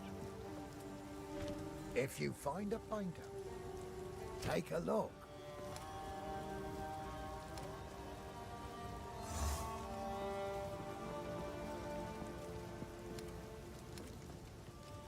Go well.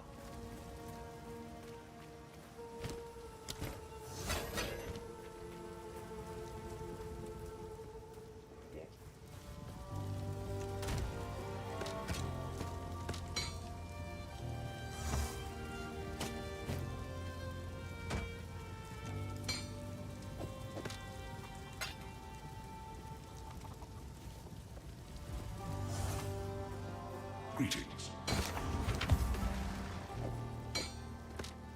How can I... Oi, anything take your...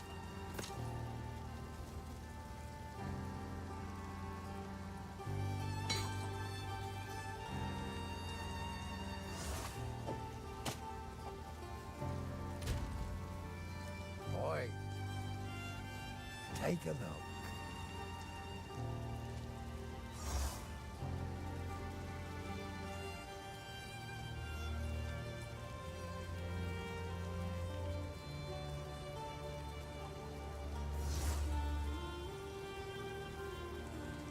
That'll be useful.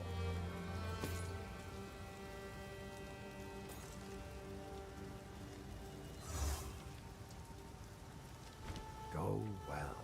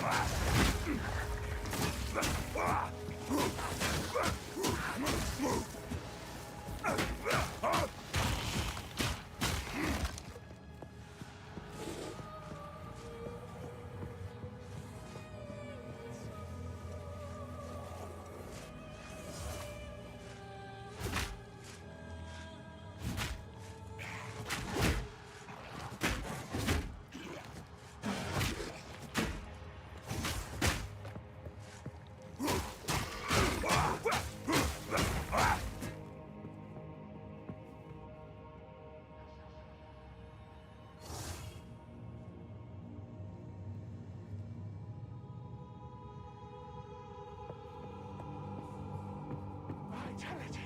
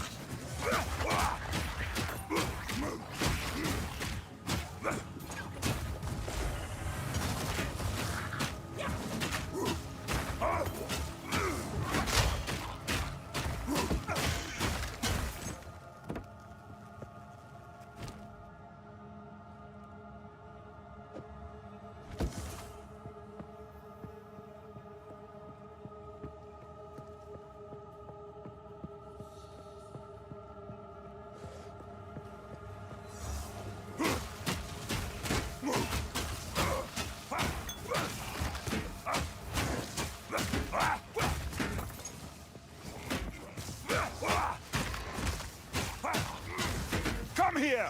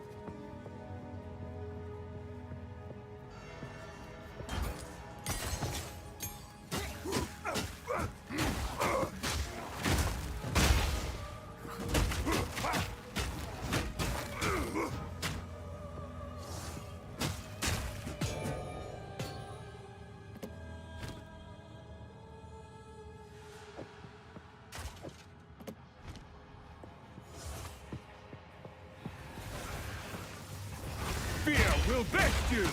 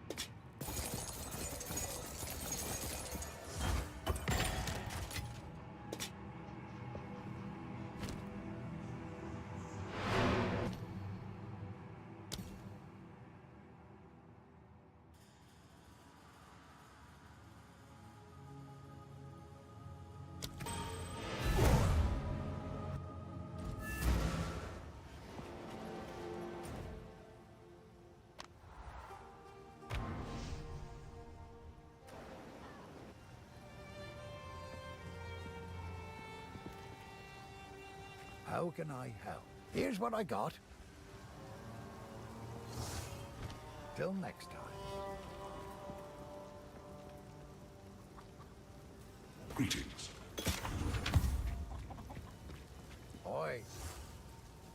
Here's what I got.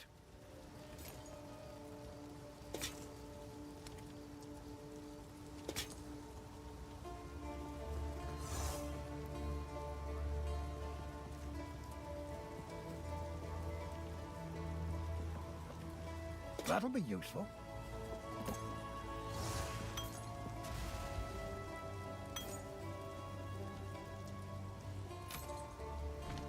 Till next time.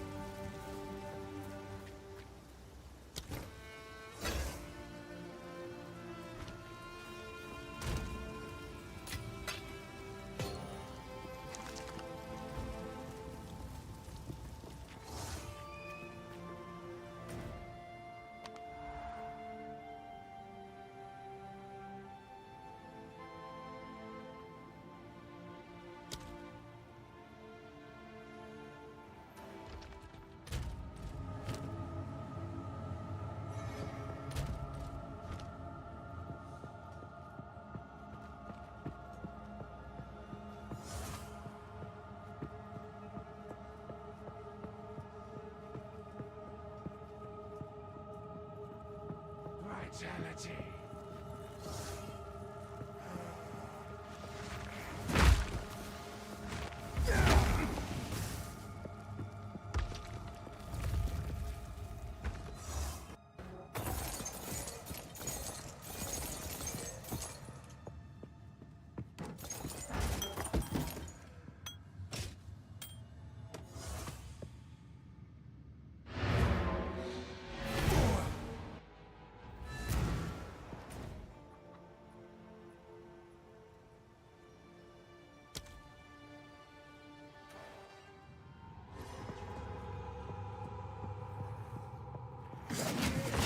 Come here!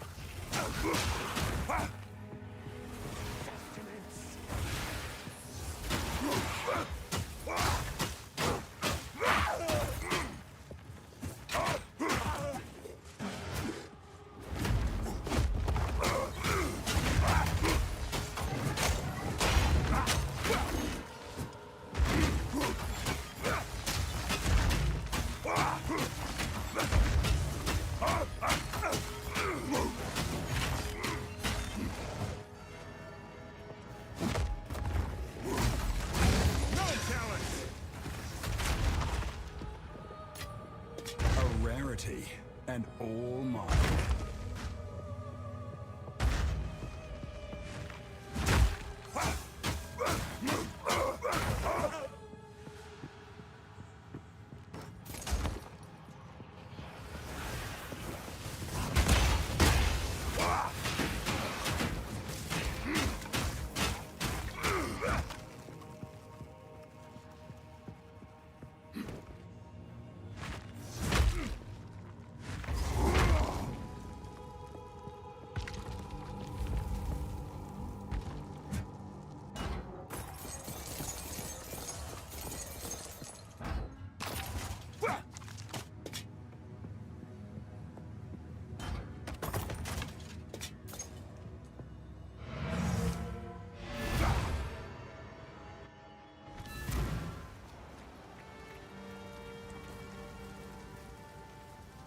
What do we got? Take a look.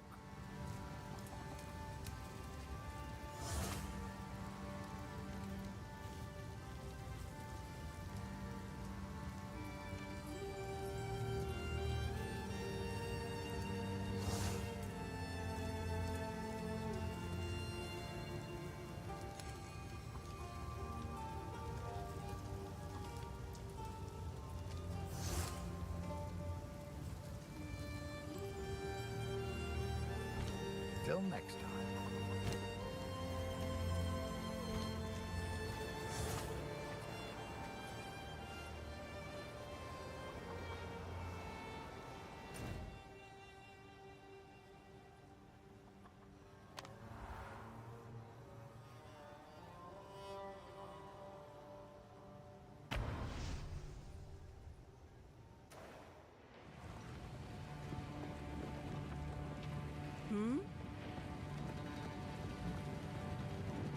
How can I be of aid? Move swiftly. Need something? My wares are renowned. As you wish.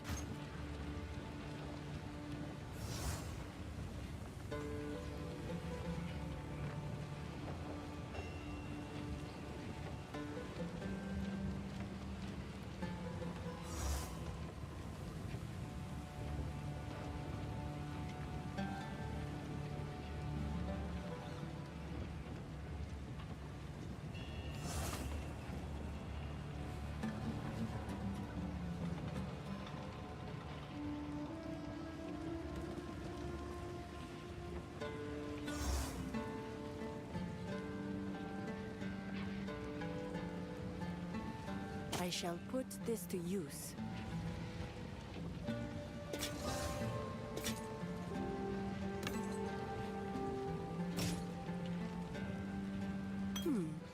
All right.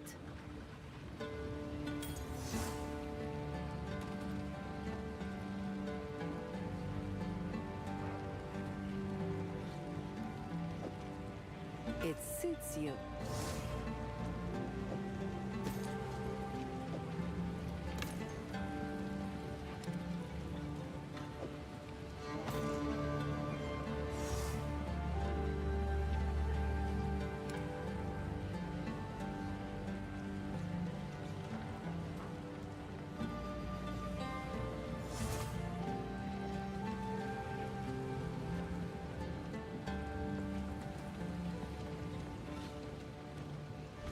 Goodbye.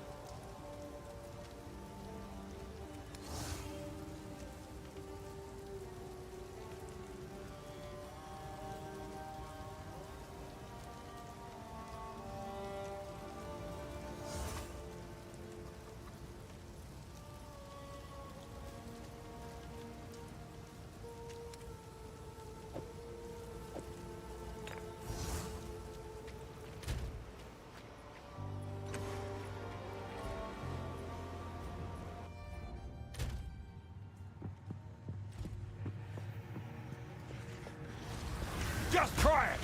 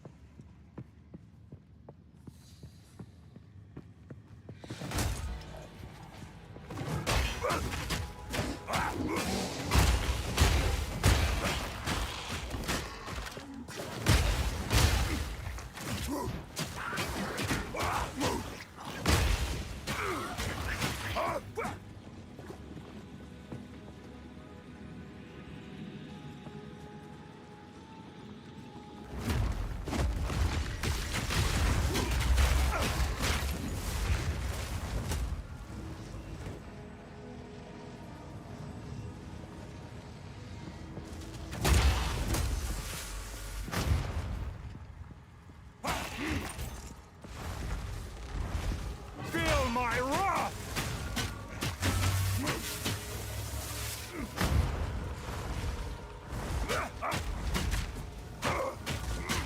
Weak creature!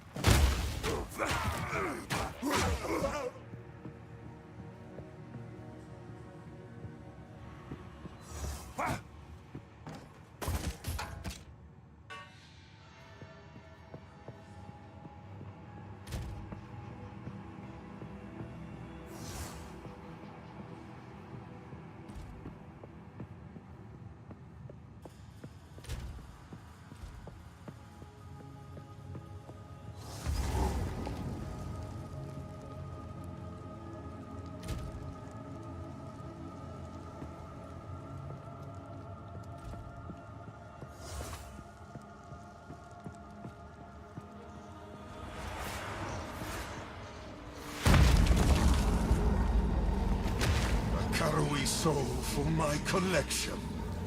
You shall die slowly.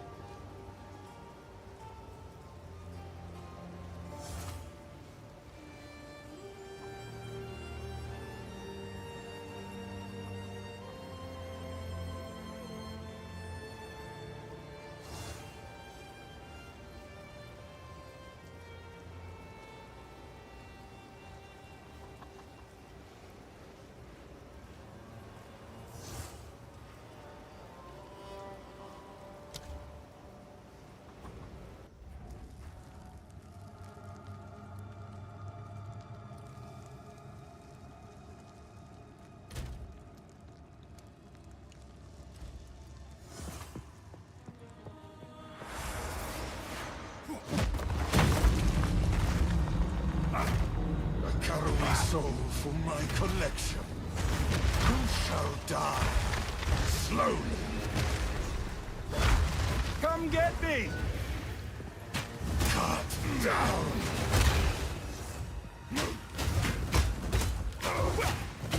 Your meaningless life ends now! Cut down! I will end your meaningless life! Cut down!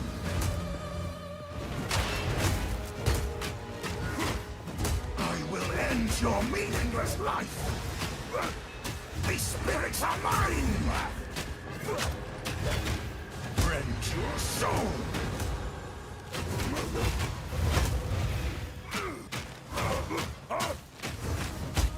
Come! The Eternals will never surrender!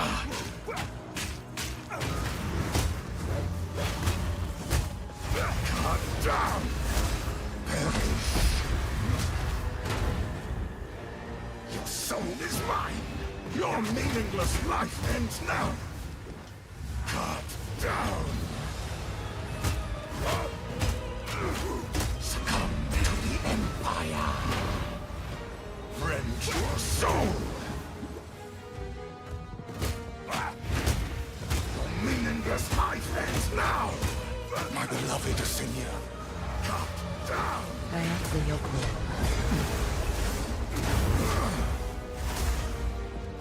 Cut down! Your soul is mine! My beloved Asinia! Your soul! I am here, my beloved.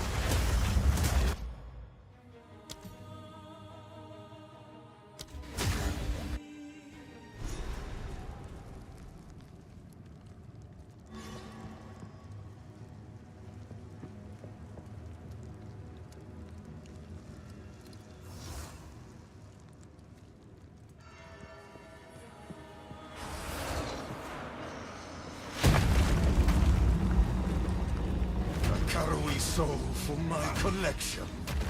You shall die slowly.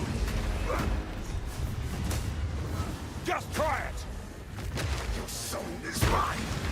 Cut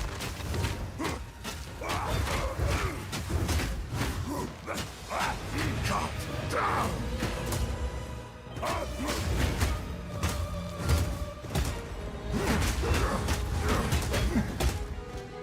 Cut down!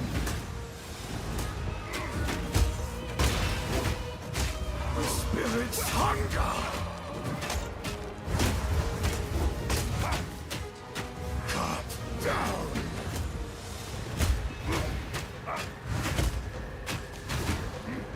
Rend your soul! Your soul is mine! Rend your soul!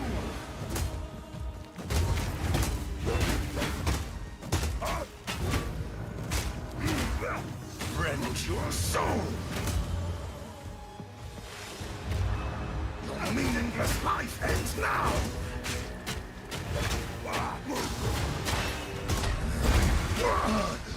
You cannot stop me! Cut down! Your soul is mine! Rend your soul!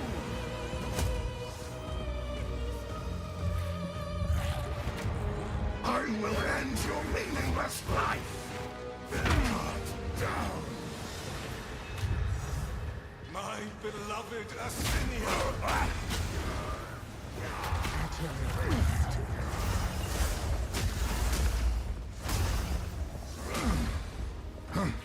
Your meaningless life ends now! Just try it! Cut down! Your soul is mine! I require your aid, Renison soul! With you, Rend your soul!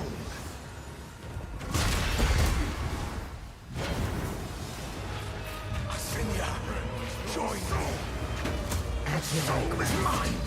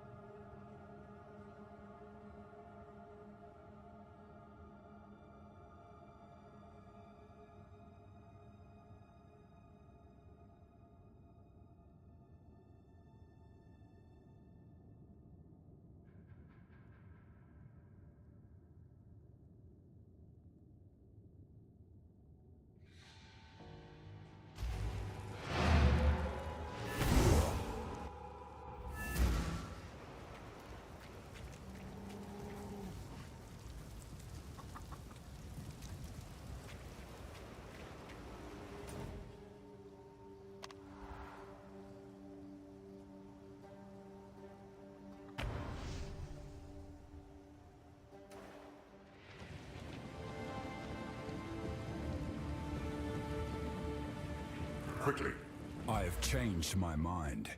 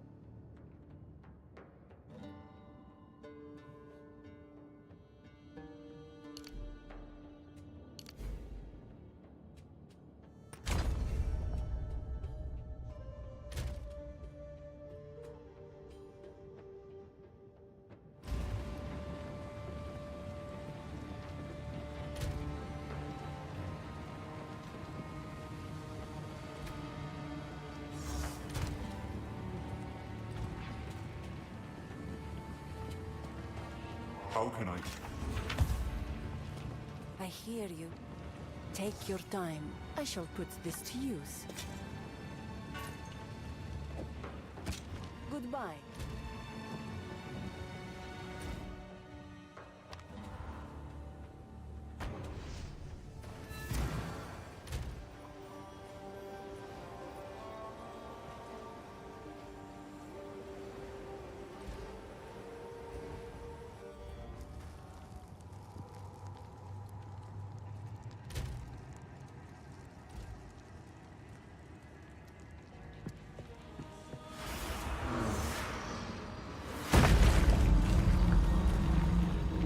Arrowy soul for my collection.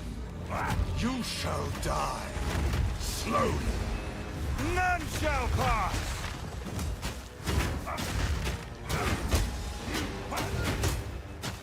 Cut down!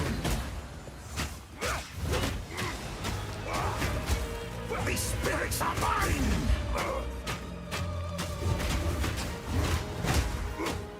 Rend your soul! I will end your meaningless life!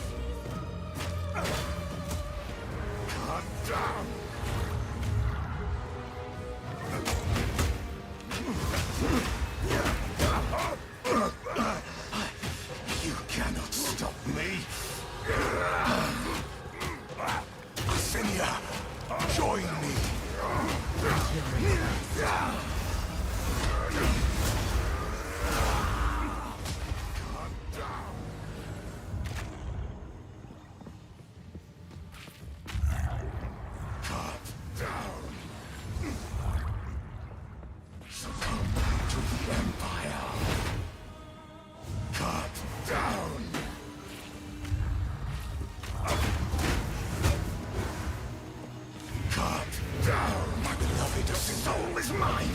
Perish.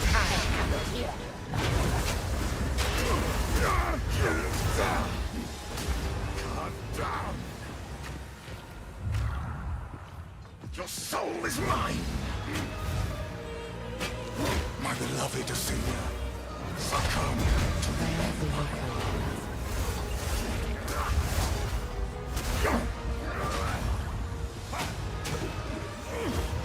Just try it! Rend your soul! Succumb to the Empire! Your soul is mine to me, Assyria. Your soul! Your meaningless life ends now! Get down! Succumb to the Empire. To me, Assyria.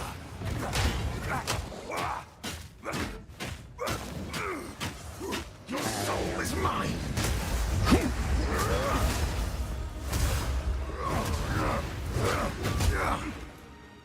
Perish!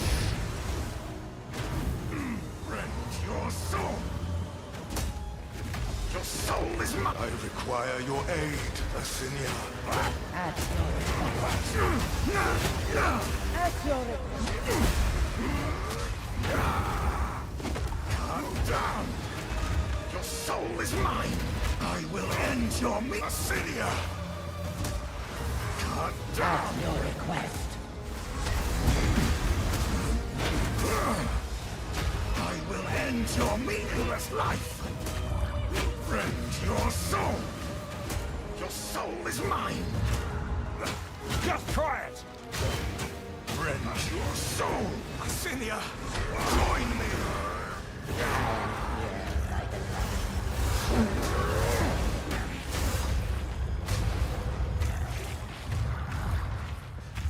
Cut down!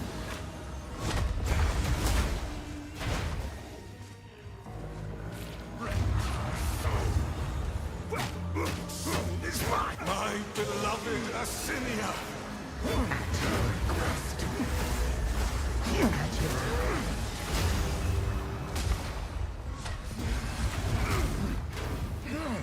Cut down!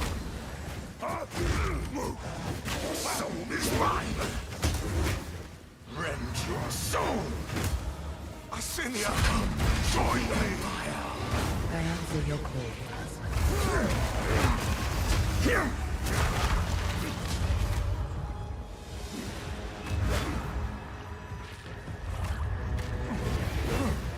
My beloved Assyria!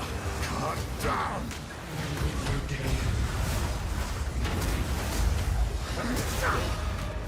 Cut down!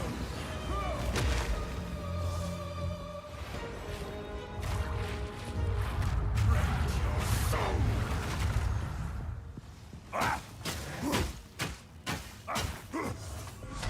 My beloved Assyria! Cut down!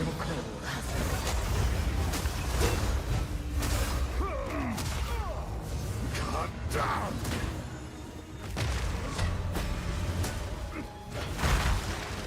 My beloved Assyria!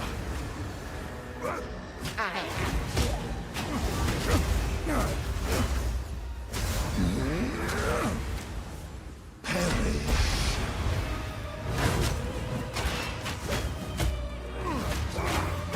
My beloved Assyria! Rend your soul!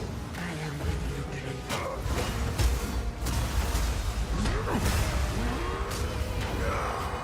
Cut down!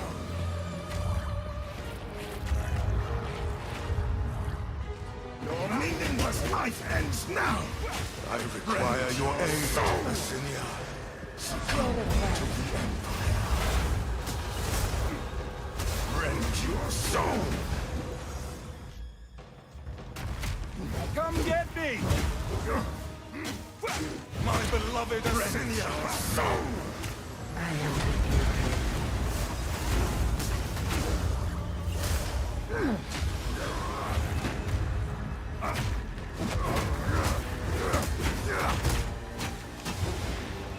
Cut down! Your soul soul is mine, my beloved Asinia. Meaningless life ends now. Here.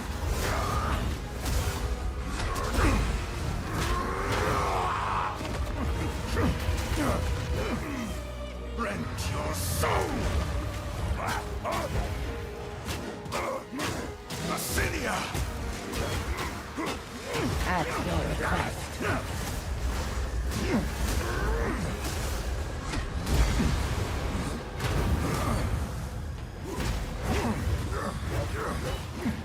Rend your soul. My beloved Asinia.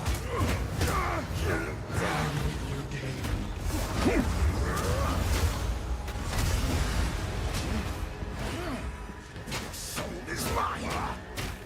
Cut down.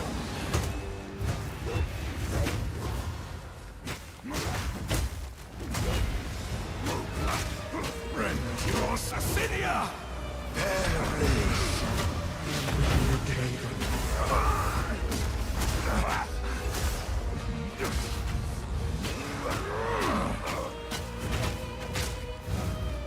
Rend your soul. My beloved Asinia. Your request. Rend your soul. Your soul is mine. Rend your soul. Your soul is mine. To me, Asinia.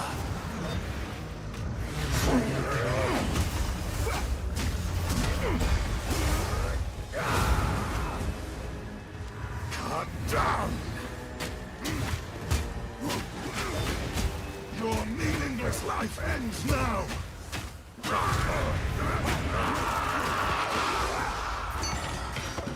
Your name has long been maligned in Nightreign.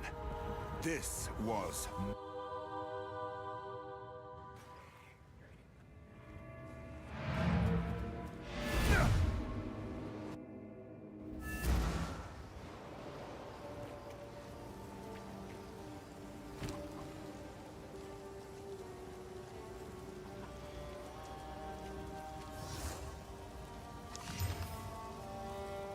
Hello.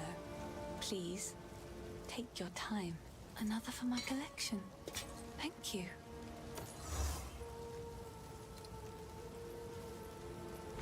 Bye.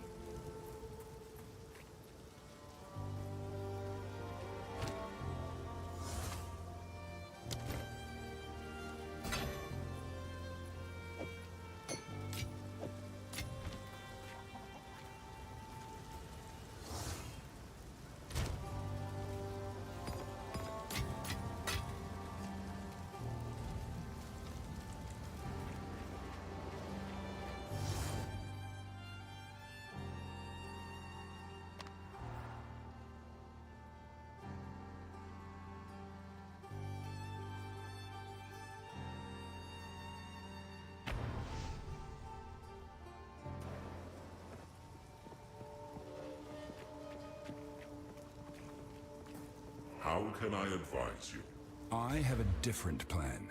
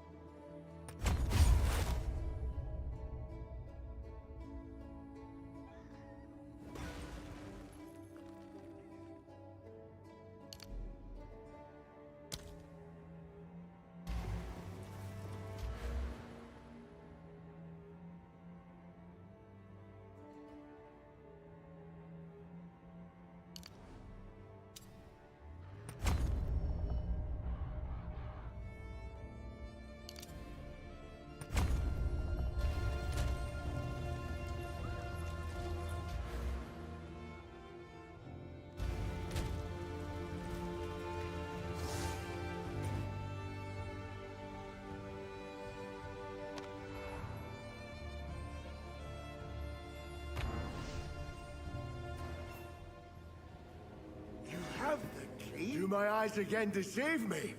You have the keys. You showed those eternal bastards. Use the keys.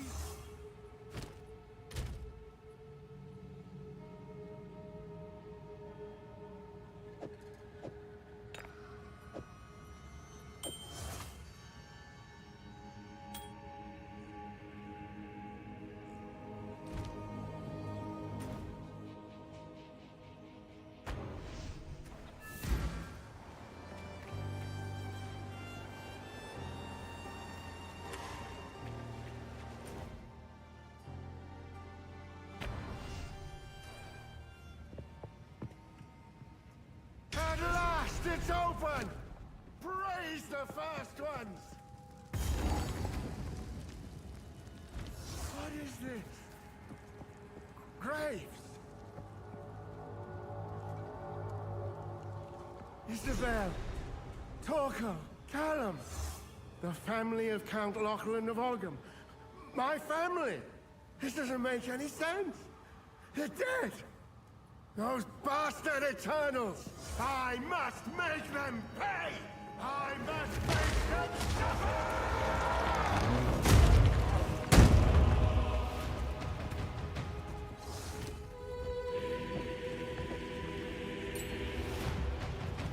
Crush them!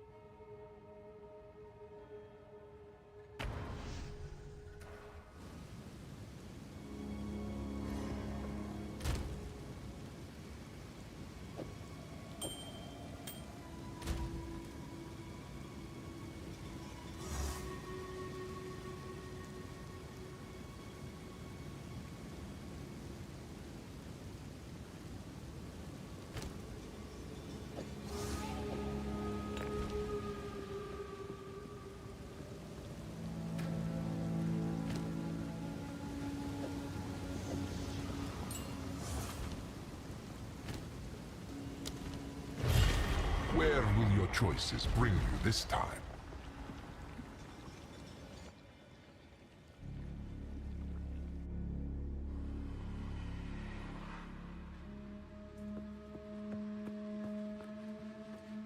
Prove yourself before Chaos, challenger. Long have I awaited a suitable challenger.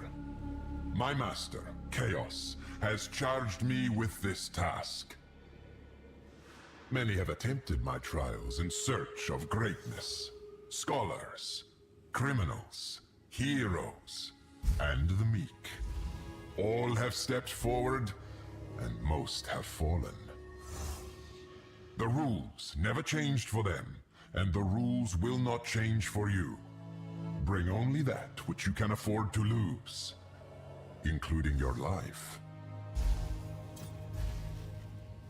This once mighty temple was the bridge from mere peasant to high priest. All were welcome to attempt the trials of chaos, and those that attained a true victory were gifted a small measure of power to help forge their own destinies. That is still true, though we have far fewer challengers in this era. My master is the essence of all that might be. They are the flip of a coin, and they are the roll of a die. Whether you win or lose, their purpose is still served. And yet, your chances can be influenced by your skill, by your intellect, and by your might. That is what fascinates Chaos.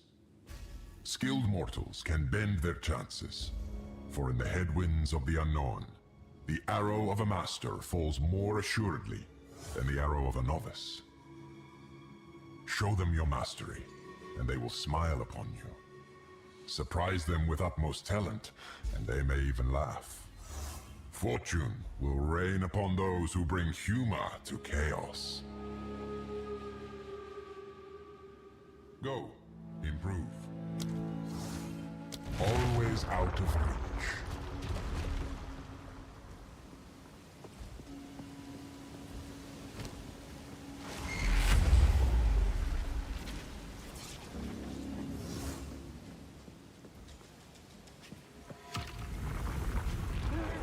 Face me!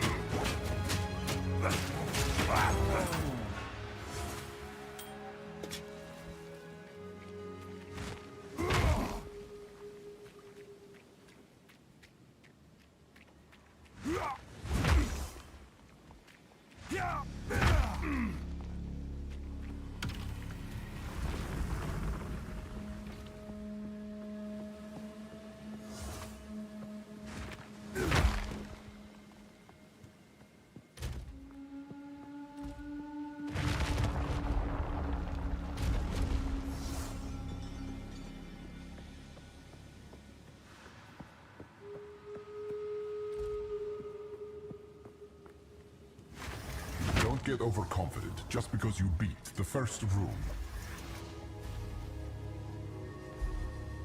Mortal. Go. Improve.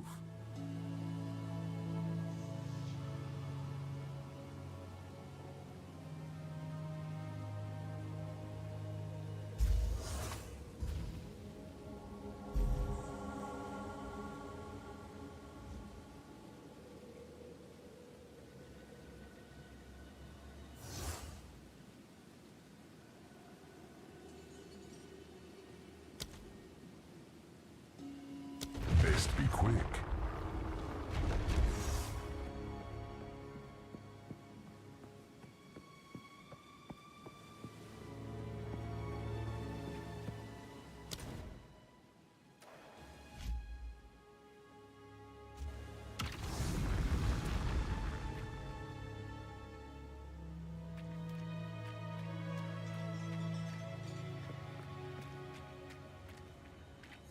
Don't die.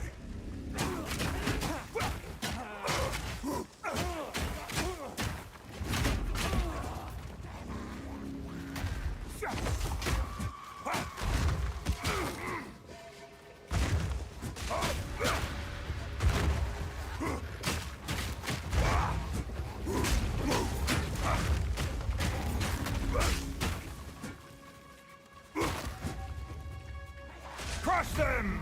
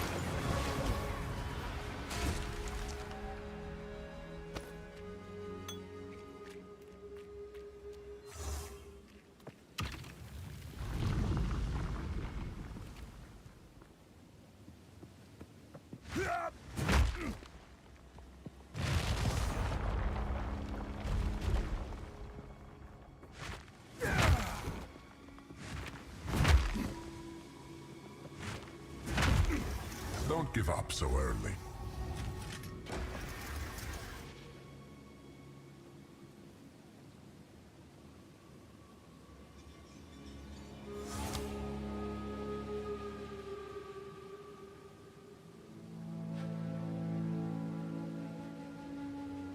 A drought for the thirsty.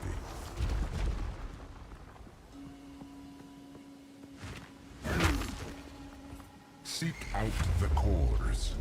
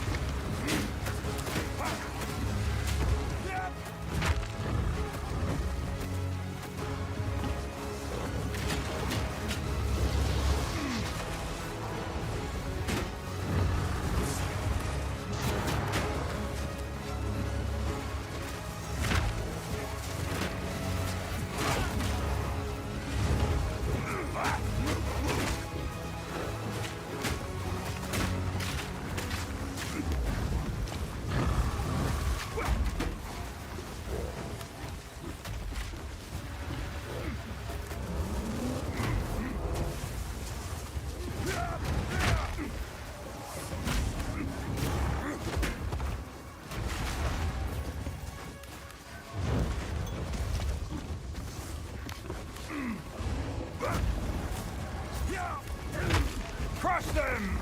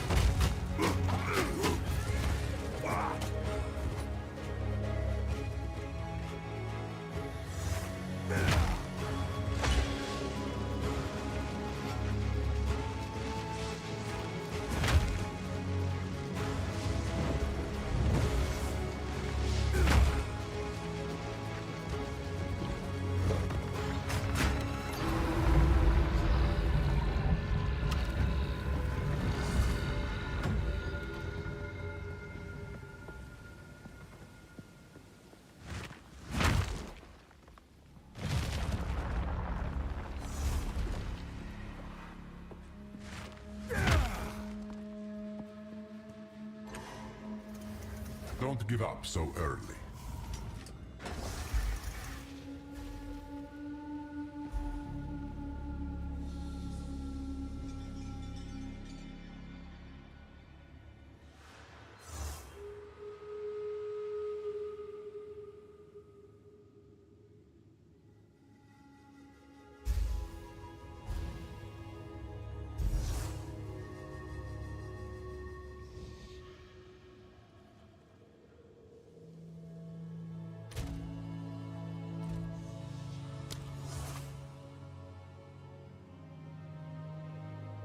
Sink into the bowels of nothing.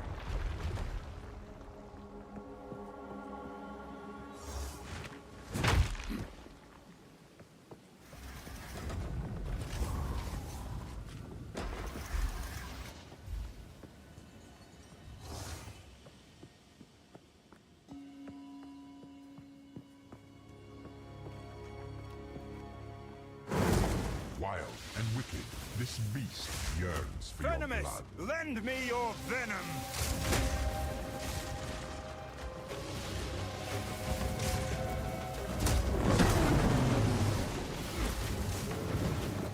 Just try it!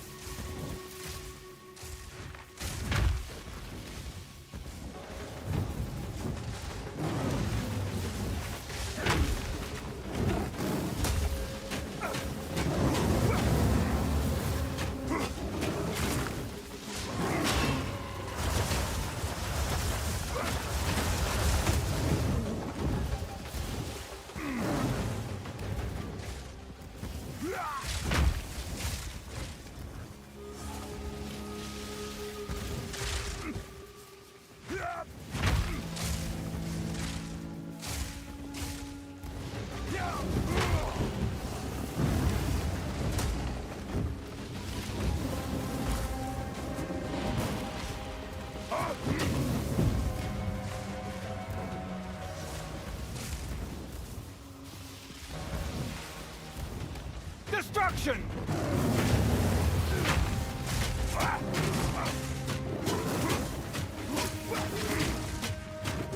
Not get so conceited. You never stood a chance, creature!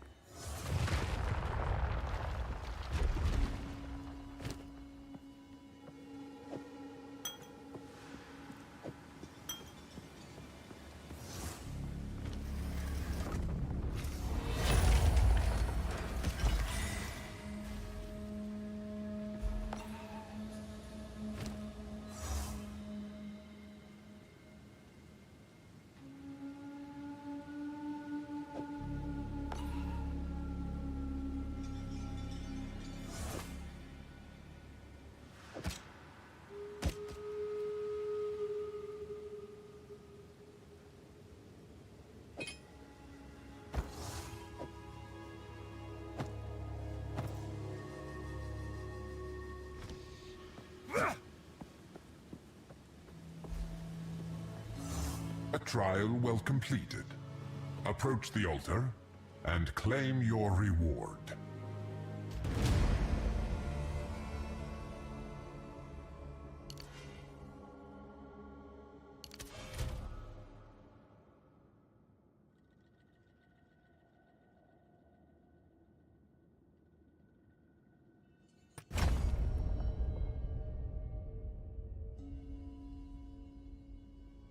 I will carry the wisdom of the Val.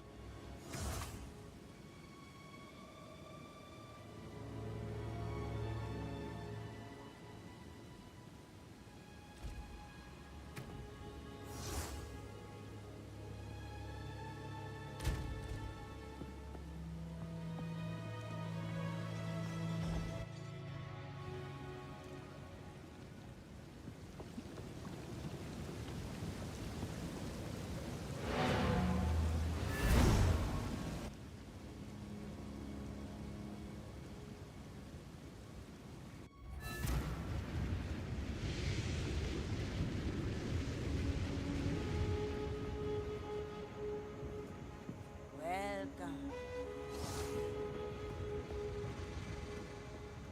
How can I be of aid?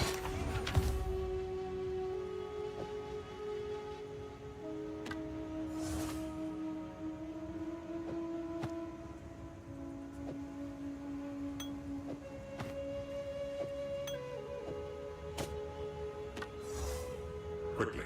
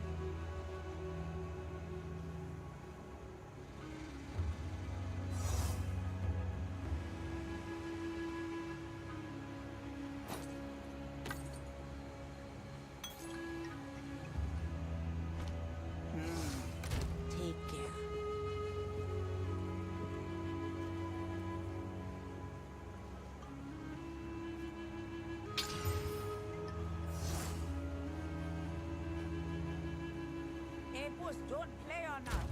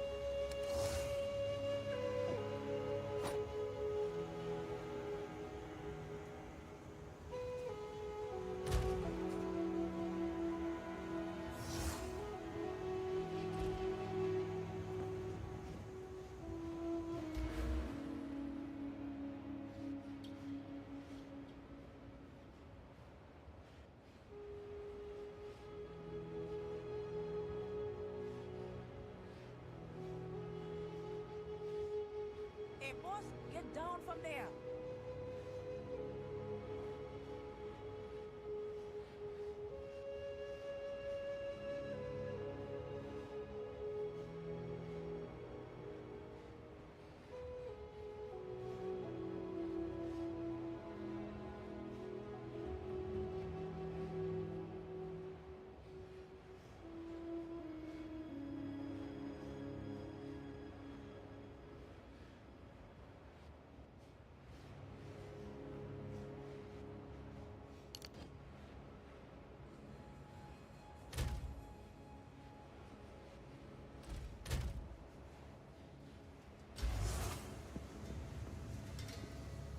Greetings. I've changed my mind.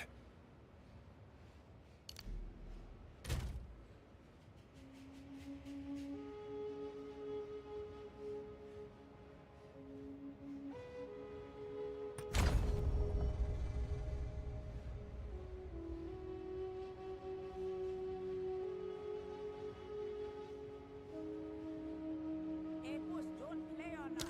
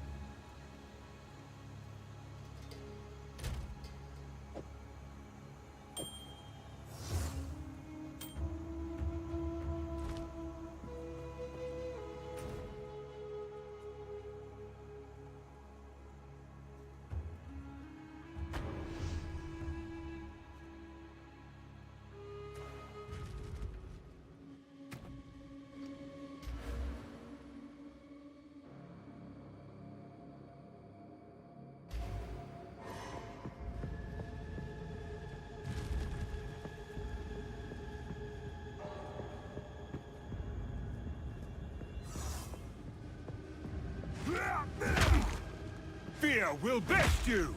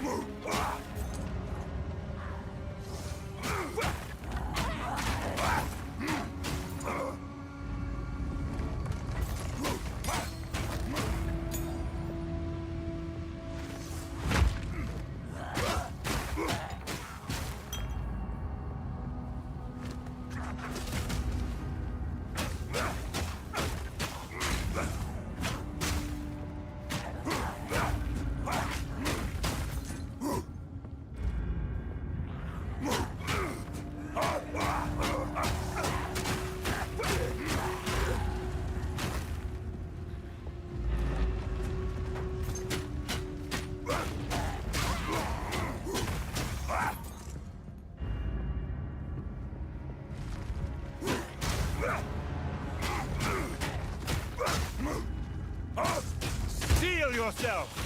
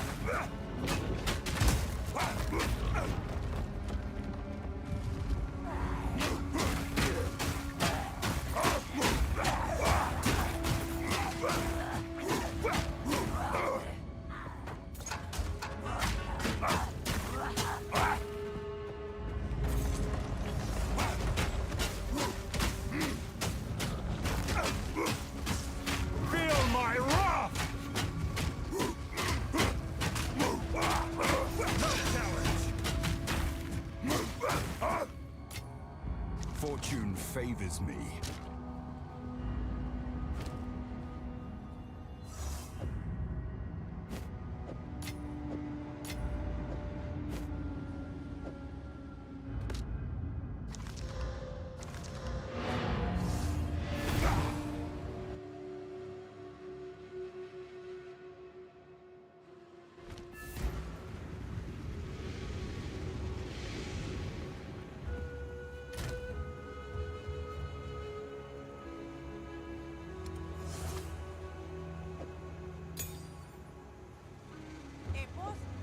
down from there.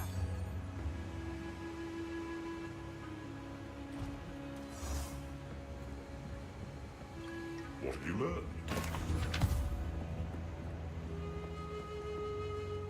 Still alive.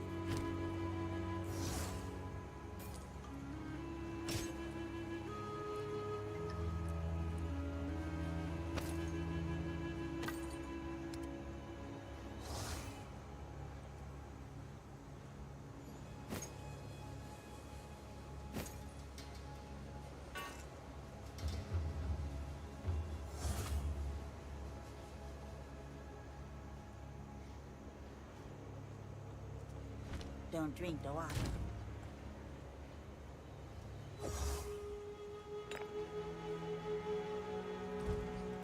Here to help.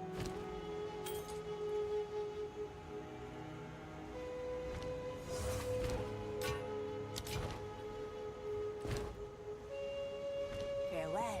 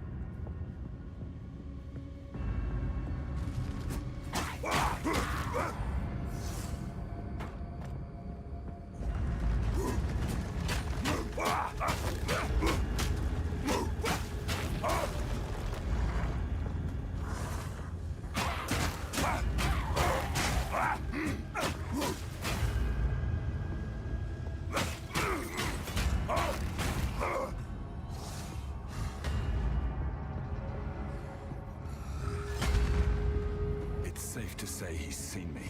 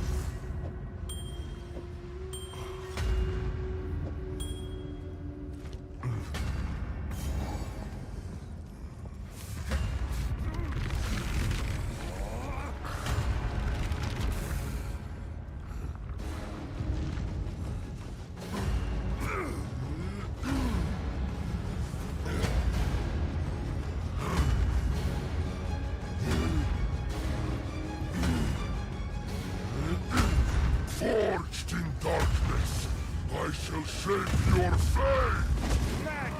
Gotcha!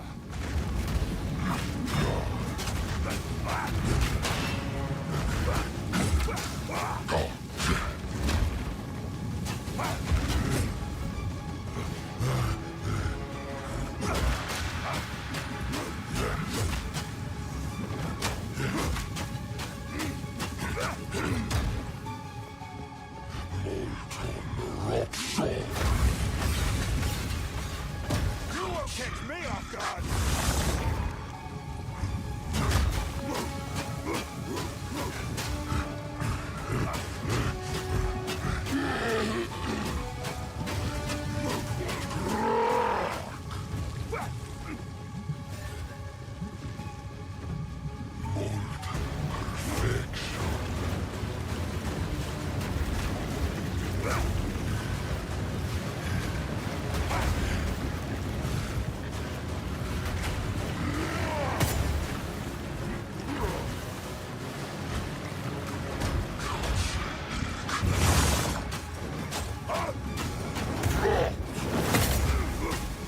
Just try it!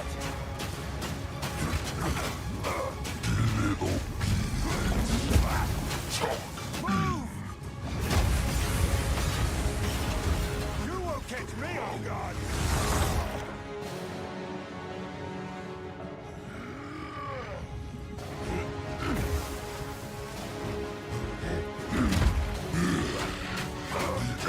Draws near, Gallery.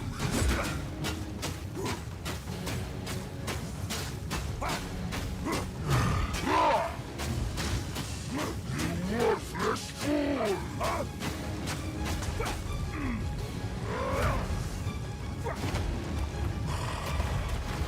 The forge now burns bright.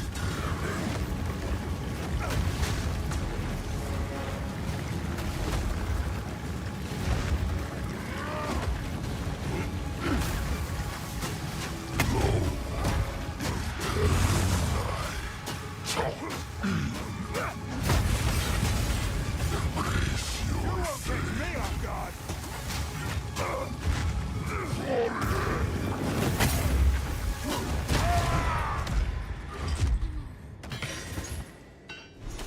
The better smith wins!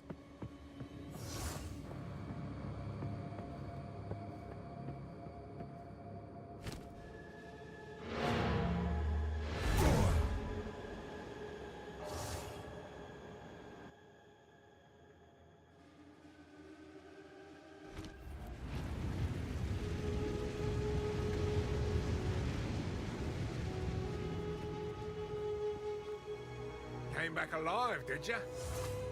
I'll organize the men. We'll start carting the gold out of here. No sign of old Kamasa, eh? Well, then he won't miss it. Keep anything you were able to lift out of there yourself. Let's call it a finder's fee, eh? I'm feeling generous today, considering we actually found treasure and all came out alive.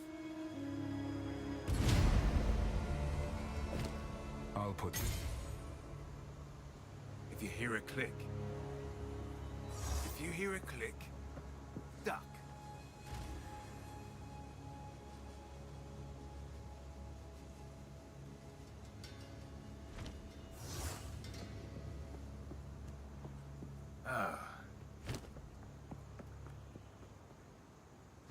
Stay wary.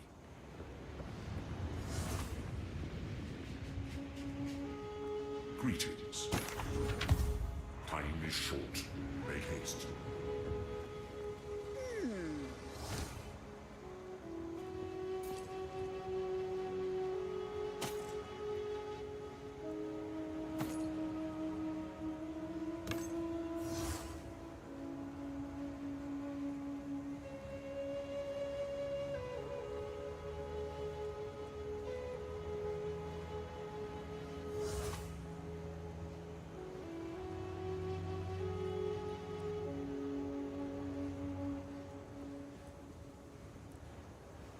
Don't drink the water.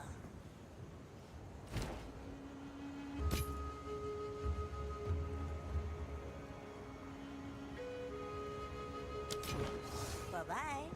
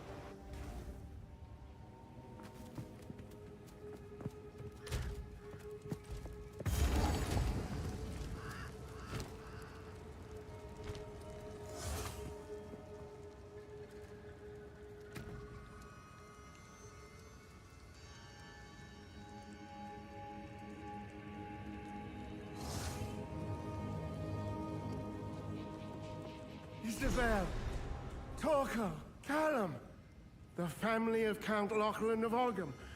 My family! This doesn't make any sense! They're dead! Those bastard Eternals! I must make them pay! I must make them suffer! Flee before me!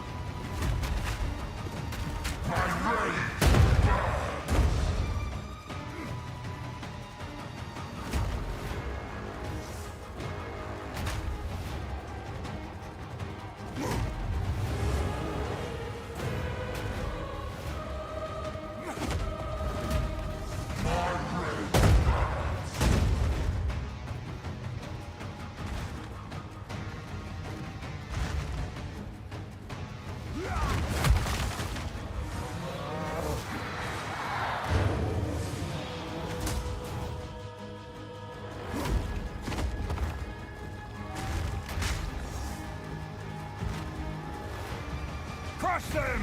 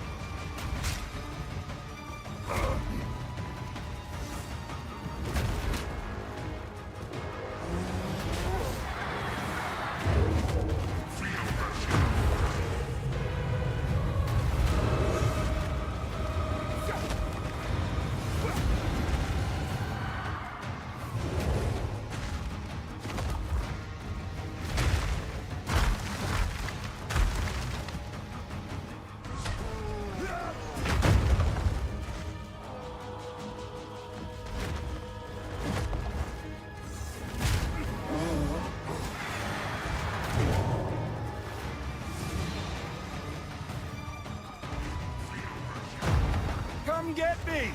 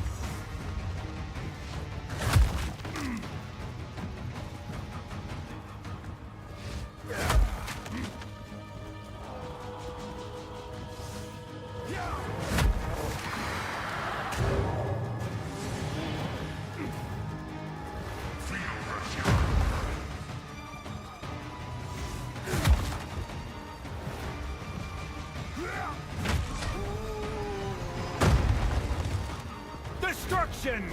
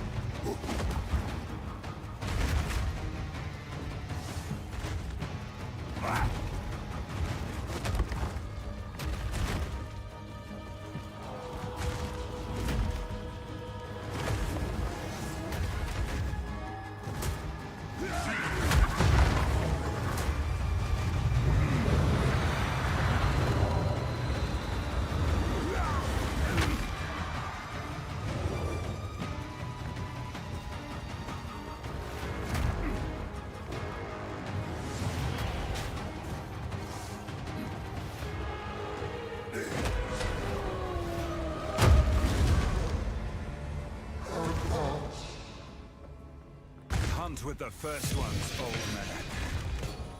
You've earned it.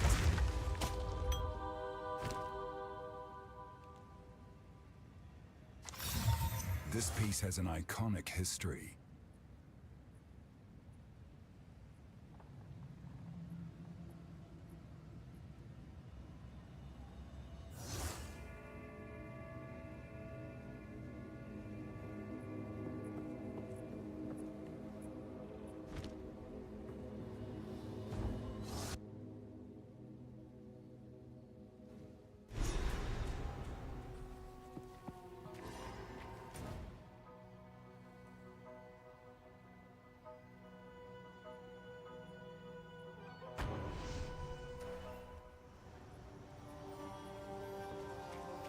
I have a grand quest for you, hero. The kind that'll get you woven into legend. It's not at all a minor personal matter that you might ignore.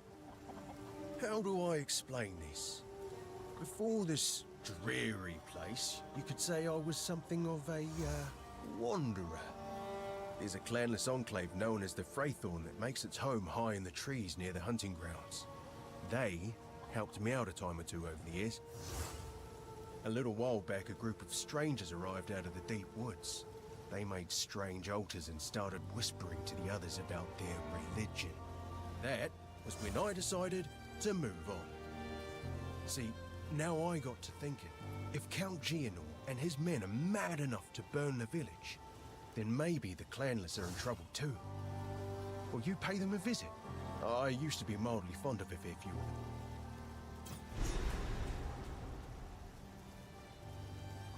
Feeling lucky?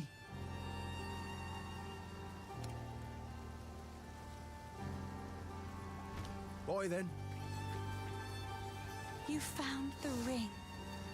This will most certainly break the Count's binding. Give me a moment.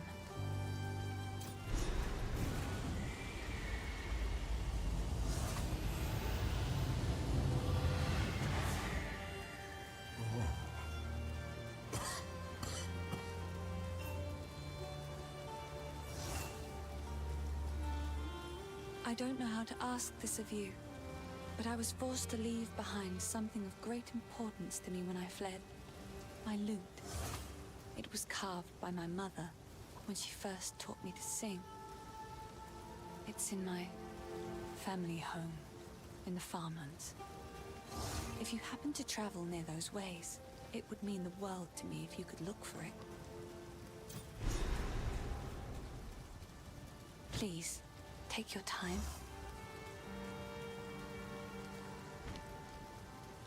How long has it been? I was hunted. The Count, he stole something that is beyond dangerous. It will cause sickness, then madness. It can still be contained. We must put the seed back. This What a strange being. is that the source of Ogham's affliction? Yes. Please, find it. I am still too weak.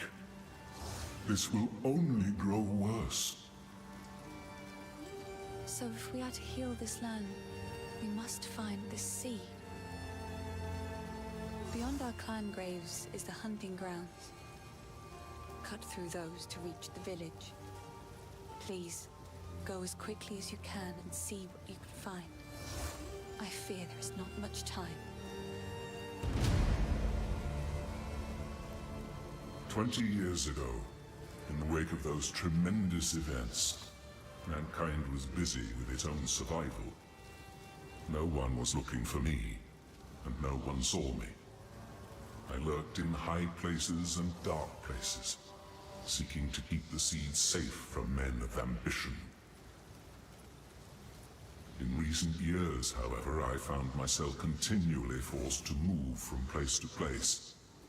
There was always one more hunter, one more patrol, one more grove being cut down or cave being mined. There was nowhere to hide, and my path inexorably took me here, which was apparently exactly where someone wanted me to be. This was all a trap, laid over the course of years, and at colossal expense. Someone wanted the seed at any cost, which surely bodes ill for their intentions.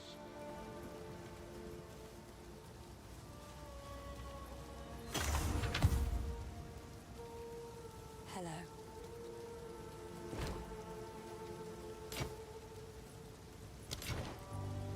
I like to hold on to bits and pieces. Any that catch your eye?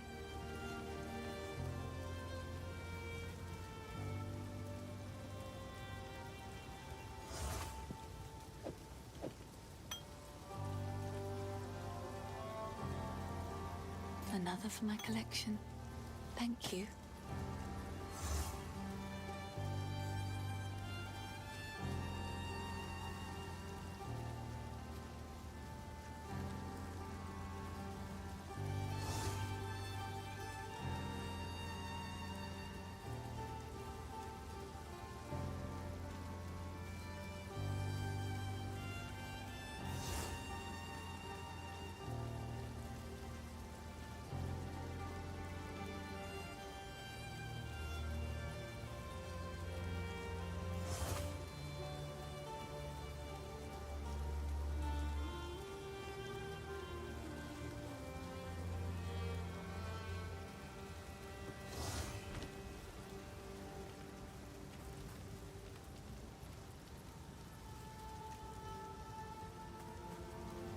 That hooded fella's a strange one. But if you think he's trustworthy, then you've got my support. Let's hope you're right. Here's what I got.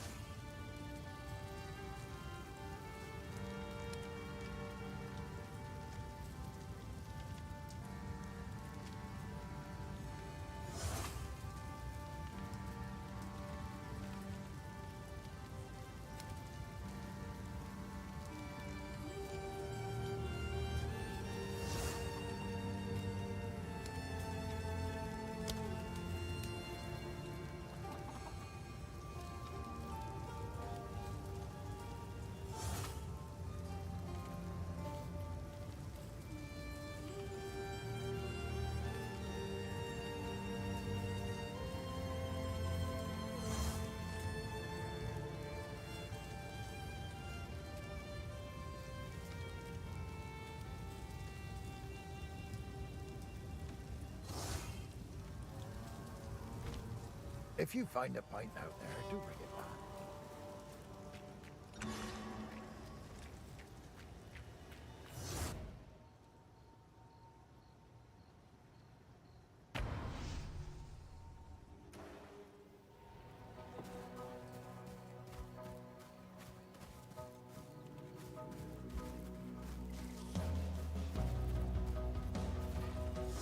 Become death!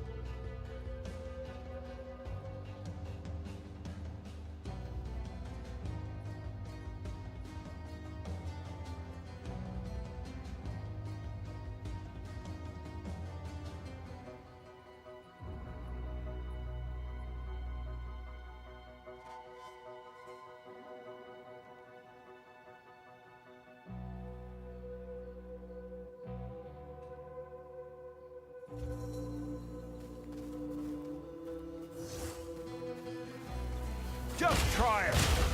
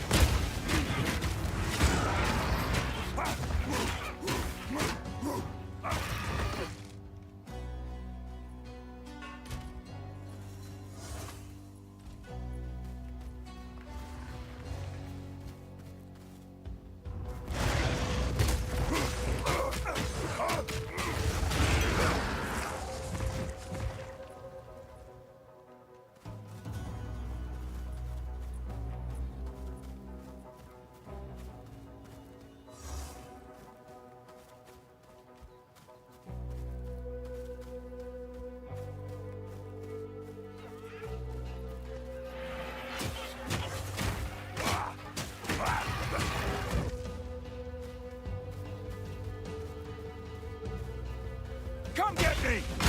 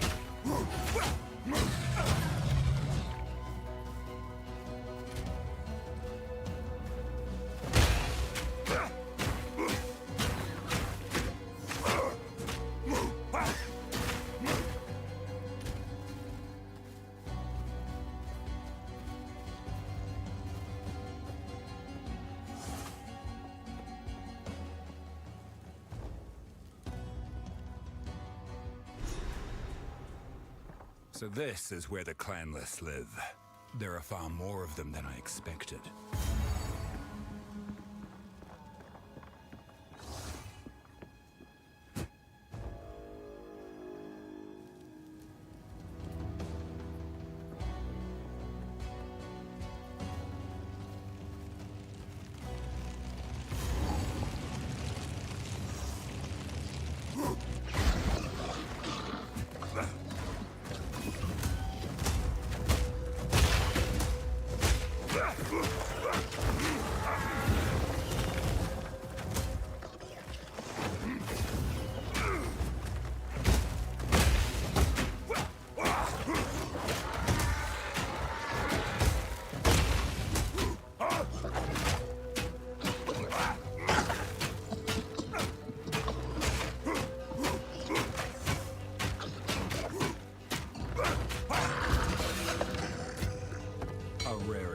And all mine.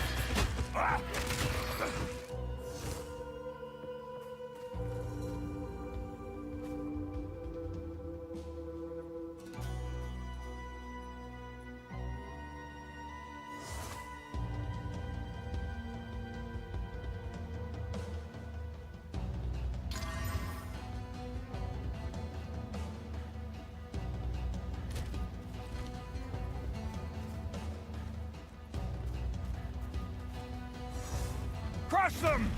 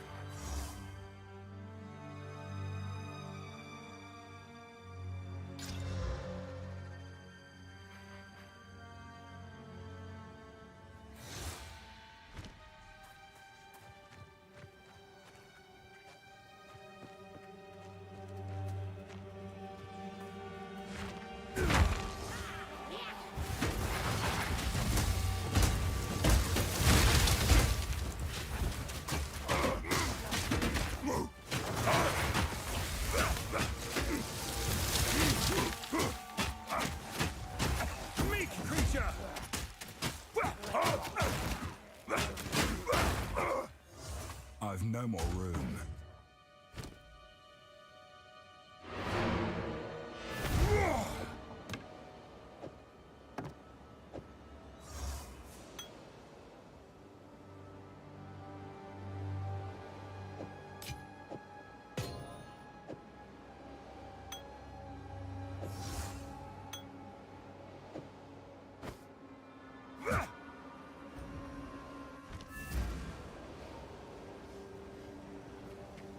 Greetings. Time is short. Make haste. Care to take a look at my hut? Feeling lucky? Deal.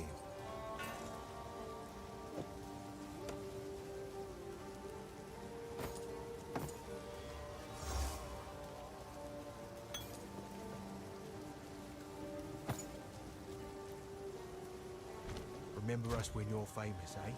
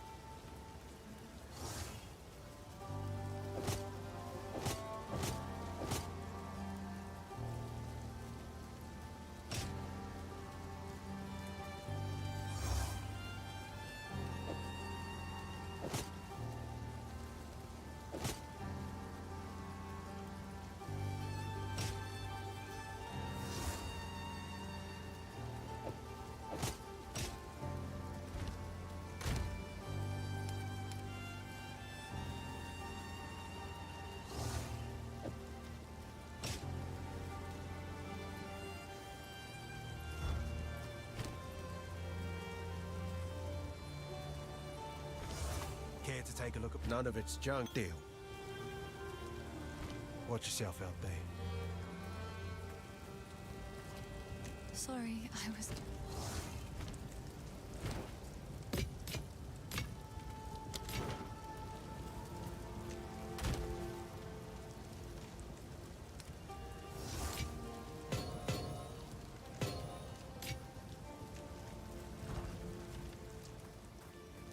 How's the clearing?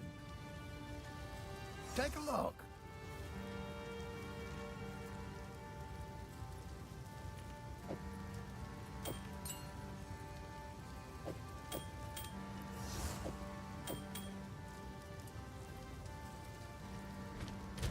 Till next time.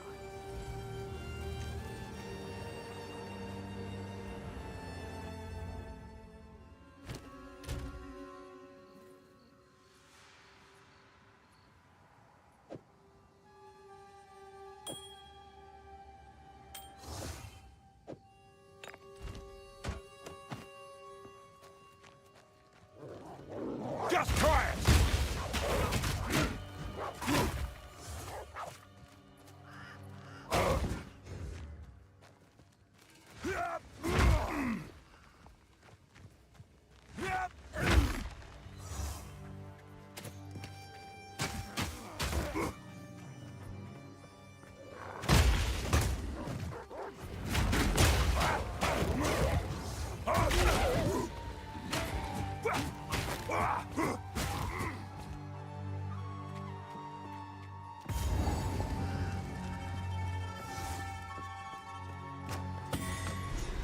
I can put light to one thing, at least.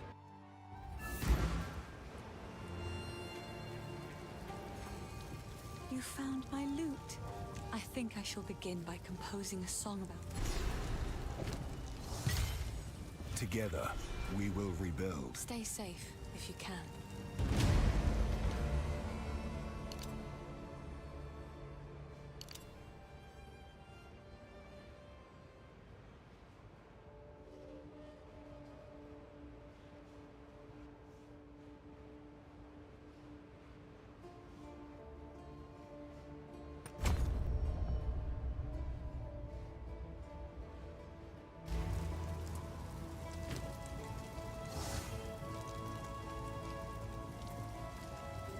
Yes. I've collected these over time. What do you buy?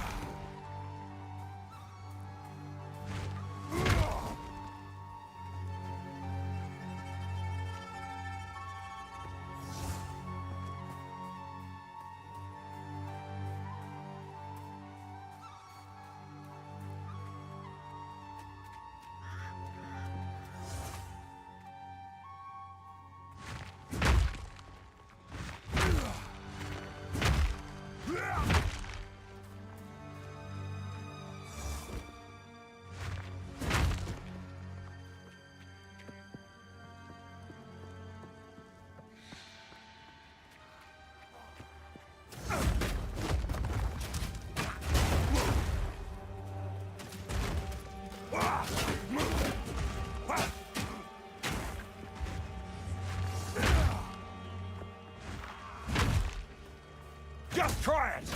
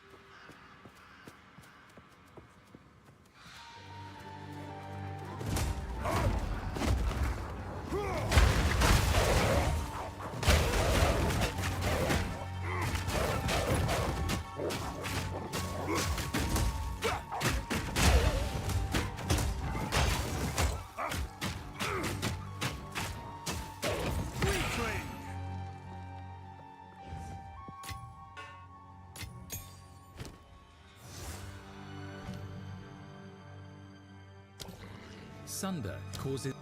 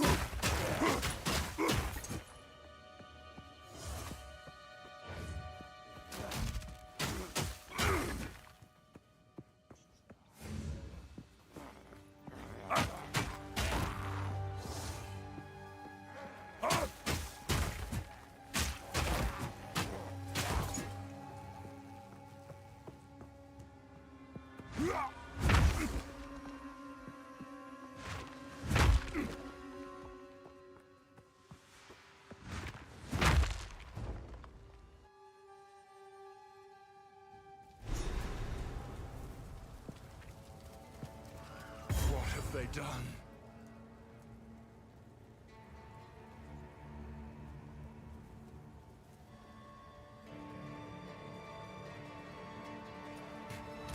The bastards! They've burned it all!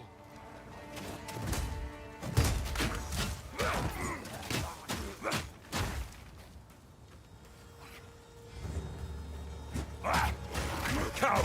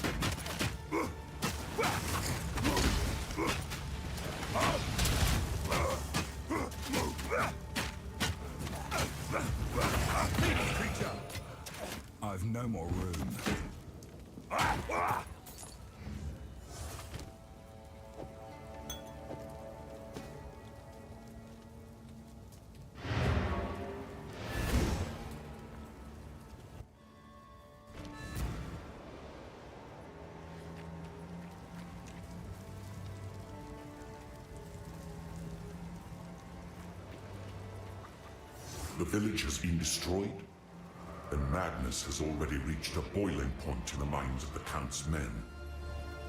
You must infiltrate the manor and put a stop to this by any means necessary. The fate that befell Ogden Village is only a single raindrop in the storm that is coming.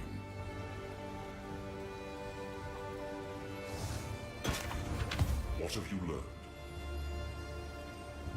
Time is short. Make haste.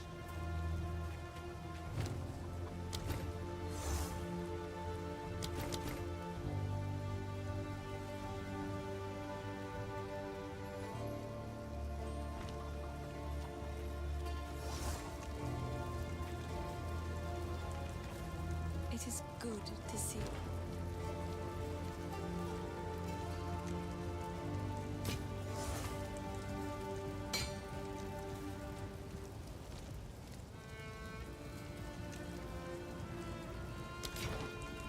I've collected these over another for my collection. Thank you.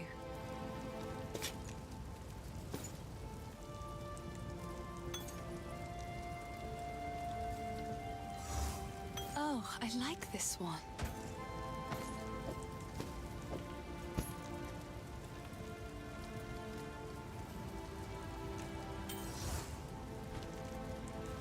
These are just some odds and ends. Bye.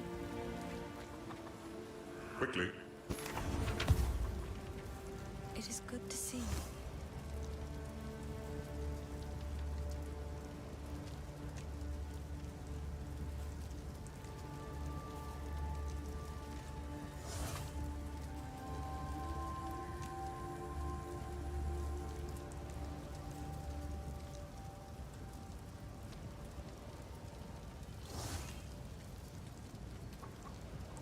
I will treasure it.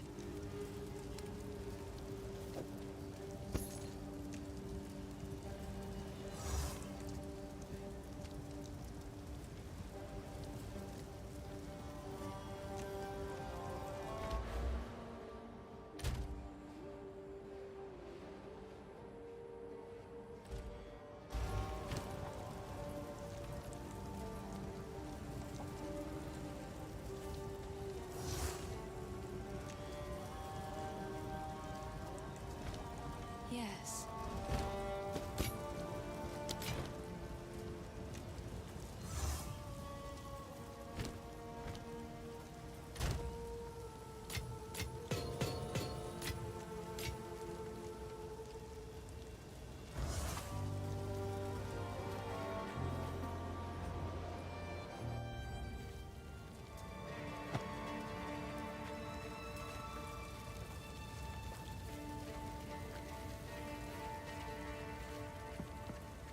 Crush them!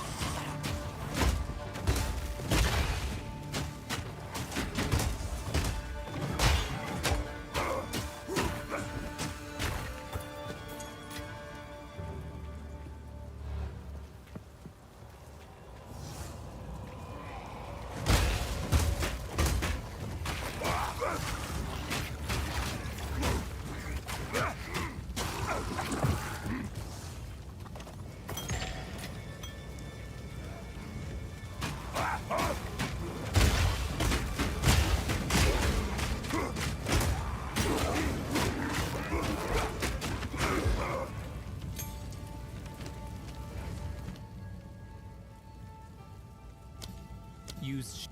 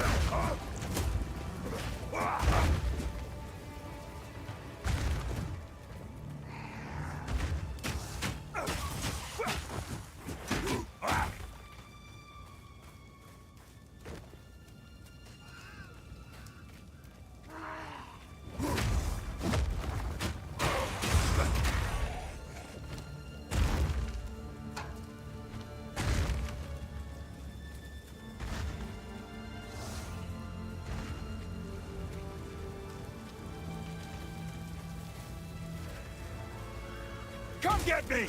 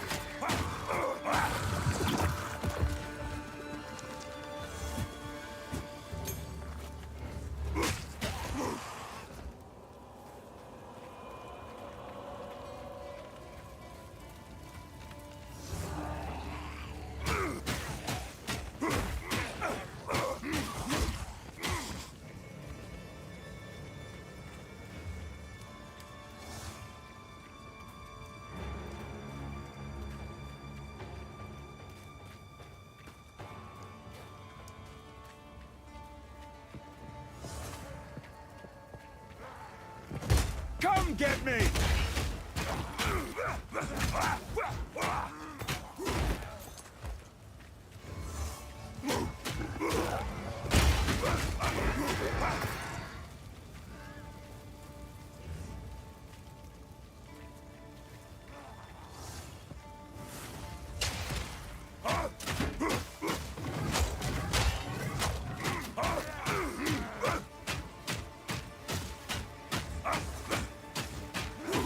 Meek creature!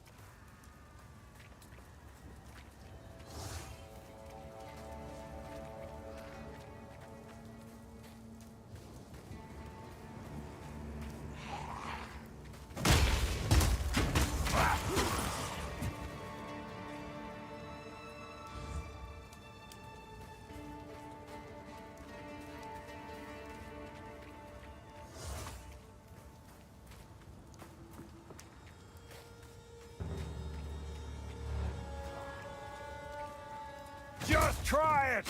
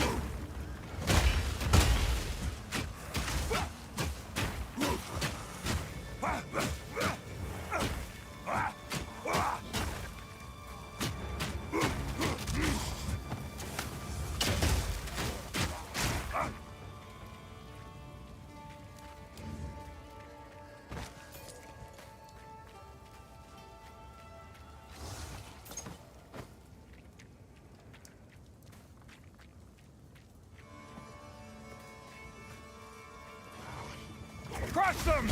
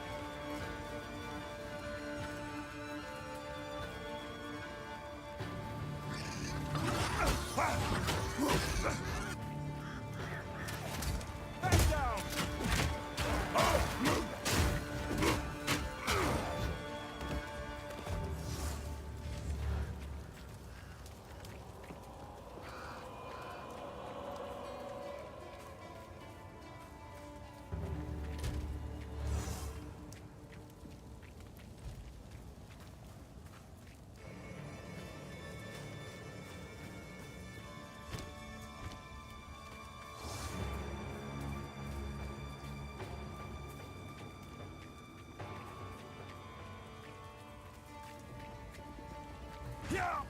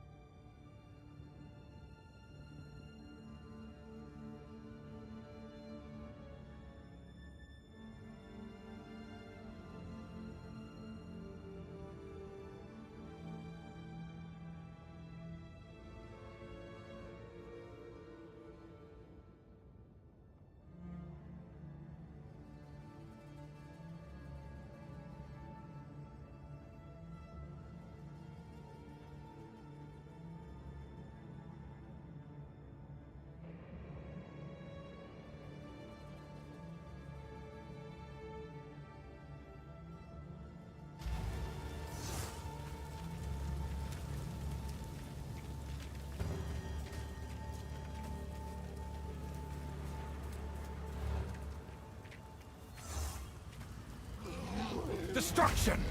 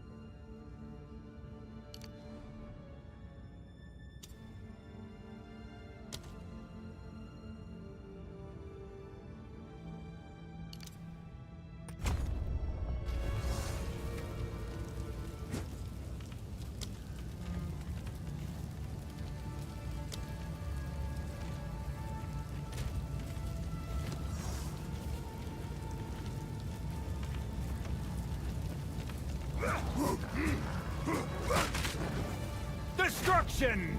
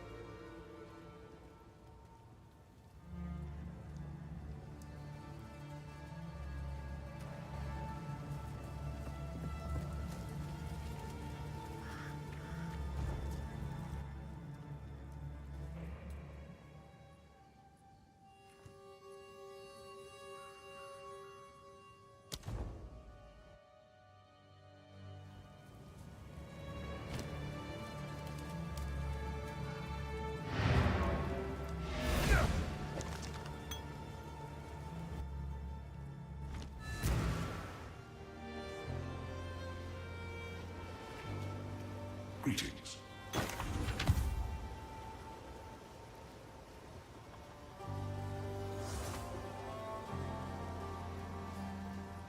Time is short. Make haste. Oi, here's what I got. Might make good scrap.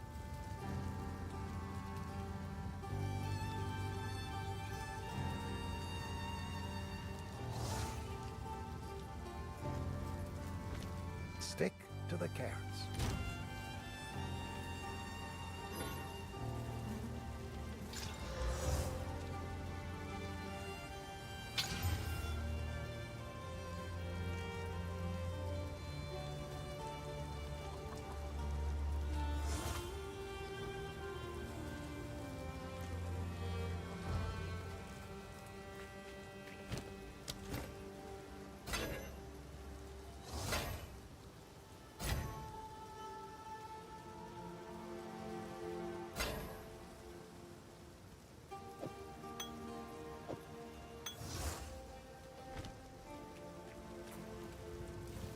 It is good to see you.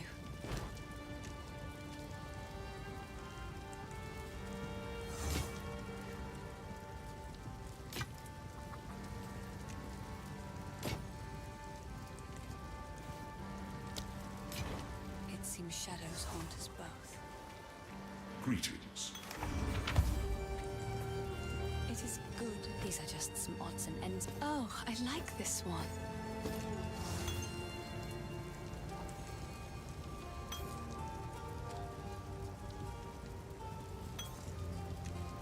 It seems shadows haunt us both.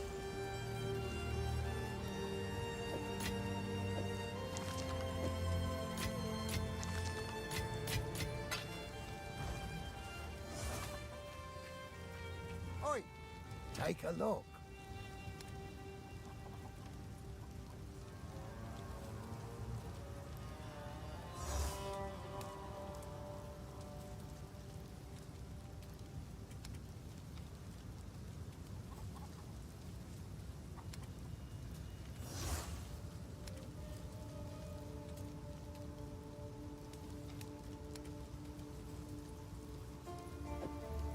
Oh, that'll back a punch.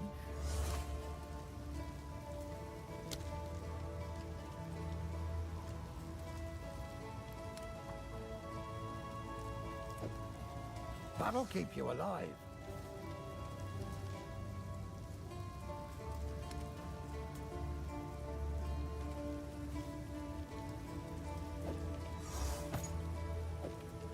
You'll survive. Stick to the cairns.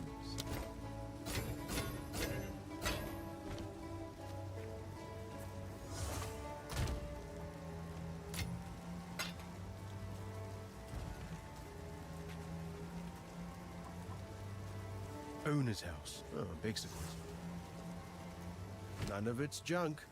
Trust me.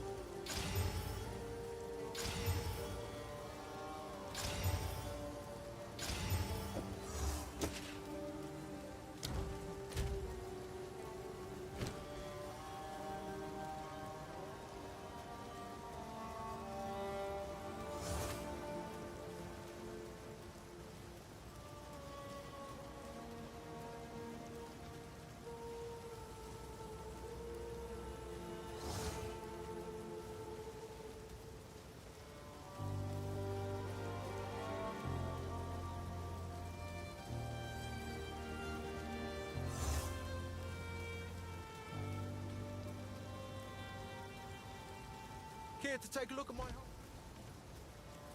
Feeling lucky?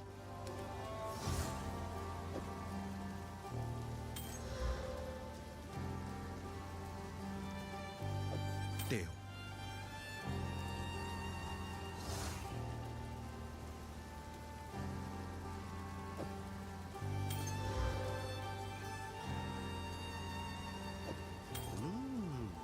Not bad.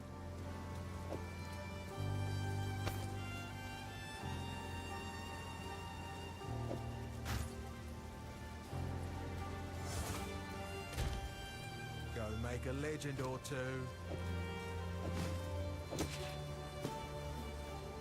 Why look, take a punt.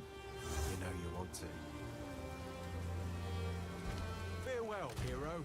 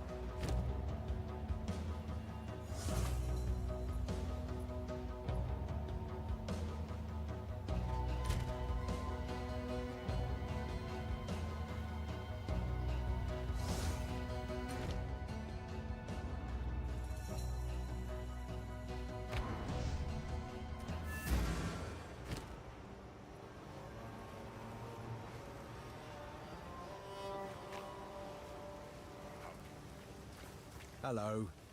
Take a punt. You know you want to.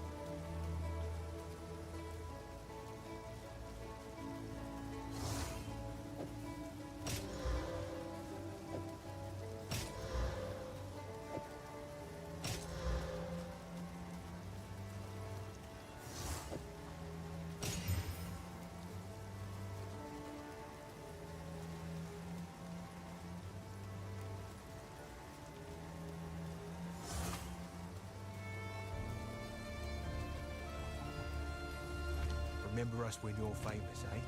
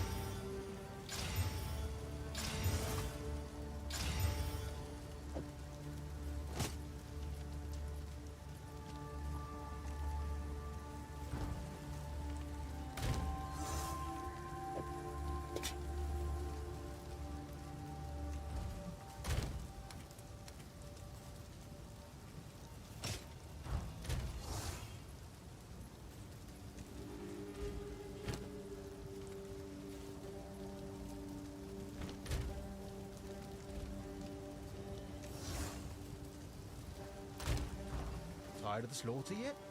None of it's junk. Sure, I'll take it off your hands.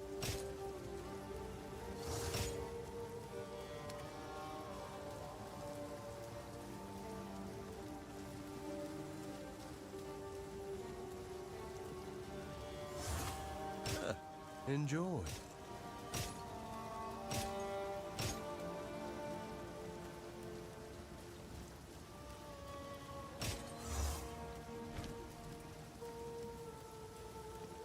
Who knows what prizes await?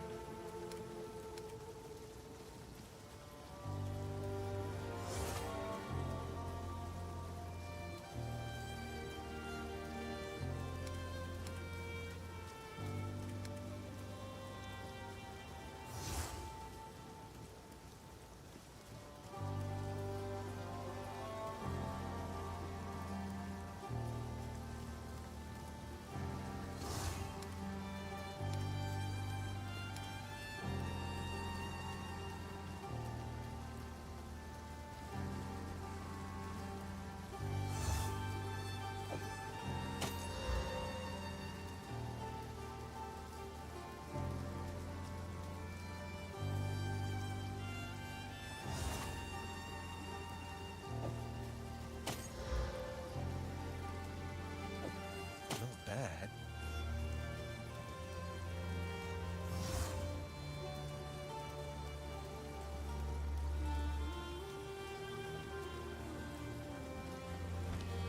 Go make a legend or two.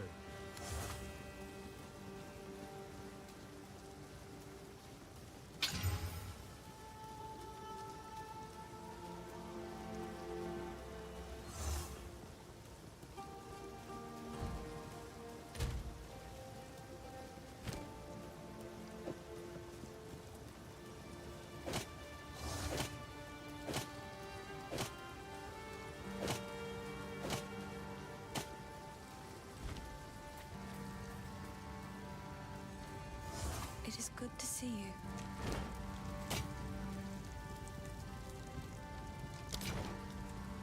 I've collected these over time. Goodbye.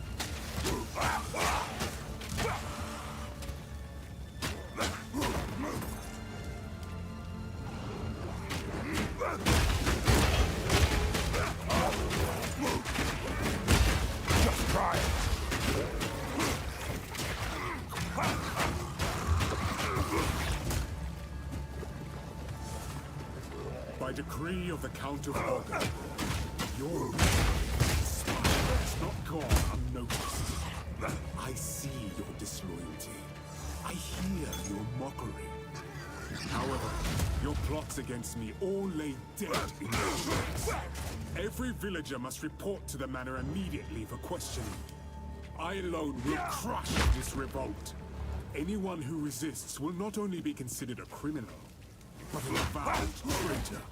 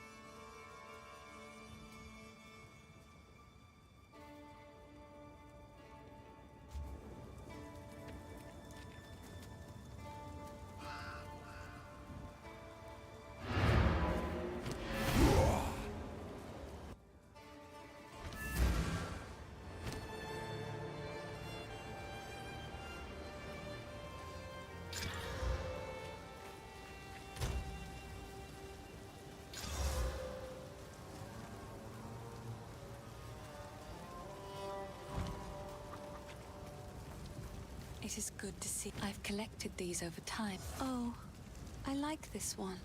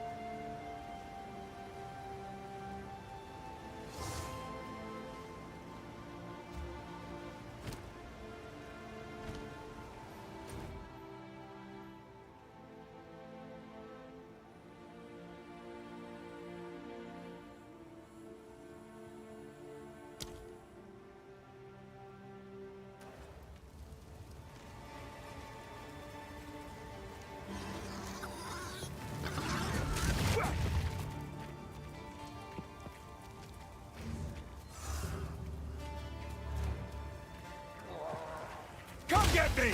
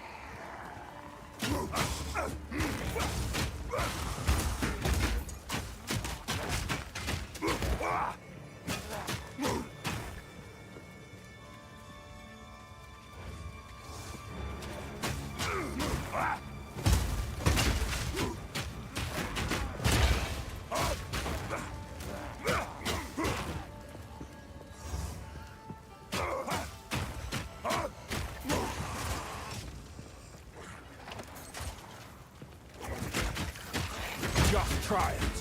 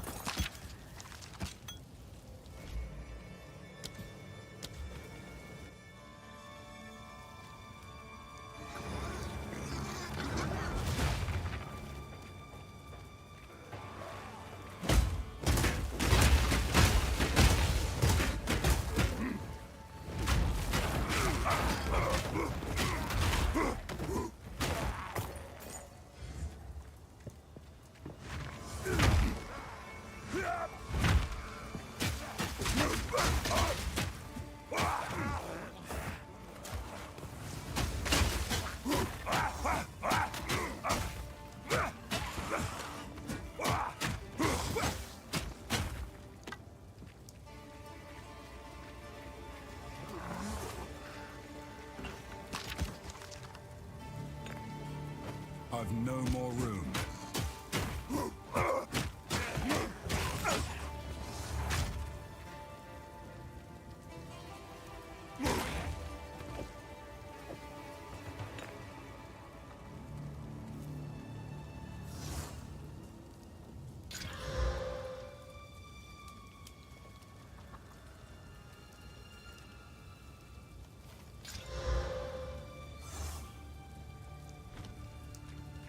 My satchel is full.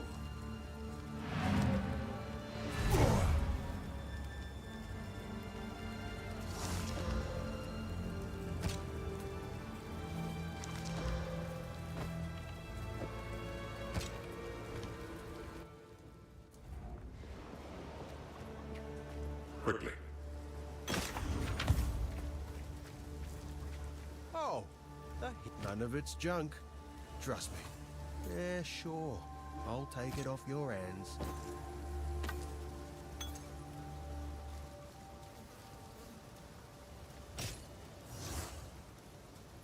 There.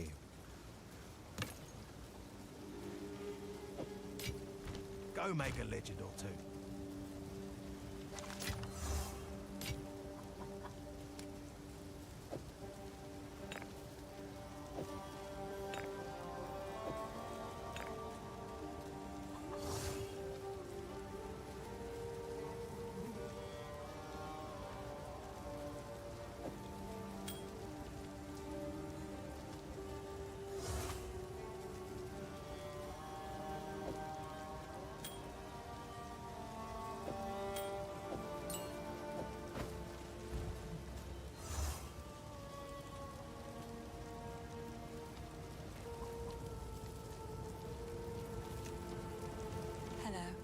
I like to hold on. Oh, I like this one.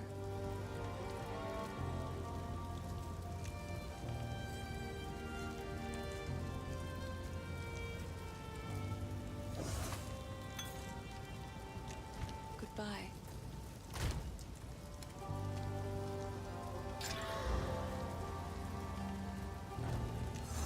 Hello. These are just some odds and ends of mine. I will treasure it. Bye.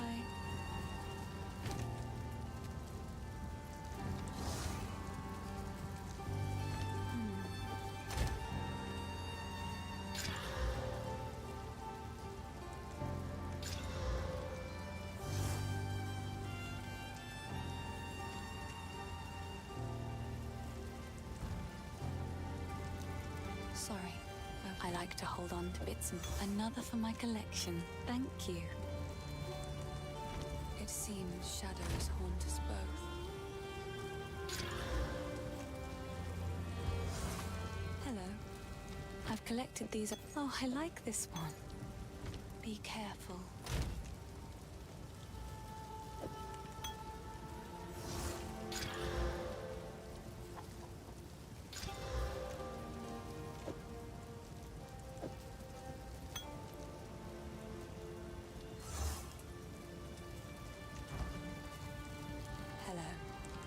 Finn makes fun of my collection. It's beautiful. It seems shadows haunt us both.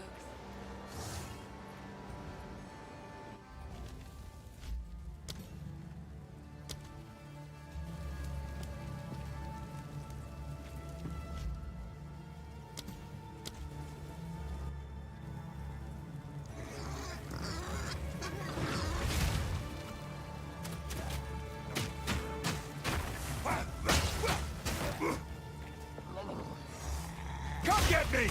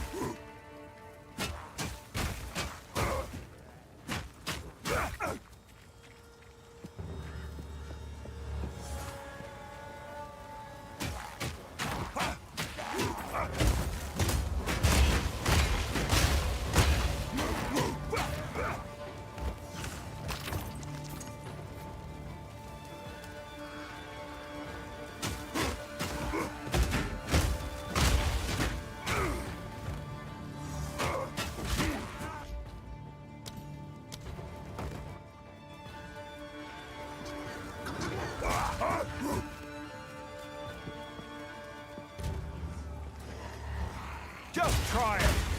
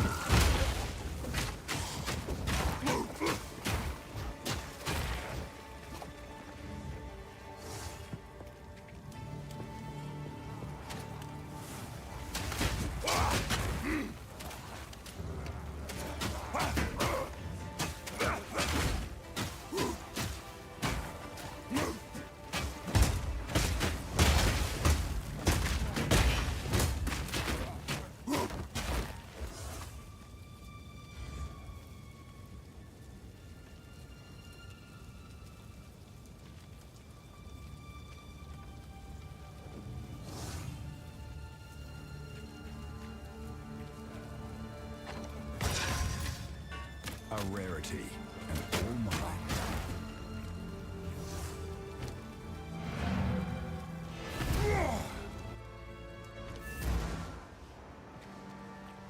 Greetings.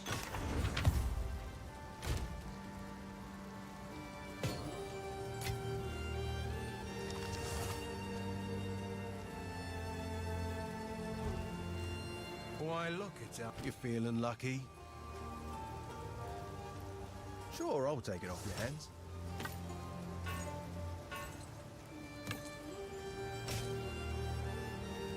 Watch yourself out there. It is good to see you.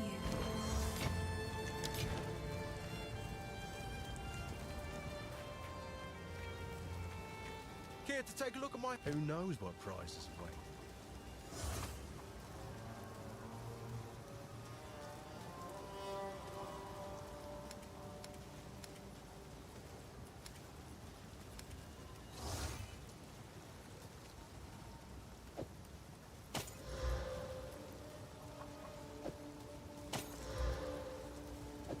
Not sure what I'm going to do with it, but cheers. Later.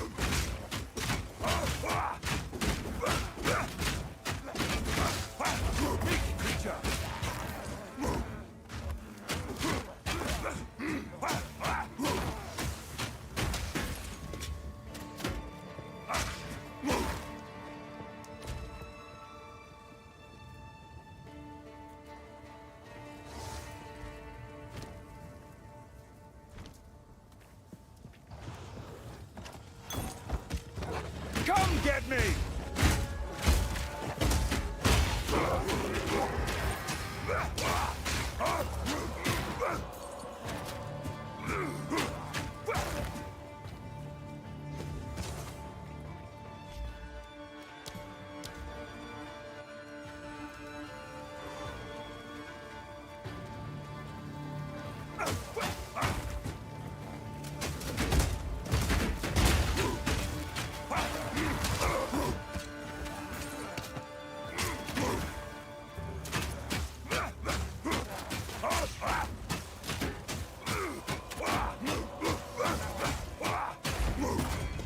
I've nowhere to keep that.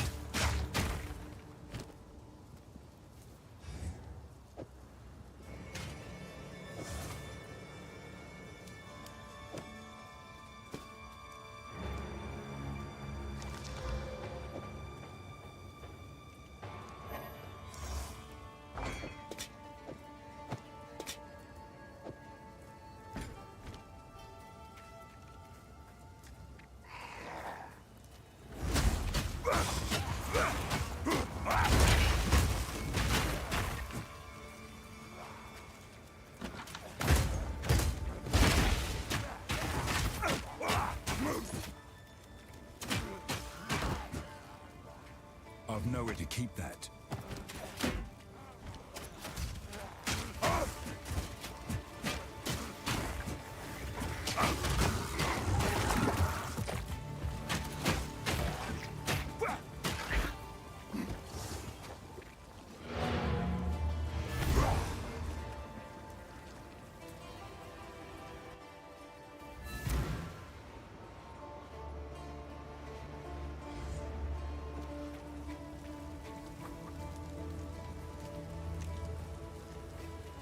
How can I... Tired of the slaughter? Take a punt. You know you want to. Sure, I'll take it off your hands.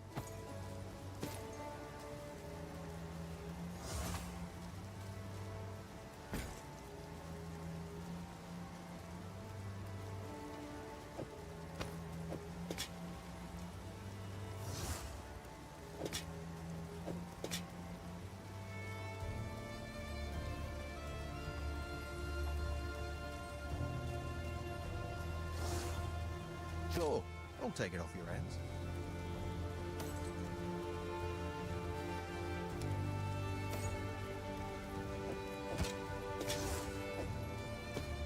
See you. What have you learned?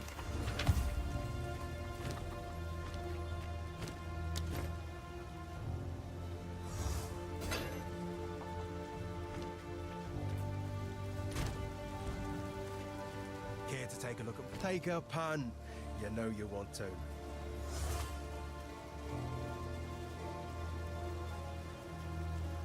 Watch yourself out there.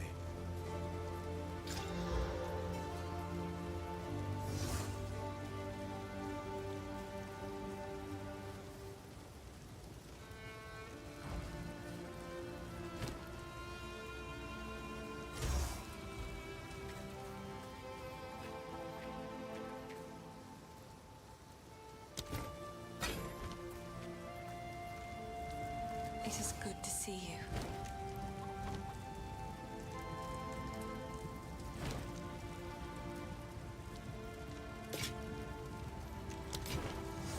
Be careful.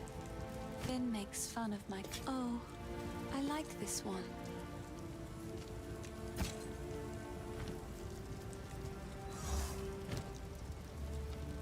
Bye.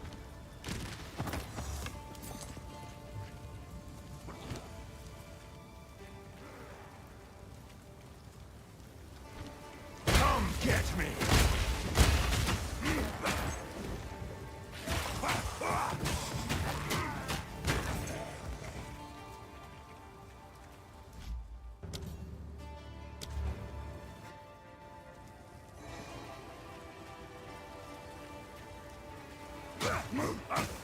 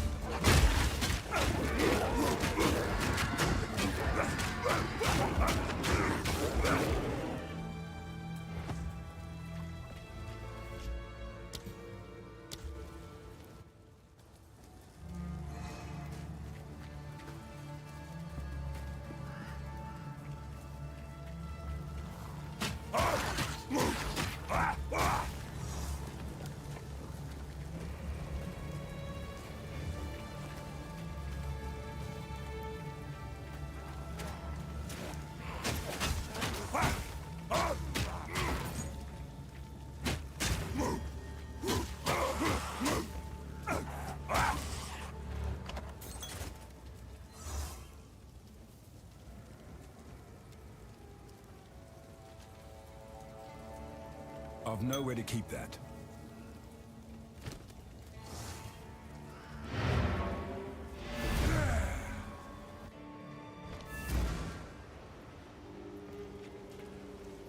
Greetings.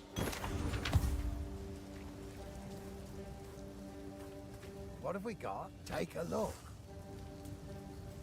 Might make good scrap.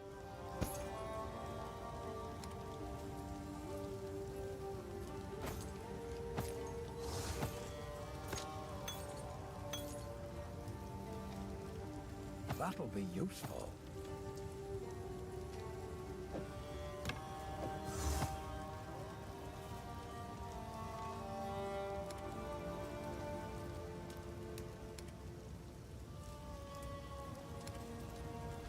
Till next time. How can I be of help? Hey, feeling lucky? Not bad.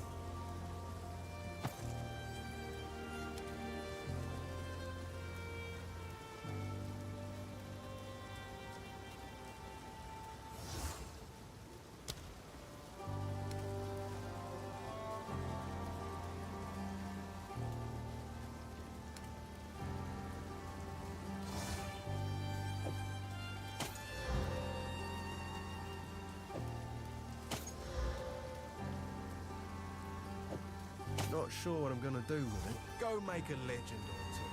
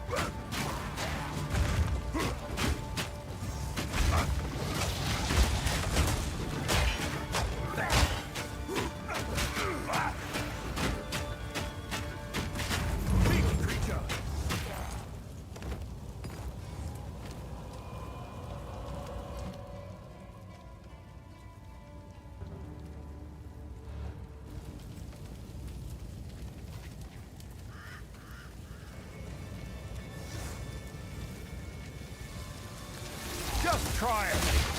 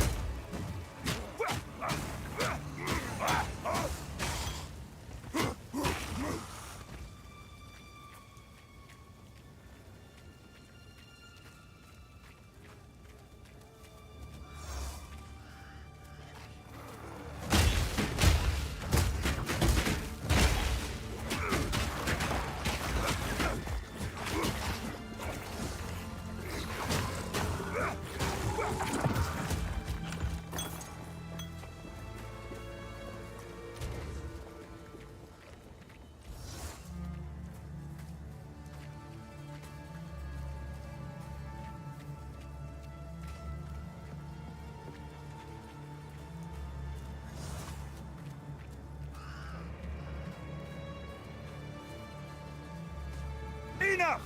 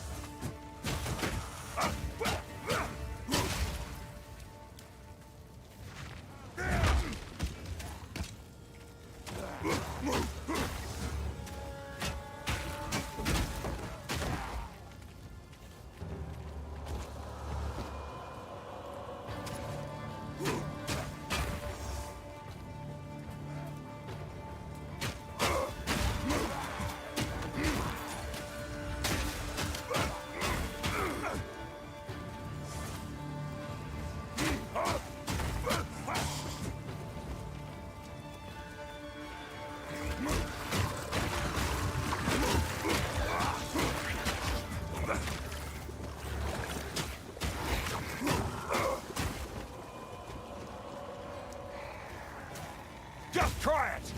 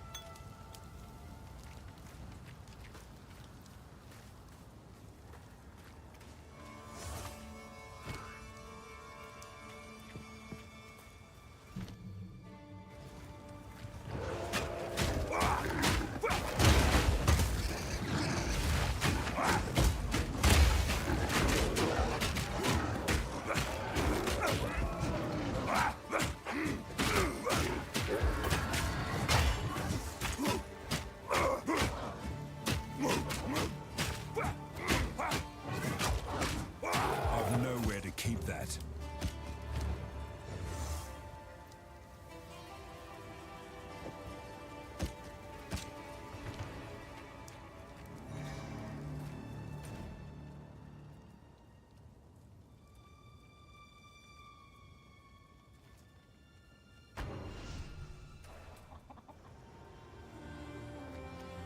How can I be of help? Greetings. Care to take a look at... You feeling lucky? Deal.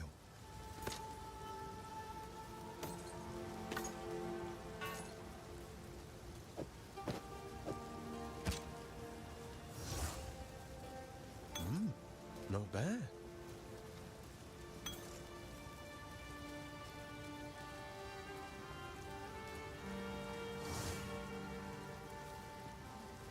Yeah, sure.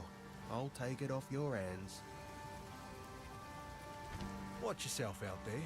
Quickly.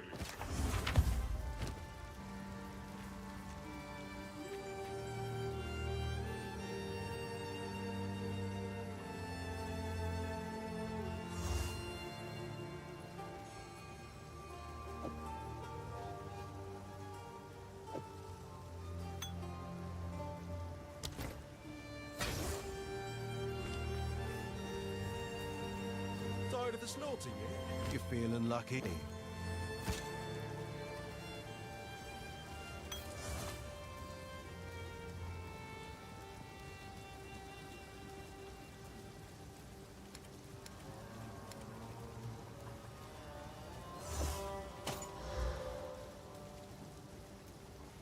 Not sure what I'm gonna do with it. Remember us when you're famous, eh?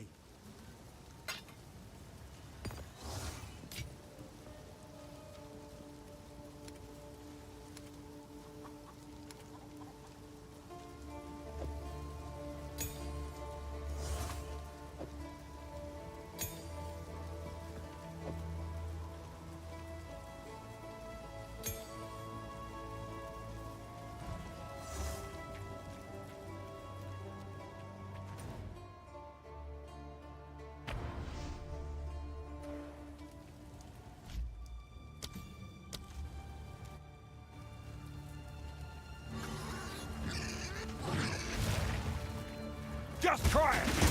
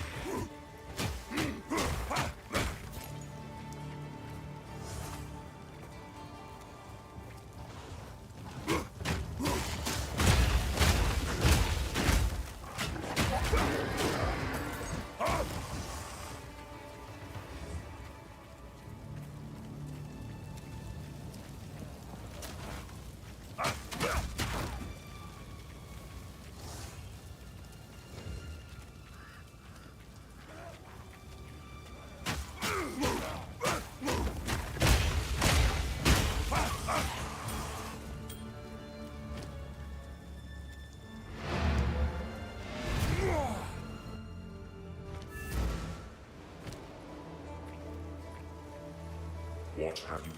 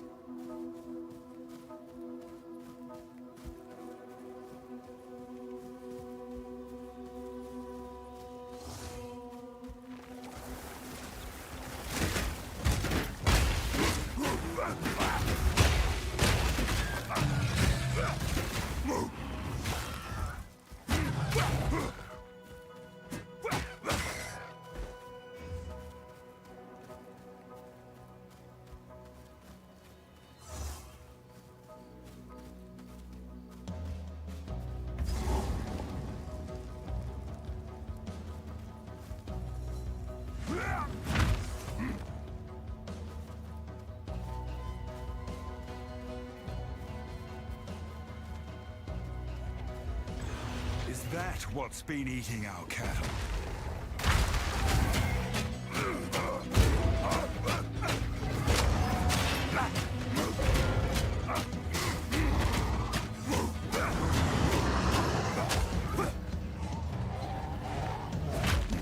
You won't get away from me.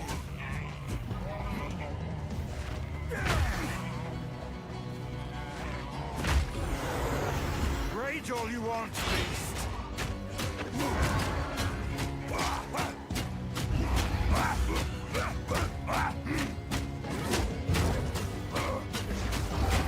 Come get me!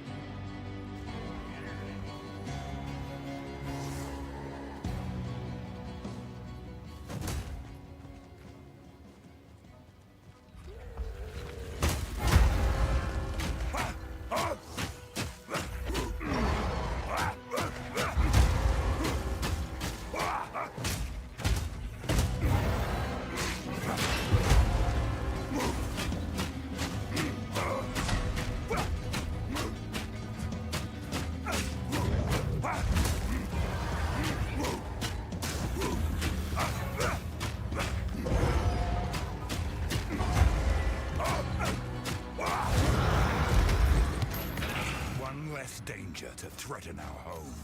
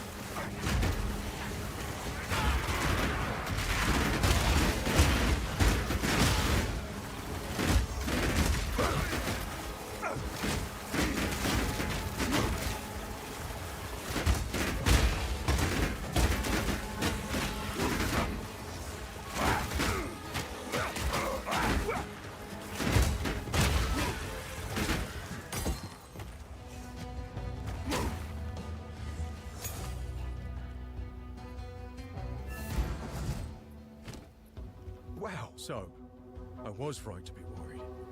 There's still something's wrong, hero. Please. Why look? Remember us when you're famous, eh?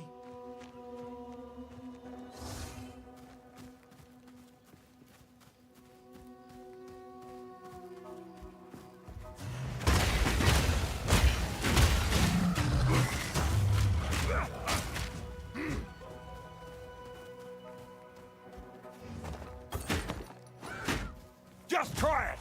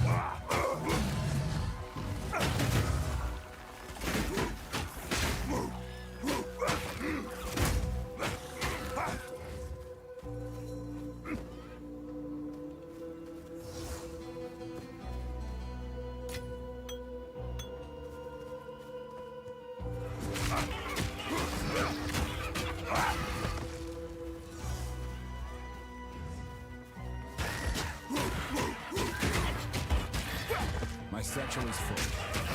I'm ready!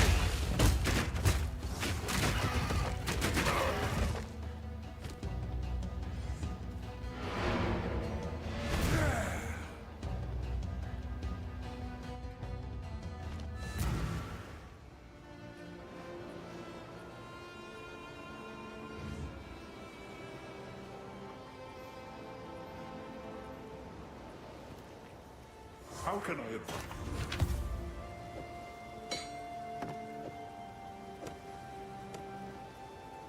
How can I go? Yes? None of it's junk. I'm not sure what I'm gonna do with it, but cheers.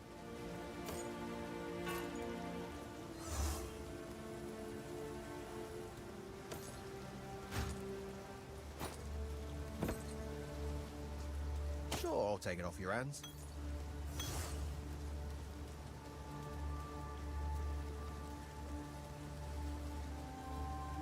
Later.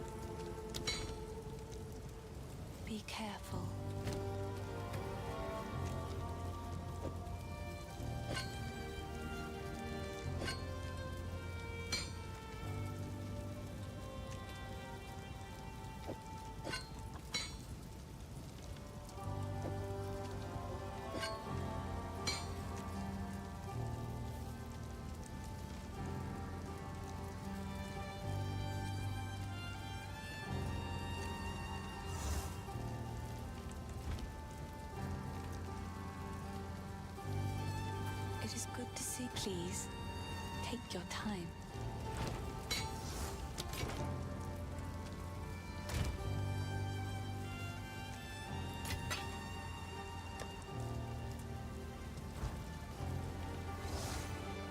How can I advise you?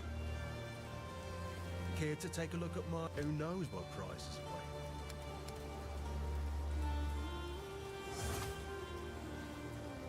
Bye then.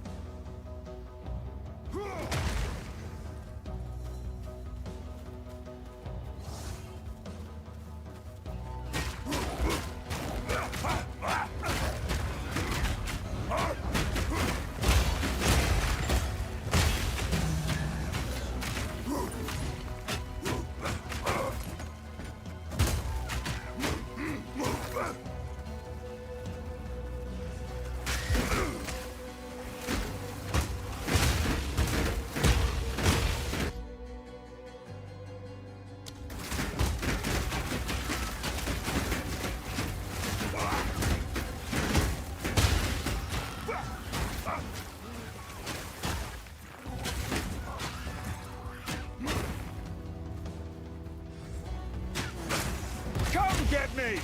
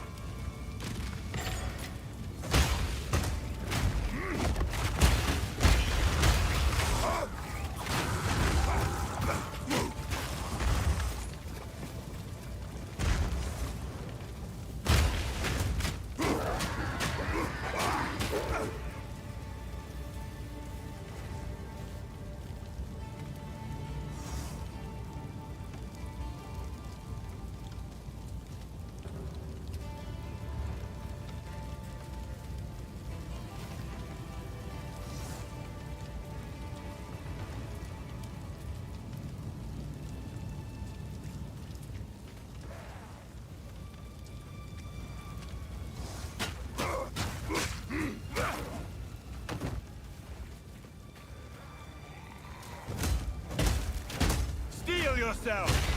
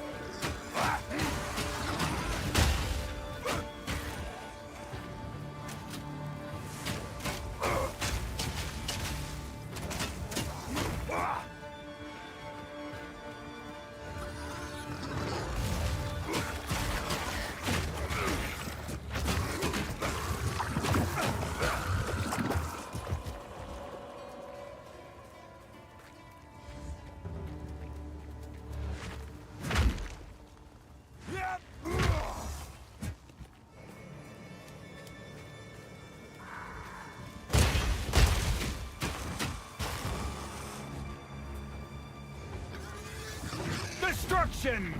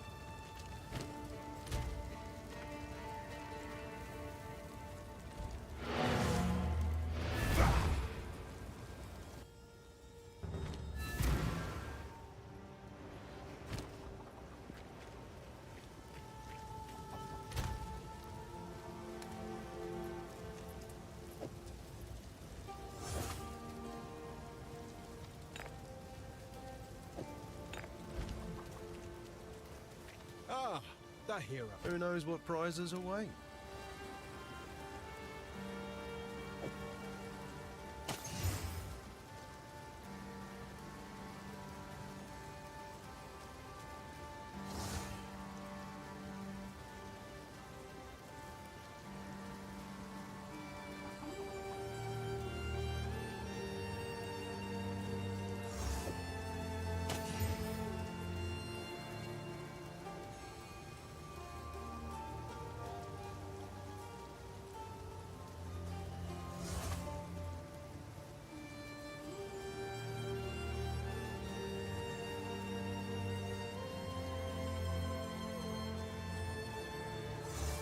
See ya. Quickly. It is good to see you.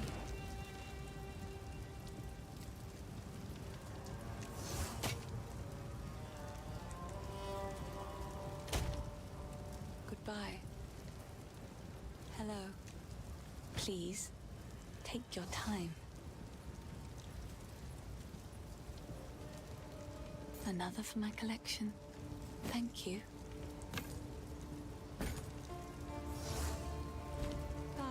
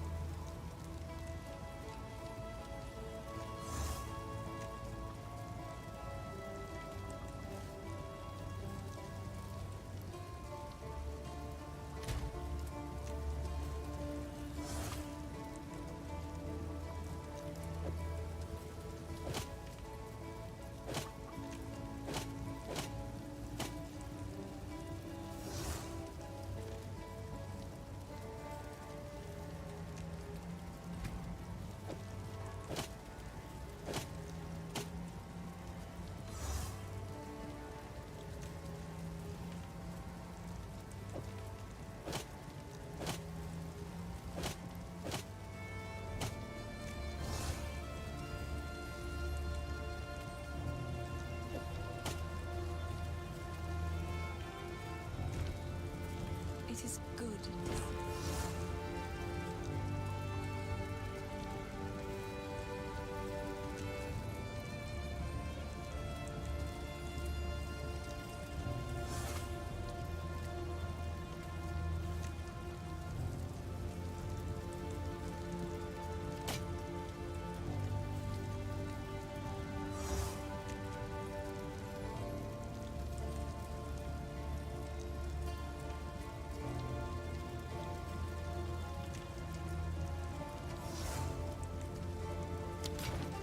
Goodbye.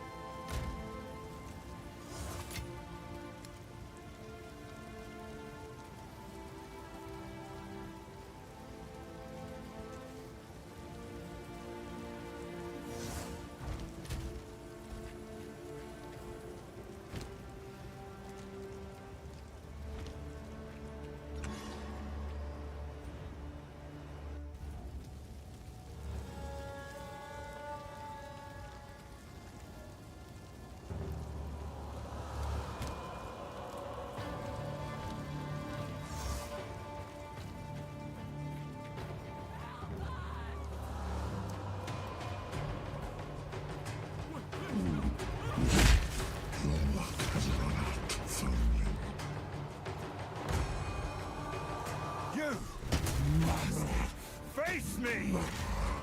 Just try it!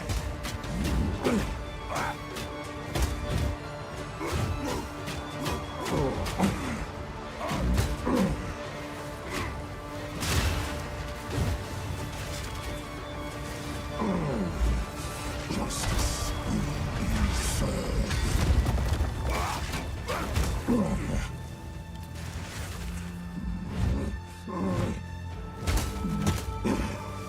Your time is up.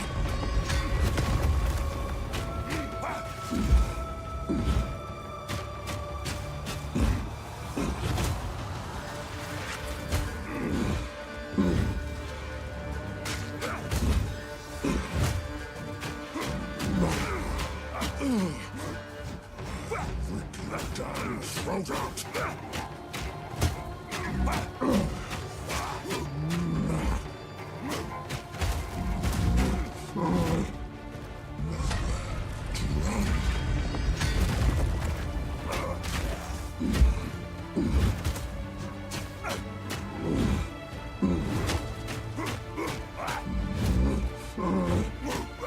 Justice will be served.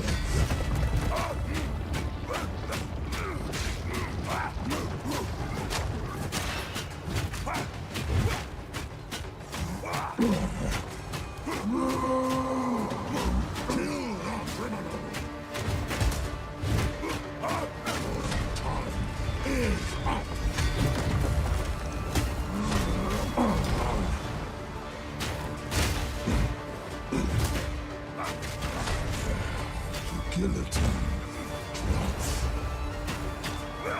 Face your death. Just try it! I'll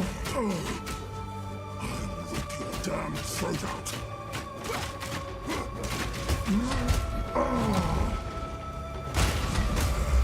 The guillotine drops.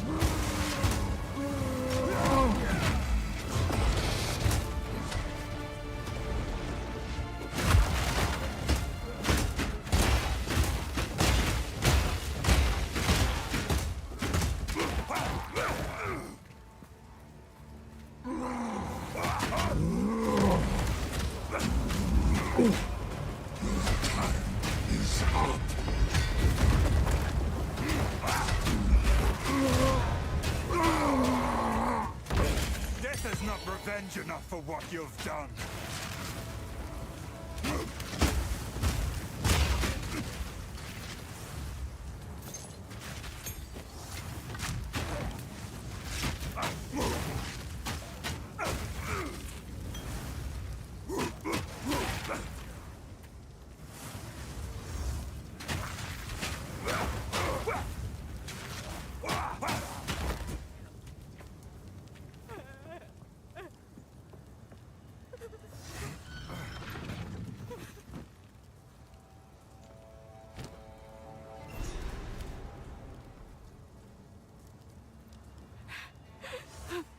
He killed Aemon. Just killed him. I don't know what to do. Clearfell is safe. We have to get out of here. We can talk there.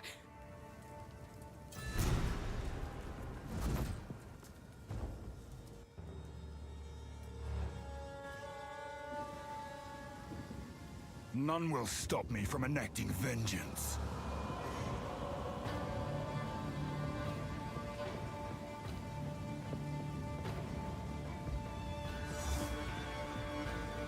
Monster feed!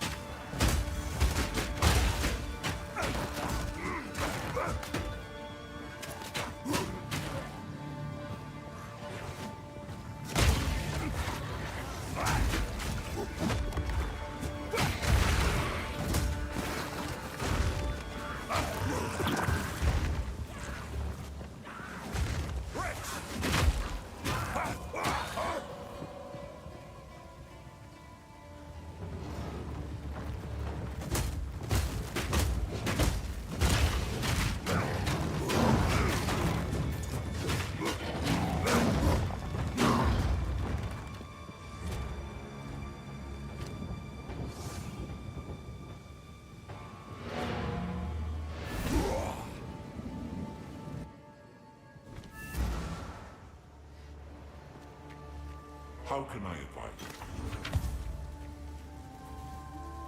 Care to take a look at my... Who knows what prizes await?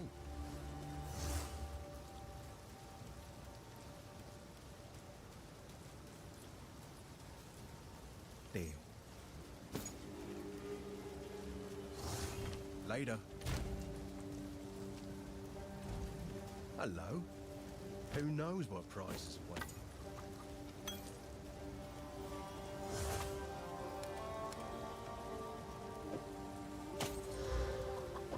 Deal. Later.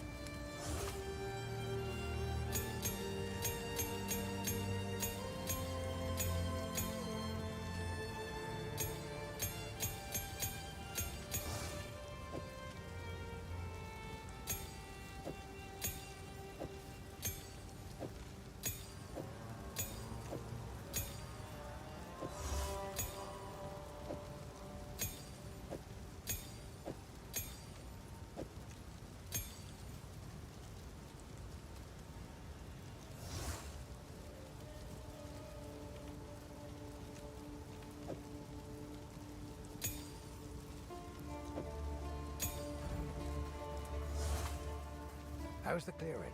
Here's what I've got. Stick to the carrots.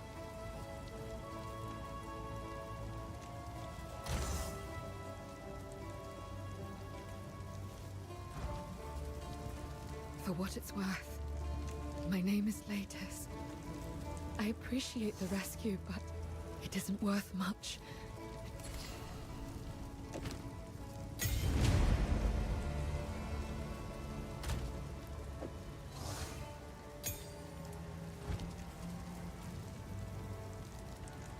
There is only one thing for certain. Count Gianor must die.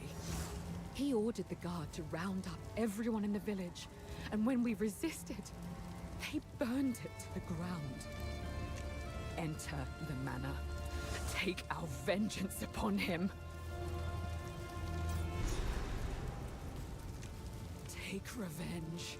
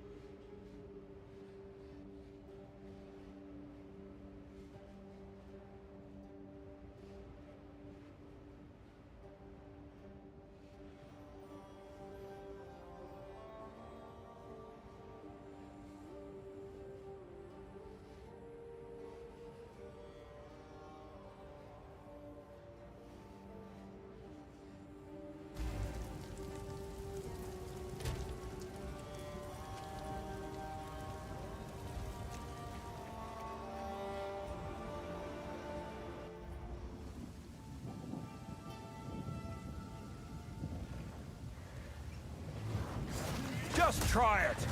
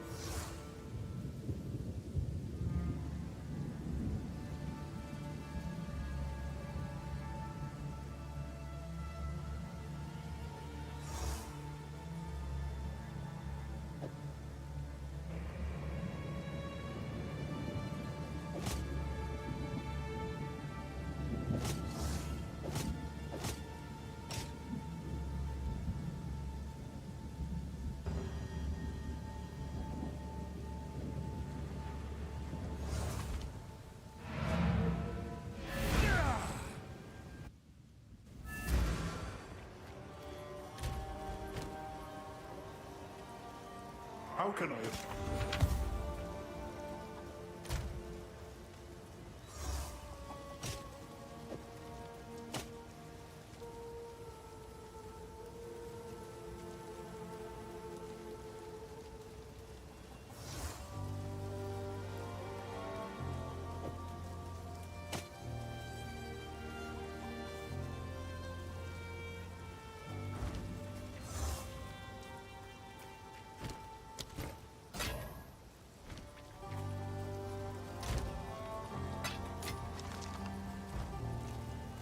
Why, look, none of it's junk.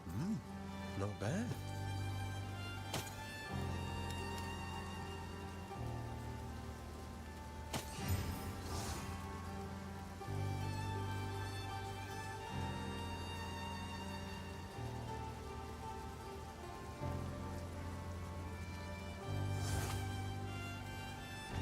Remember us when you're famous, eh?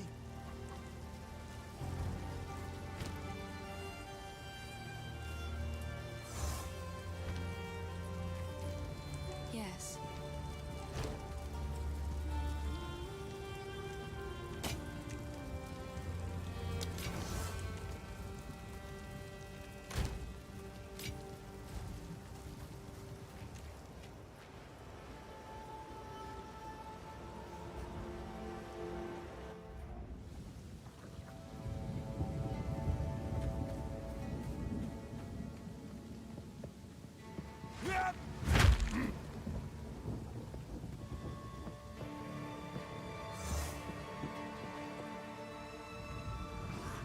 Come get me!